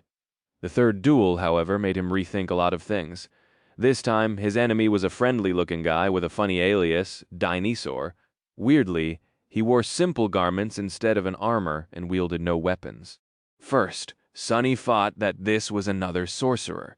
However, he couldn't have been more wrong. As soon as the voice of the dreamscape announced the start of the duel, his opponent changed. His muscles suddenly ballooned and shifted, ripping through the simple clothes. His skin glistened, becoming covered by metallic scales. His nails grew into terrifying talons, and his teeth turned into long, sharp fangs. Just a few moments. What faced Sonny was not a human, but a frightening hybrid creature that resembled a predatory humanoid lizard. A split second later, the creature was already upon him in a furious whirlwind of claws and teeth. However, while it looked like a nightmare creature and was as strong and fearsome as one, the hybrid fought with a measured technique of an experienced, cunning, battle-hardened brawler. The effect was nothing short of terrifying. The ability humans received after conquering the third nightmare and becoming transcendent was called a transformation ability, but not all transformation-type abilities were meant only for Saint. While extremely rare, some aspects manifested similar powers at earlier stages. Song Sation possessed an aspect like that as well. However, while Sonny knew that such awakened existed, this was his first time facing one in battle, and what a battle it was really worthy of being the penultimate spectacle of the whole tournament. It was also the first fight where Sonny felt that he really might lose. The enemy was just too strong, ferocious, and overbearing while also being skilled, intelligent, and subtle. Fighting him was like fighting a devil, or a demon, at least. In fact, while Sonny had no idea, this was what their duel was being called on the network, the Battle of Two Demons. And one of these demons was bound to fall, under the stunned gazes of numerous spectators. Both those in the dreamscape and those watching the broadcast on the screens of their communicators. Mongrel was pushed back by the rampaging monster, his dark Odachi sliding off the steel scales without leaving even a scratch on them. Nothing he did seemed to have an effect. But then something changed. At some point, the demonic swordsman dismissed his great blade and lunged into a violent, terrifyingly brutal hand-to-hand combat with the towering creature, using his fists, legs, and even the horns of his mask to attack the enemy.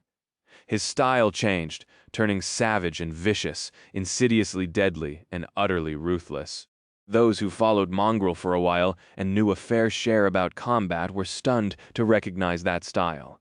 It was the same primal, devastating way of fighting the Barrow Wraiths had used during the recent gate disaster. So Mongrel was able to learn from Nightwear creatures as well. What a terrifying thought, The uncompromisingly cruel brawl lasted for a dreadfully long time. In the end, both fighters were bloodied and broken, their bodies battered, but their murderous wills as sharp and unshaken as ever. Mongrel's onyx armor had cracked in several places under the unrelenting assault of adamantine talons, but the hybrid's scales were also shattered and torn, his movements slowing down more and more, and then, unexpectedly, it was all over. Mongrel had caught his enemy into an armlock and then bent, straining with all his might. A loud crack could be heard in the deathly silence that had settled over the arena a while back, and the creature's neck suddenly twisted at an unnatural angle. At first, people couldn't believe their eyes. Only when the massive body of the hybrid reptile shuddered and then turned into a flood of white sparks did they open their eyes wide and started screaming with shock, joy, and admiration. Swaying lightly, Sonny looked at the disappearing torrent sparks and grinned. One more left. Gee, I wonder what I'll get this time. Sonny had received generous rewards for these 3 duels, well, for 2 of them at least. One was an ascended memory of the 2nd tier, which was an arrow. The second was an ascended shield of the 2nd tier. Both had pretty great enchantments, but he had no time to study them in detail. All he had determined was that the memories were good enough to not be fed to Saint. The 3rd reward, though, was a bitter disappointment. Would have been rather amazing, actually. For anyone else, 100 soul shards no less. In the waking world, this was a precious resource. Even lesser legacy clans would not scoff at that amount, but since Sonny couldn't claim it, he was left with nothing. Curses, his disappointment didn't last long, however. In the end, it didn't really matter. The real boon was the prizes those in 2nd and 1st place would receive, and Sonny had already cemented his position in the final duel. The winner and the runner-up were going to receive memories from Clan Valor's personal armory, and this was something every awakened desired, because the great clan was renowned not only for its knights, it was also famous for its forgers. Members of the Valor family often received aspects tied to forging and creation. Some of them could even create memories, tailor-made for destroying nightmare creatures and conquering the dangerous expanses of the dream realm. Sonny doubted that they would put something really unique as a prize for a public tournament, but anything from their vault was going to be precious. What's more, he had already enriched his mastery of shadow dance a lot. The last 3 duels especially had pushed him even closer to grasping its 2nd step. Now, he felt as though it was almost within his reach, so participating in the tournament was a pretty good idea after all. I should really thank Rain. No, wait, she doesn't know that I'm participating. Also, I'm not participating in the tournament. Mongrel is damn. Why is everything so convoluted? I should really rest for a bit.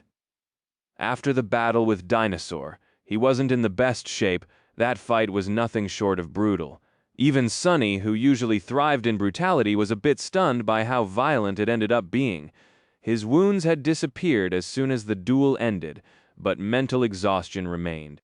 His essence was also really spent, since that was how the dreamscape functioned. Luckily, the organizers of the tournament were smart enough to not schedule the final fight anytime soon. First, there would be the duel for the 3rd and 4th place, as well as some entertainment. He had hours to rest and recuperate. With a tired sigh, Sonny left the dreamscape, climbed out of the pod, and went to make himself a tasty dinner. While eating, Sonny studied his opponent. This year, the final duel was going to be a bit unusual, because both challengers were not powerful newcomers who entered the dreamscape to win the tournament rewards, but habitual duelists. Well, if Mongrel could be considered one. He had heard about the woman he was going to face too, but not much. Her alias was Queen Bee, and she was almost as enigmatic as Sonny himself. Unlike other popular duelists, she didn't broadcast or promote her fights, preferring instead to remain anonymous and under the radar. It seemed as though she was only interested in dueling itself, and nothing else. From what he knew, Queen Bee had never lost a duel. She was an undefeated champion of the arenas. Why would someone that powerful hang out in an illusory game? He had no idea, but Sonny wasn't one to judge, since he was also wasting his time there despite having better things to do. He had his reasons, so maybe she did too. Or maybe it was just a fun hobby. In any case, the network was full of theories about who Queen Bee might be. There was even a rumor that she was not human at all, but instead an artificial construct created to keep the players from reaching the top spot and to remind them to always strive for greater mastery. Which was complete idiocy, of course, considering that Dreamscape was not capable of emulating actual intelligence. If it was, Awakened wouldn't waste time fighting each other and train against simulated nightmare creatures instead. But people believed what they wanted to believe, and people were also insane. What the hell? Sunny stared at the communicator with a weird expression. To no surprise whatsoever, Queen Bee had her own army of unreasonable fans, even though she didn't want any. And currently, that army was engaged in an all-out war with Mongrel's own unwanted horde of followers. The network was bursting with venom and vitriol, produced by both sides. Lord Mongrel? That loser? Patchouli! Come back when he's King Mongrel, you tasteless dimwits! You fool! Mongrel never claimed to be a lord, and he would not want to be a king! Mongrel is one of us common people. Want to follow a tyrannical monarch? Do it privately, you sheep? Who are you calling sheep, you sheep? That shady mongrel guy has literal horns, so think before you bleat, guys. Can we all calm down? Why are we arguing? Isn't it obvious that Mongrel is Queen Bee? They're the same person. There won't be a duel. That guy is insane. Mongrel can't compare to our noble queen's left pinky. That guy is whack. That pathetic wannabe princess can't compare to Honorable Lord Mongrel. Ridiculous. Well, at least we can agree that the previous commenter is an idiot after a while turned away. Humanity is a mistake. Maybe it's time to give someone else a chance. I hear mushrooms are a pretty neat species. Turning off the communicator, Sunny concentrated on devouring his food, even though all that nonsense had almost killed his appetite.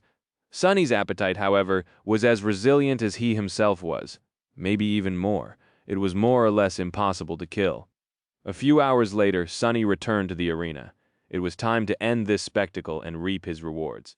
However, first, he had to defeat the strongest opponent yet. It's gonna be fine. I'll get a sweet memory either way. But winning would be much better. As soon as he appeared, the crowd cheered. Chapter 543. Finale. Hearing the thunderous cheer, Sunny almost flinched. The last duel of the tournament was different from all the rest. The courtyard had changed slightly, somehow becoming even more magnificent. The grandstands were extended, with dozens of thousands of spectators crowding the stone seats. Their cheers blended into a deafening, excited roar that rose and fell rhythmically, like the sound of a turbulent sea. Rose petals were raining from above, covering the arena in a beautiful carpet. No matter how cynical Sunny wanted to be about the whole thing, it was hard not to feel his blood boil at this scene. He turned his head slightly, taking in the sight of the chanting crowd.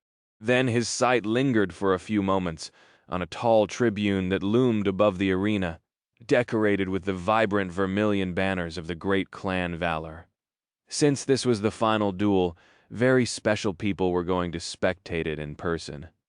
Sunny easily recognized the creator of the dreamscape, who was dressed in ridiculously colorful silken robes and looked like a parrot that had taken a bath in a tub of face powder. He still couldn't believe that this gaudy clown was an actual saint. The person near him had to be the representative of Valor, then. Sunny couldn't see much, and just noted that it was a young woman with dark wavy hair and alabaster skin. She wore an intricate suit of lusterless black armor and a red cape, which was the same color as the banner of her clan. Her sharp and austere appearance was in stark contrast with the saint of Dreamscape. The tribune was too far away to see any details, but Sunny wasn't inclined to stare at a legacy from a great clan anyway. He was already uncomfortable knowing that she would be observing him fight. On the other hand, I better put up a good show. Who knows, maybe if that girl likes it, I'll receive an extra good memory. Throwing these thoughts out of his mind, Sunny finally lowered his gaze and studied his opponent. Since Sunny knew some of the best fighters of his generation, he had entertained the idea that he might have met the formidable Queen Bee outside of the dreamscape already. But no, she didn't seem familiar. The famous duelist was seemingly in her 30s, and even though the lower half of her face was hidden behind an elegant half-mask, he was sure that he had never seen her before. She stood calmly in the center of the arena, as if not affected by the cheering crowd and the esteemed guests in the audience at all. From just one glance, Sunny knew that he was looking at a combat master. Everything about the regal woman spoke of skill, grace, and resolve. She wore a light metal armor and wielded a slender estoc, its blade long and sharp. There was a strange serenity about her that somehow seemed simultaneously alien and familiar clarity. This is the same vibe Neff sometimes gave off. Indeed, it was the same type of clarity that Nephis and Sunny himself possessed. But while Changing Star was sharp and inevitable like a striking sword, Queen Bee was not. On the contrary, she seemed deceptively placid. What a weird contradiction. The woman studied him too, allowing Sunny to look her in the eyes. They weren't blue, gray, green, or even purple, and instead seemed to shift from one color to another, as if reflecting her mood. The strangest thing about them, though, was that those weren't the eyes of a killer.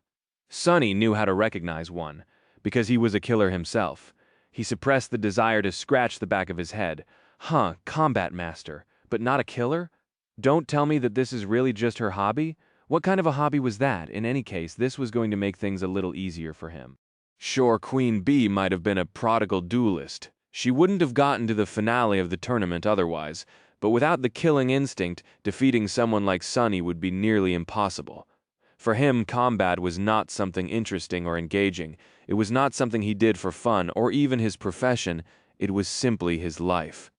God of War was not called the God of Life for nothing. Life was a constant, brutal struggle, and Sunny knew it better than most. That was why he was such a vicious and cruel fighter, never missing out on the tiniest chance to destroy his enemy.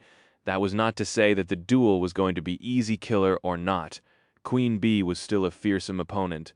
With a sigh, he summoned the black odachi, put its blade on his shoulder, and walked forward.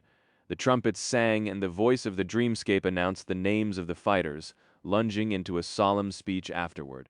Sunny didn't listen to it, and simply approached the middle of the arena, then hesitated and performed a small, awkward bow toward the graceful woman. He wasn't a courteous person, but in this situation, bowing seemed somehow appropriate. Queen Bee looked at him calmly and nodded lightly. Then she raised her estoc into position. This is going to be tricky. He sighed, gripped the hilt of the soul serpent, and lunged into a lightning-fast attack. What was the point of wasting time? Sunny was trying to overwhelm his opponent in one fell swoop, but of course, he failed. The long blade of the slender estoc flew with incredible speed, preventing him from approaching Queen Bee to deliver even a single strike. For a few seconds, nothing but the ringing of steel could be heard above the arena. Even the audience grew quiet, looking at the incredible fight with bated breath. Unlike the previous duels, there was nothing flashy or particularly spectacular about this one. It wasn't as brutal as the battle between mongrel and fearsome shapeshifter dinosaur, nor was as strange and exciting as his fight against the gravity sorcerer Everain. There were no fascinating aspect abilities flying around, and instead, it was all about skill, steel, and technique. However, people who knew even a little bit about combat couldn't take their eyes off the intense confrontation. Every strike, every block, every step the fighters took was full of flawless precision, insight, and clear resolve. This was a battle of two masters, and thus it was much more thrilling and breathtaking than anything else they had seen in this tournament. Sunny, however, was having much less fun than the audience. In fact, he wasn't having any. What the hell? What is going on? Chapter 544, Glory to the Victor. Something was very, very wrong with this duel. He had noticed it almost instantly, but couldn't do anything to prevent the whole fight from going sideways. In fact, although it seemed as though he was holding his own and even advancing on the regal queen, Sunny was actually scrambling to save his life every second. This woman was just too weird. There was something wrong with her shadow. Not the harrowing, unnatural kind of wrong that he had felt before in the dream realm, but a very mundane kind of wrong, which nevertheless threw him for a loop. It was as though there was a slight disconnect between how the shadow moved and how the woman casting it moved. More than that, although Sunny watched Queen Bee's movements and footwork carefully to predict her next attacks and react to them each time, he was ending up being slightly mistaken. Even if he misplaced his sword by a centimeter, it was already enough to mess up the whole cadence of the fight and allow his enemy to bypass his defenses. How is she doing this? He had to find the answer very soon, because every second that passed could potentially lead to his loss. Sunny tried to deflect an incoming thrust, but missed by a few millimeters once again. As the result, the swift estoc slid past the blade of the soul serpent and stung him in the chest, sending a tremor running through his entire body. The mantle of the underworld protected him, but Sunny wasn't deceived. Queen Bee was just measuring him, learning his patterns just like he was learning hers. When she achieved a sufficient level of understanding, the next attack would pierce his neck instead of ricocheting off his armor. Like hell, gritting his teeth, he suddenly changed his style, summoning the domineering technique of Dar of the Maharana clan and applying it to the Odachi. He was already losing to the slender estoc in speed, so turning the soul serpent into a heavy great mace was not the best choice. So Sunny just made adjustments to the battle style on the fly. But just as he shifted to another style, Queen Bee did the same, suddenly transforming her technique into a completely new one. Damn. They continued to fight, moving swiftly across the arena as their swords clashed against each other. Sunny was still at a disadvantage, which was only growing larger and larger as the seconds passed. Both fighters were proficient in various styles and could switch from one to another almost instantly, which made the duel especially thrilling. The audience was going crazy. Sunny was going crazy too, but for an entirely different reason. Facing an enemy like this was a golden opportunity to enhance his comprehension of the shadow dance. But to do that, he first had to understand what exactly Queen Bee was doing. Why was her shadow behaving so strangely? Why was he always mistaken when judging the precise placement of her attacks? At some point, Sunny almost slid on the damn rose petals that littered the arena and only barely managed to keep his balance, dodging the tip of the estoc at the last second. Curses! Damned things! Whose bright idea was it to fill the damned arena with trash? In fact, it was a miracle that neither of the two duelists had suffered from this treacherous footing already. A miracle? Wait, a miracle? Dodging another lethal strike, he shifted from balanced technique to defense and glanced at Queen Bee's feet again. From start to finish, she had not been bothered by the rose petals once, and now that he paid attention to it, his eyes widened. Am I seeing things? No, he wasn't. Not only did his graceful opponent avoid losing her footing on the slippery petals, but none of them were also crushed under her armored boots. It was almost as if she was always hovering a few millimeters above the ground, without actually touching it. No, not almost. That was exactly what was happening. Such a small difference was very hard to notice, but it explained why the angle of how Queen Bee's shadow hit the ground was ever so slightly wrong, and why Sunny was always misjudging her attacks a tiny bit. A few millimeters was a very minuscule amount, but in a battle as precise and calculated as theirs, it made for a huge difference. Hell, was he right? There was only one way to find out. Sunny continued to fight for a few seconds, thinking carefully. He didn't correct his mistake, knowing that giving away his new understanding of Queen Bee's aspect, ability, if it was an ability, would be a wrong move. Instead, he had to construct a trap and end the fight with it. But trapping someone as skilled and talented as his current opponent was not easy. In fact, deceiving someone who had clarity was a very tall task. Luckily, Sunny was a skilled fighter himself. But better yet, he was an even more talented deceiver. So, he continued to pretend and prepare his ambush, all the while greedily absorbing his enemy's technique. Now that he knew the secret, he could see it much more clearly. At some point in the duel, Mongrel seemed to finally make a mistake. He once again misjudged Queen Bee's intention and threw his blade too low, allowing the estoc to slide above it and flash toward his throat. However, it never hit its mark.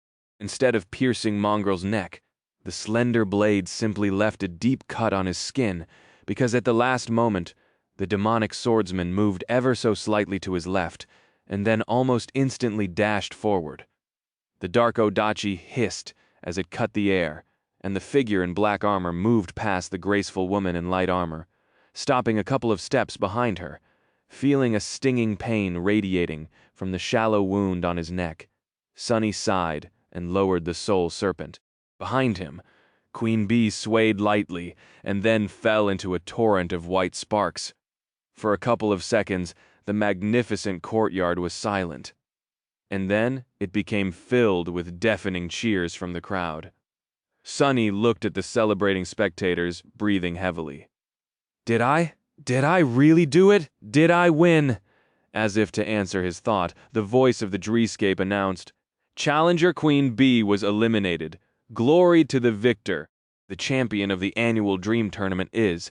However, the pleasant voice was drowned by the chanting of the crowd. Mongrel, mongrel, mongrel. Chapter 545.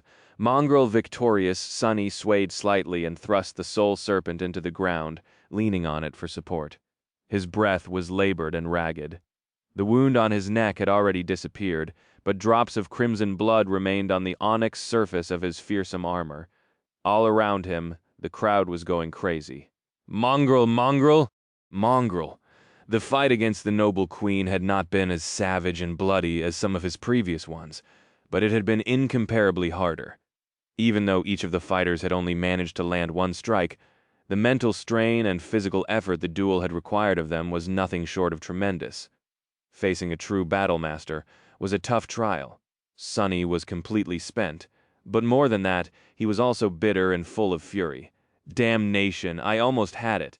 Not paying the crowd any attention. He closed his eyes and tried to concentrate on the dissipating sensation he had felt during the last seconds of the intense battle against the undefeated champion of the dreamscape. During their fight, after grasping the secret of the elusive queen, he had come close to making a breakthrough in his mastery of the shadow dance. It had been so close that Sunny could practically see it, but in the end, he failed to make the last step. There was an invisible obstacle in his way that had pushed him back, one that he didn't know how to overcome. Something was still missing. All the styles he had absorbed created a vast and solid foundation, but it was not enough. At this point, he knew that the problem was not quantity. He had already done the groundwork. Then what? What did he need to do to bring this stage of shadow dance to completion, find a unifying element, face even more formidable opponents? Sunny didn't know, which made him extremely frustrated.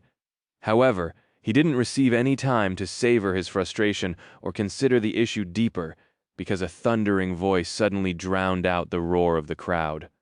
Up on the central tribune, the saint of the dreamscape had risen from their seat and was now looking down with a brilliant smile, already in the middle of an excited speech. Right, I won. I'm about to receive my reward. Sunny grinned behind the mask and straightened, lifting the odachi and putting it back on his shoulder. The reward wasn't this why he had entered the tournament in the first place, and now it was finally time to reap it. The saint was going on and on, showering Sunny with praise. Glory, marvelous duty of the awakened, true warrior bravery, courage, future of humanity. Gods, can you just get to the point? Sunny didn't care about all that nonsense. He just wanted to receive his prize and disappear. However, he had to stand in the middle of the arena, like the world's most fearsome scarecrow, and endure the endless barrage of flowery words flying out of the grandiloquent saint's mouth for a while. This guy, woman? This person really likes the sound of their voice, huh? At least it gave him a chance to recover, after something that felt like an eternity. The saint was finally finished with their long speech and gestured at the representative of valor. Personally, reward the winner. As the crowd applauded, the young woman in black armor stood up and approached the parapet of the tribune, then smiled at the audience and looked down at Sunny. Suddenly he felt a small shiver run down his spine. The young woman was smiling in a friendly manner, but her eyes were as cold as the sharpest of swords. They were also of a strange, vibrant color, bright red, the same as her full lips and vermilion cape. With her alabaster skin and raven black hair, she looked both beautiful and daunting, like a lethal blade. The pressure she exerted could be felt even from where Sunny stood. A master, the young woman spoke, her raspy voice easily reaching all across the arena. It sounded friendly enough, as well as strangely familiar for some reason. I'm Ascended Morgan of Clan Valor. Congratulations, warrior. Ah, what a splendid duel it was. You truly are a worthy winner. Sunny stared at her for a moment, then bowed his head slightly, expressing his respect pretending to, smiling in response. Morgan of Valor continued, and you are truly worthy of wielding a memory forged by the smiths of the great clan Valor. In fact, your remarkable skill brought me so much joy that I have decided to gift you one of my personal armaments. Jackpot. The thing Sonny had hoped would happen did indeed happen. Ascended Morgan seemed to be in a very good mood. Whatever it was that a master of one of the great clans had in her arsenal was bound to be good. The young woman waited for the excited cheers of the crowd to quiet down and looked at him with a curious smile. "Tell me, what do you wish to receive a weapon?" "Yes, a weapon would be great." Sonny started to smile, but then suddenly his eyes widened. "Crap!" And before he could think of a crafty lie, the flaw forced an answer out of his mouth. "No, crap, crap, crap, curse it!" Morgan of Valor tilted her head a little. "A suit of armor, then, or maybe a powerful charm?" "Yes, yes, both would be good," Sonny gritted his teeth, but the result was inevitable. He had no choice but to answer in a hollow voice. "Neither." The young woman laughed. "Really? Maybe you want to receive an echo, then?" "Oh, no." Mongrel remained silent for several seconds and then answered, "I do not." Sonny was on the verge of shedding bloody tears. How had it all gone so wrong, so fast? Master Morgan studied him for a bit, then leaned on the parapet and asked in an amused voice, "Really? What do you want, then?" Sonny panicked. He obviously wanted to receive one of the rewards she had mentioned, but the situation, and get at least something out of this disaster. Suddenly, a crazy idea appeared in his mind. And then, in front of countless thousands of people, Mongrel said something shocking. "You, Ascended Morgan, I want to duel you." Chapter 546, Morgan of Valor. A stunned silence settled over the resplendent arena. A sea of spectators was staring at Sonny with wide eyes, not sure if they had heard it right. Even the saint seemed shocked and uncertain about what to do. Surely Mongrel had not just challenged a master of the great clan Valor to a fight. In that silence, a bright laughter suddenly rang, rolling over the vast courtyard. It was Morgan. She was laughing with a delighted expression on her face, her striking vermilion eyes full of mirth and amusement. A few moments later, she looked down and asked, her raspy voice relaxed and steady, "Oh, really, you want to fight me?" Sonny stared at her from below and nodded. Yes, but of course he didn't. He might have been a little bit crazy, but not nearly crazy enough to wish to fight an Ascended serving one of the sovereigns. Hell, that Morgan girl could have been Anvil's own daughter. For all Sonny knew, however, the fact that he would rather avoid such a confrontation didn't mean that fighting Morgan would be of no benefit to him. In fact, Sonny felt that it could push him to finally mastering the second step of shadow dance. A member of a great clan had to have a lot to teach him. Plus, who knows? If I win, she might give me the reward anyway. Anything else would just look petty, so even if Sonny was against the idea, it was the best bad idea he had managed to come up with. As for how he was supposed to win against a master, that depended on Morgan herself. If Sonny was right, she would not unleash her full power on him, be it out of pride, a sense of fairness, or simply to save face. The young woman, meanwhile, was still looking at him from above. Her scarlet lips were curved into a slight smile. Such an audacious wish. She leaned back, and in the next moment, the crowd gasped.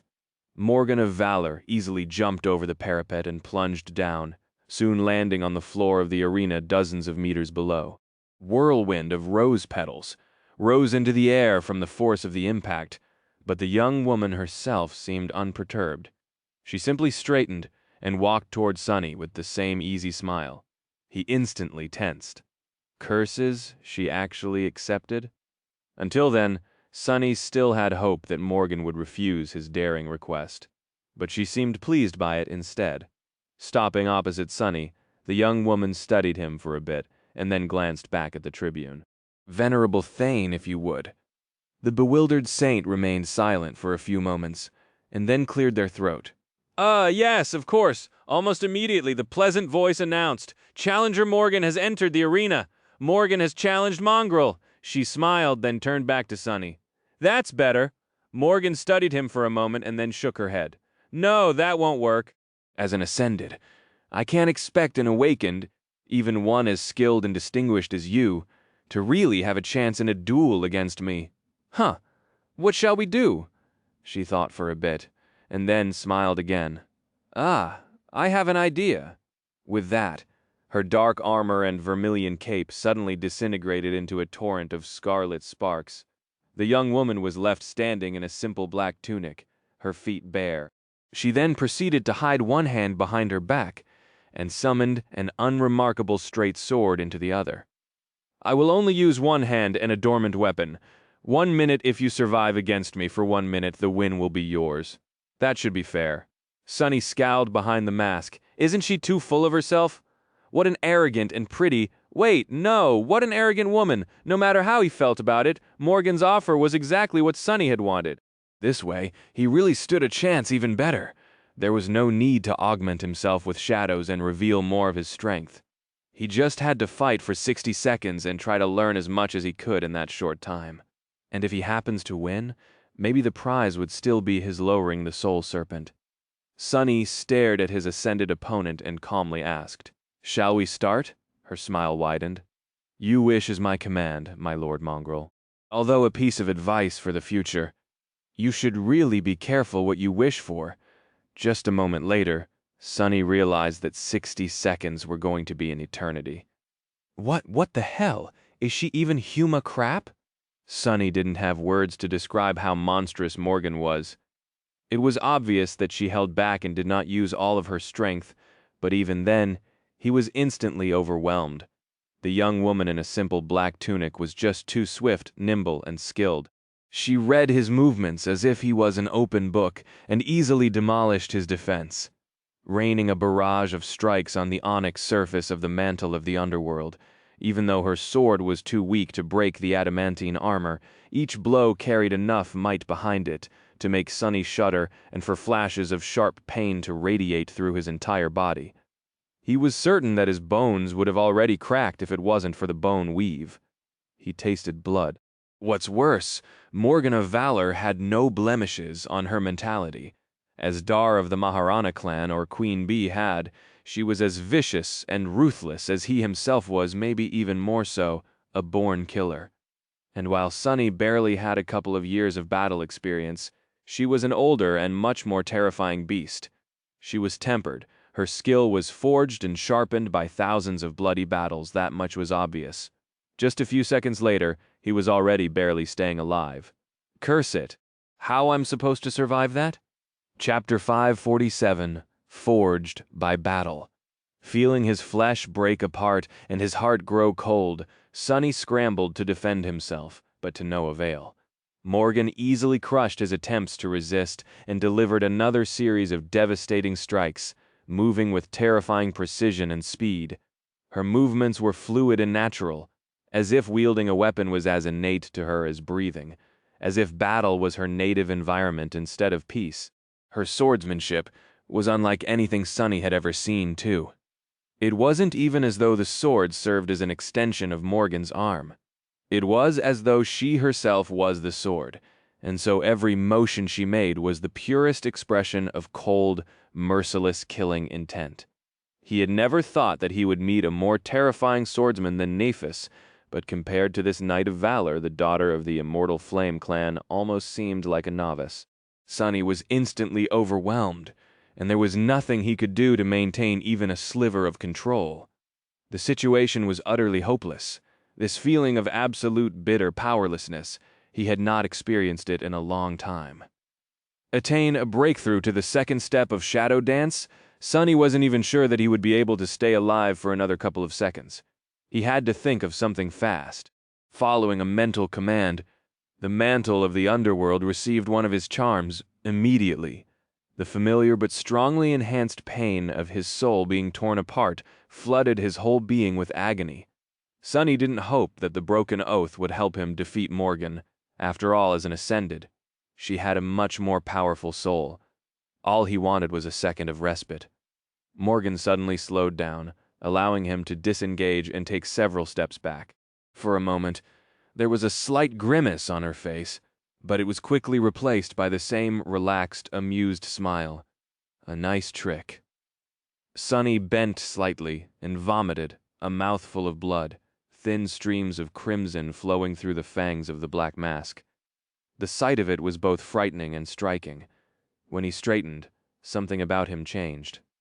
Well, of course it did. He had commanded two shadows resting on the autumn, lead to wrap themselves around his body, after all. Instantly, his strength, speed, and resilience tripled.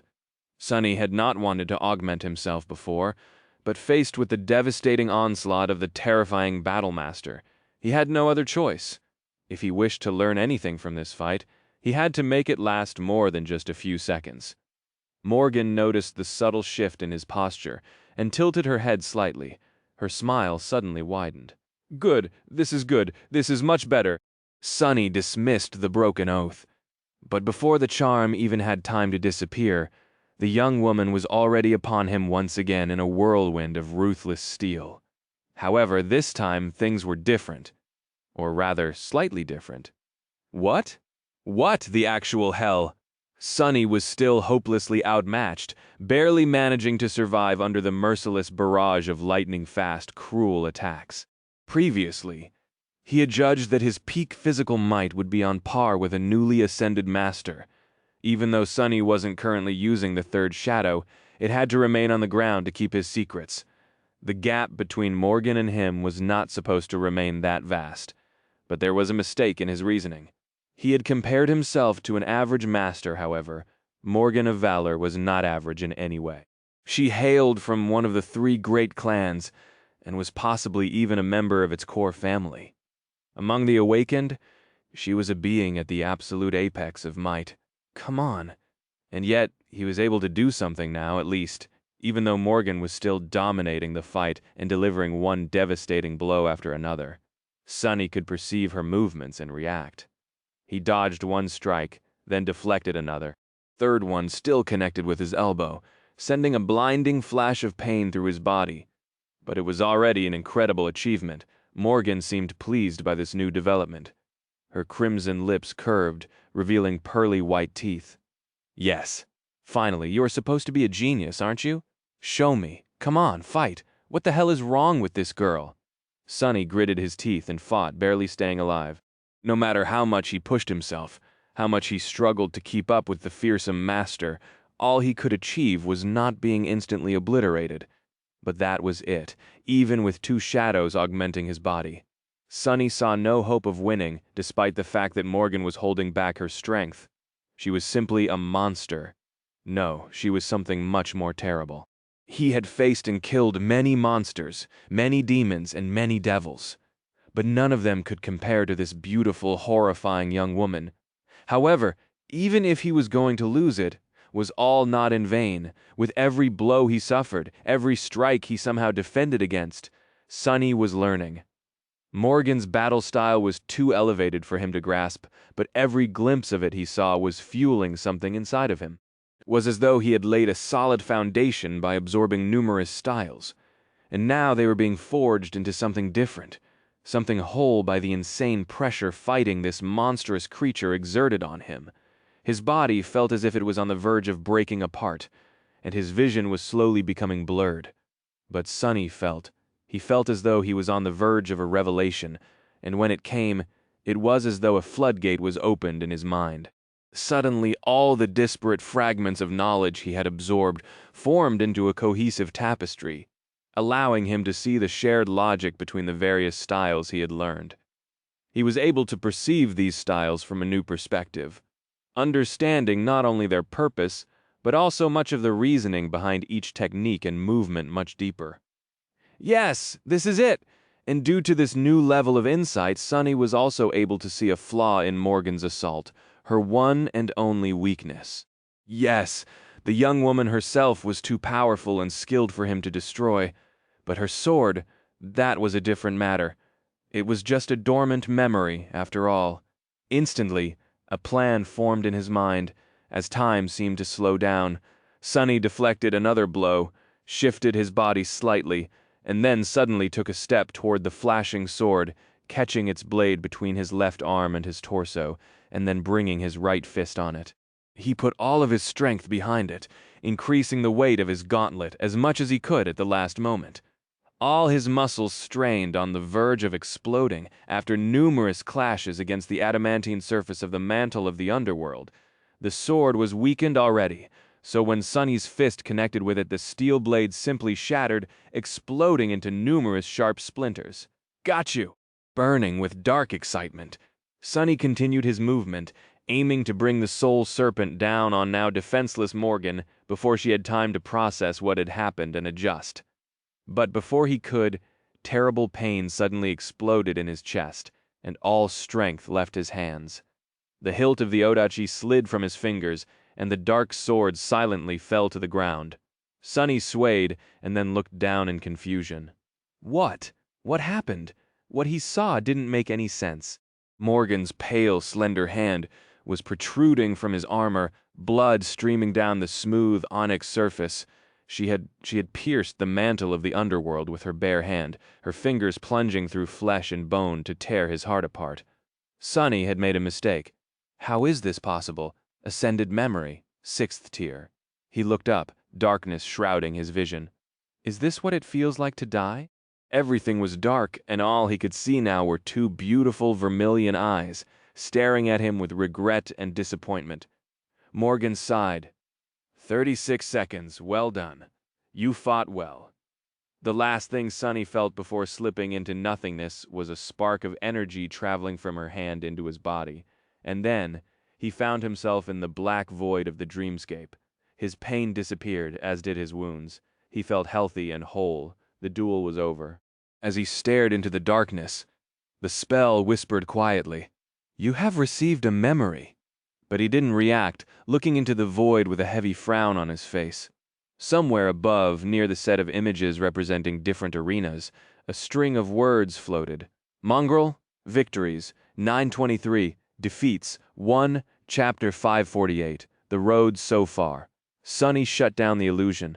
The underground dojo was silent and submerged in darkness, almost like the lightless expanse of his soul. Crawling out of the dreamscape pod, he glanced at it and then walked to the middle of the hall. There he sat down on the cold ceramic plates of the floor, crossed his legs and closed his eyes. Back in the illusory world created by the will of an eccentric saint. The tournament was coming to an end. There were spectacles, festivities, and accolades being given to the winners. But he didn't care. He didn't care about the legend of Mongrel either. Sunny had no doubt that his inexplicable refusal of the final reward and daring challenge had created quite a stir. Were people praising Mongrel for his resolve and ambition, or mocking his defeat and calling him a fool? In any case, the network must have been boiling right now. Sunny couldn't be bothered to check. He had much more important concerns. There was the final reward he had received, given to him by Morgan of Valor, despite his failure, as well as previous rewards he had no time to study well, and there was Shadow Dance.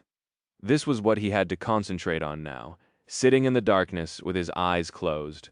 Sunny thought back to the revelation he had received during the battle with the monstrous master and started to slowly digest it. He had the key. Now all that remained was to absorb it, turn it from a fleeting feeling into an inseparable part of his mind, body, and soul. That was going to take some time.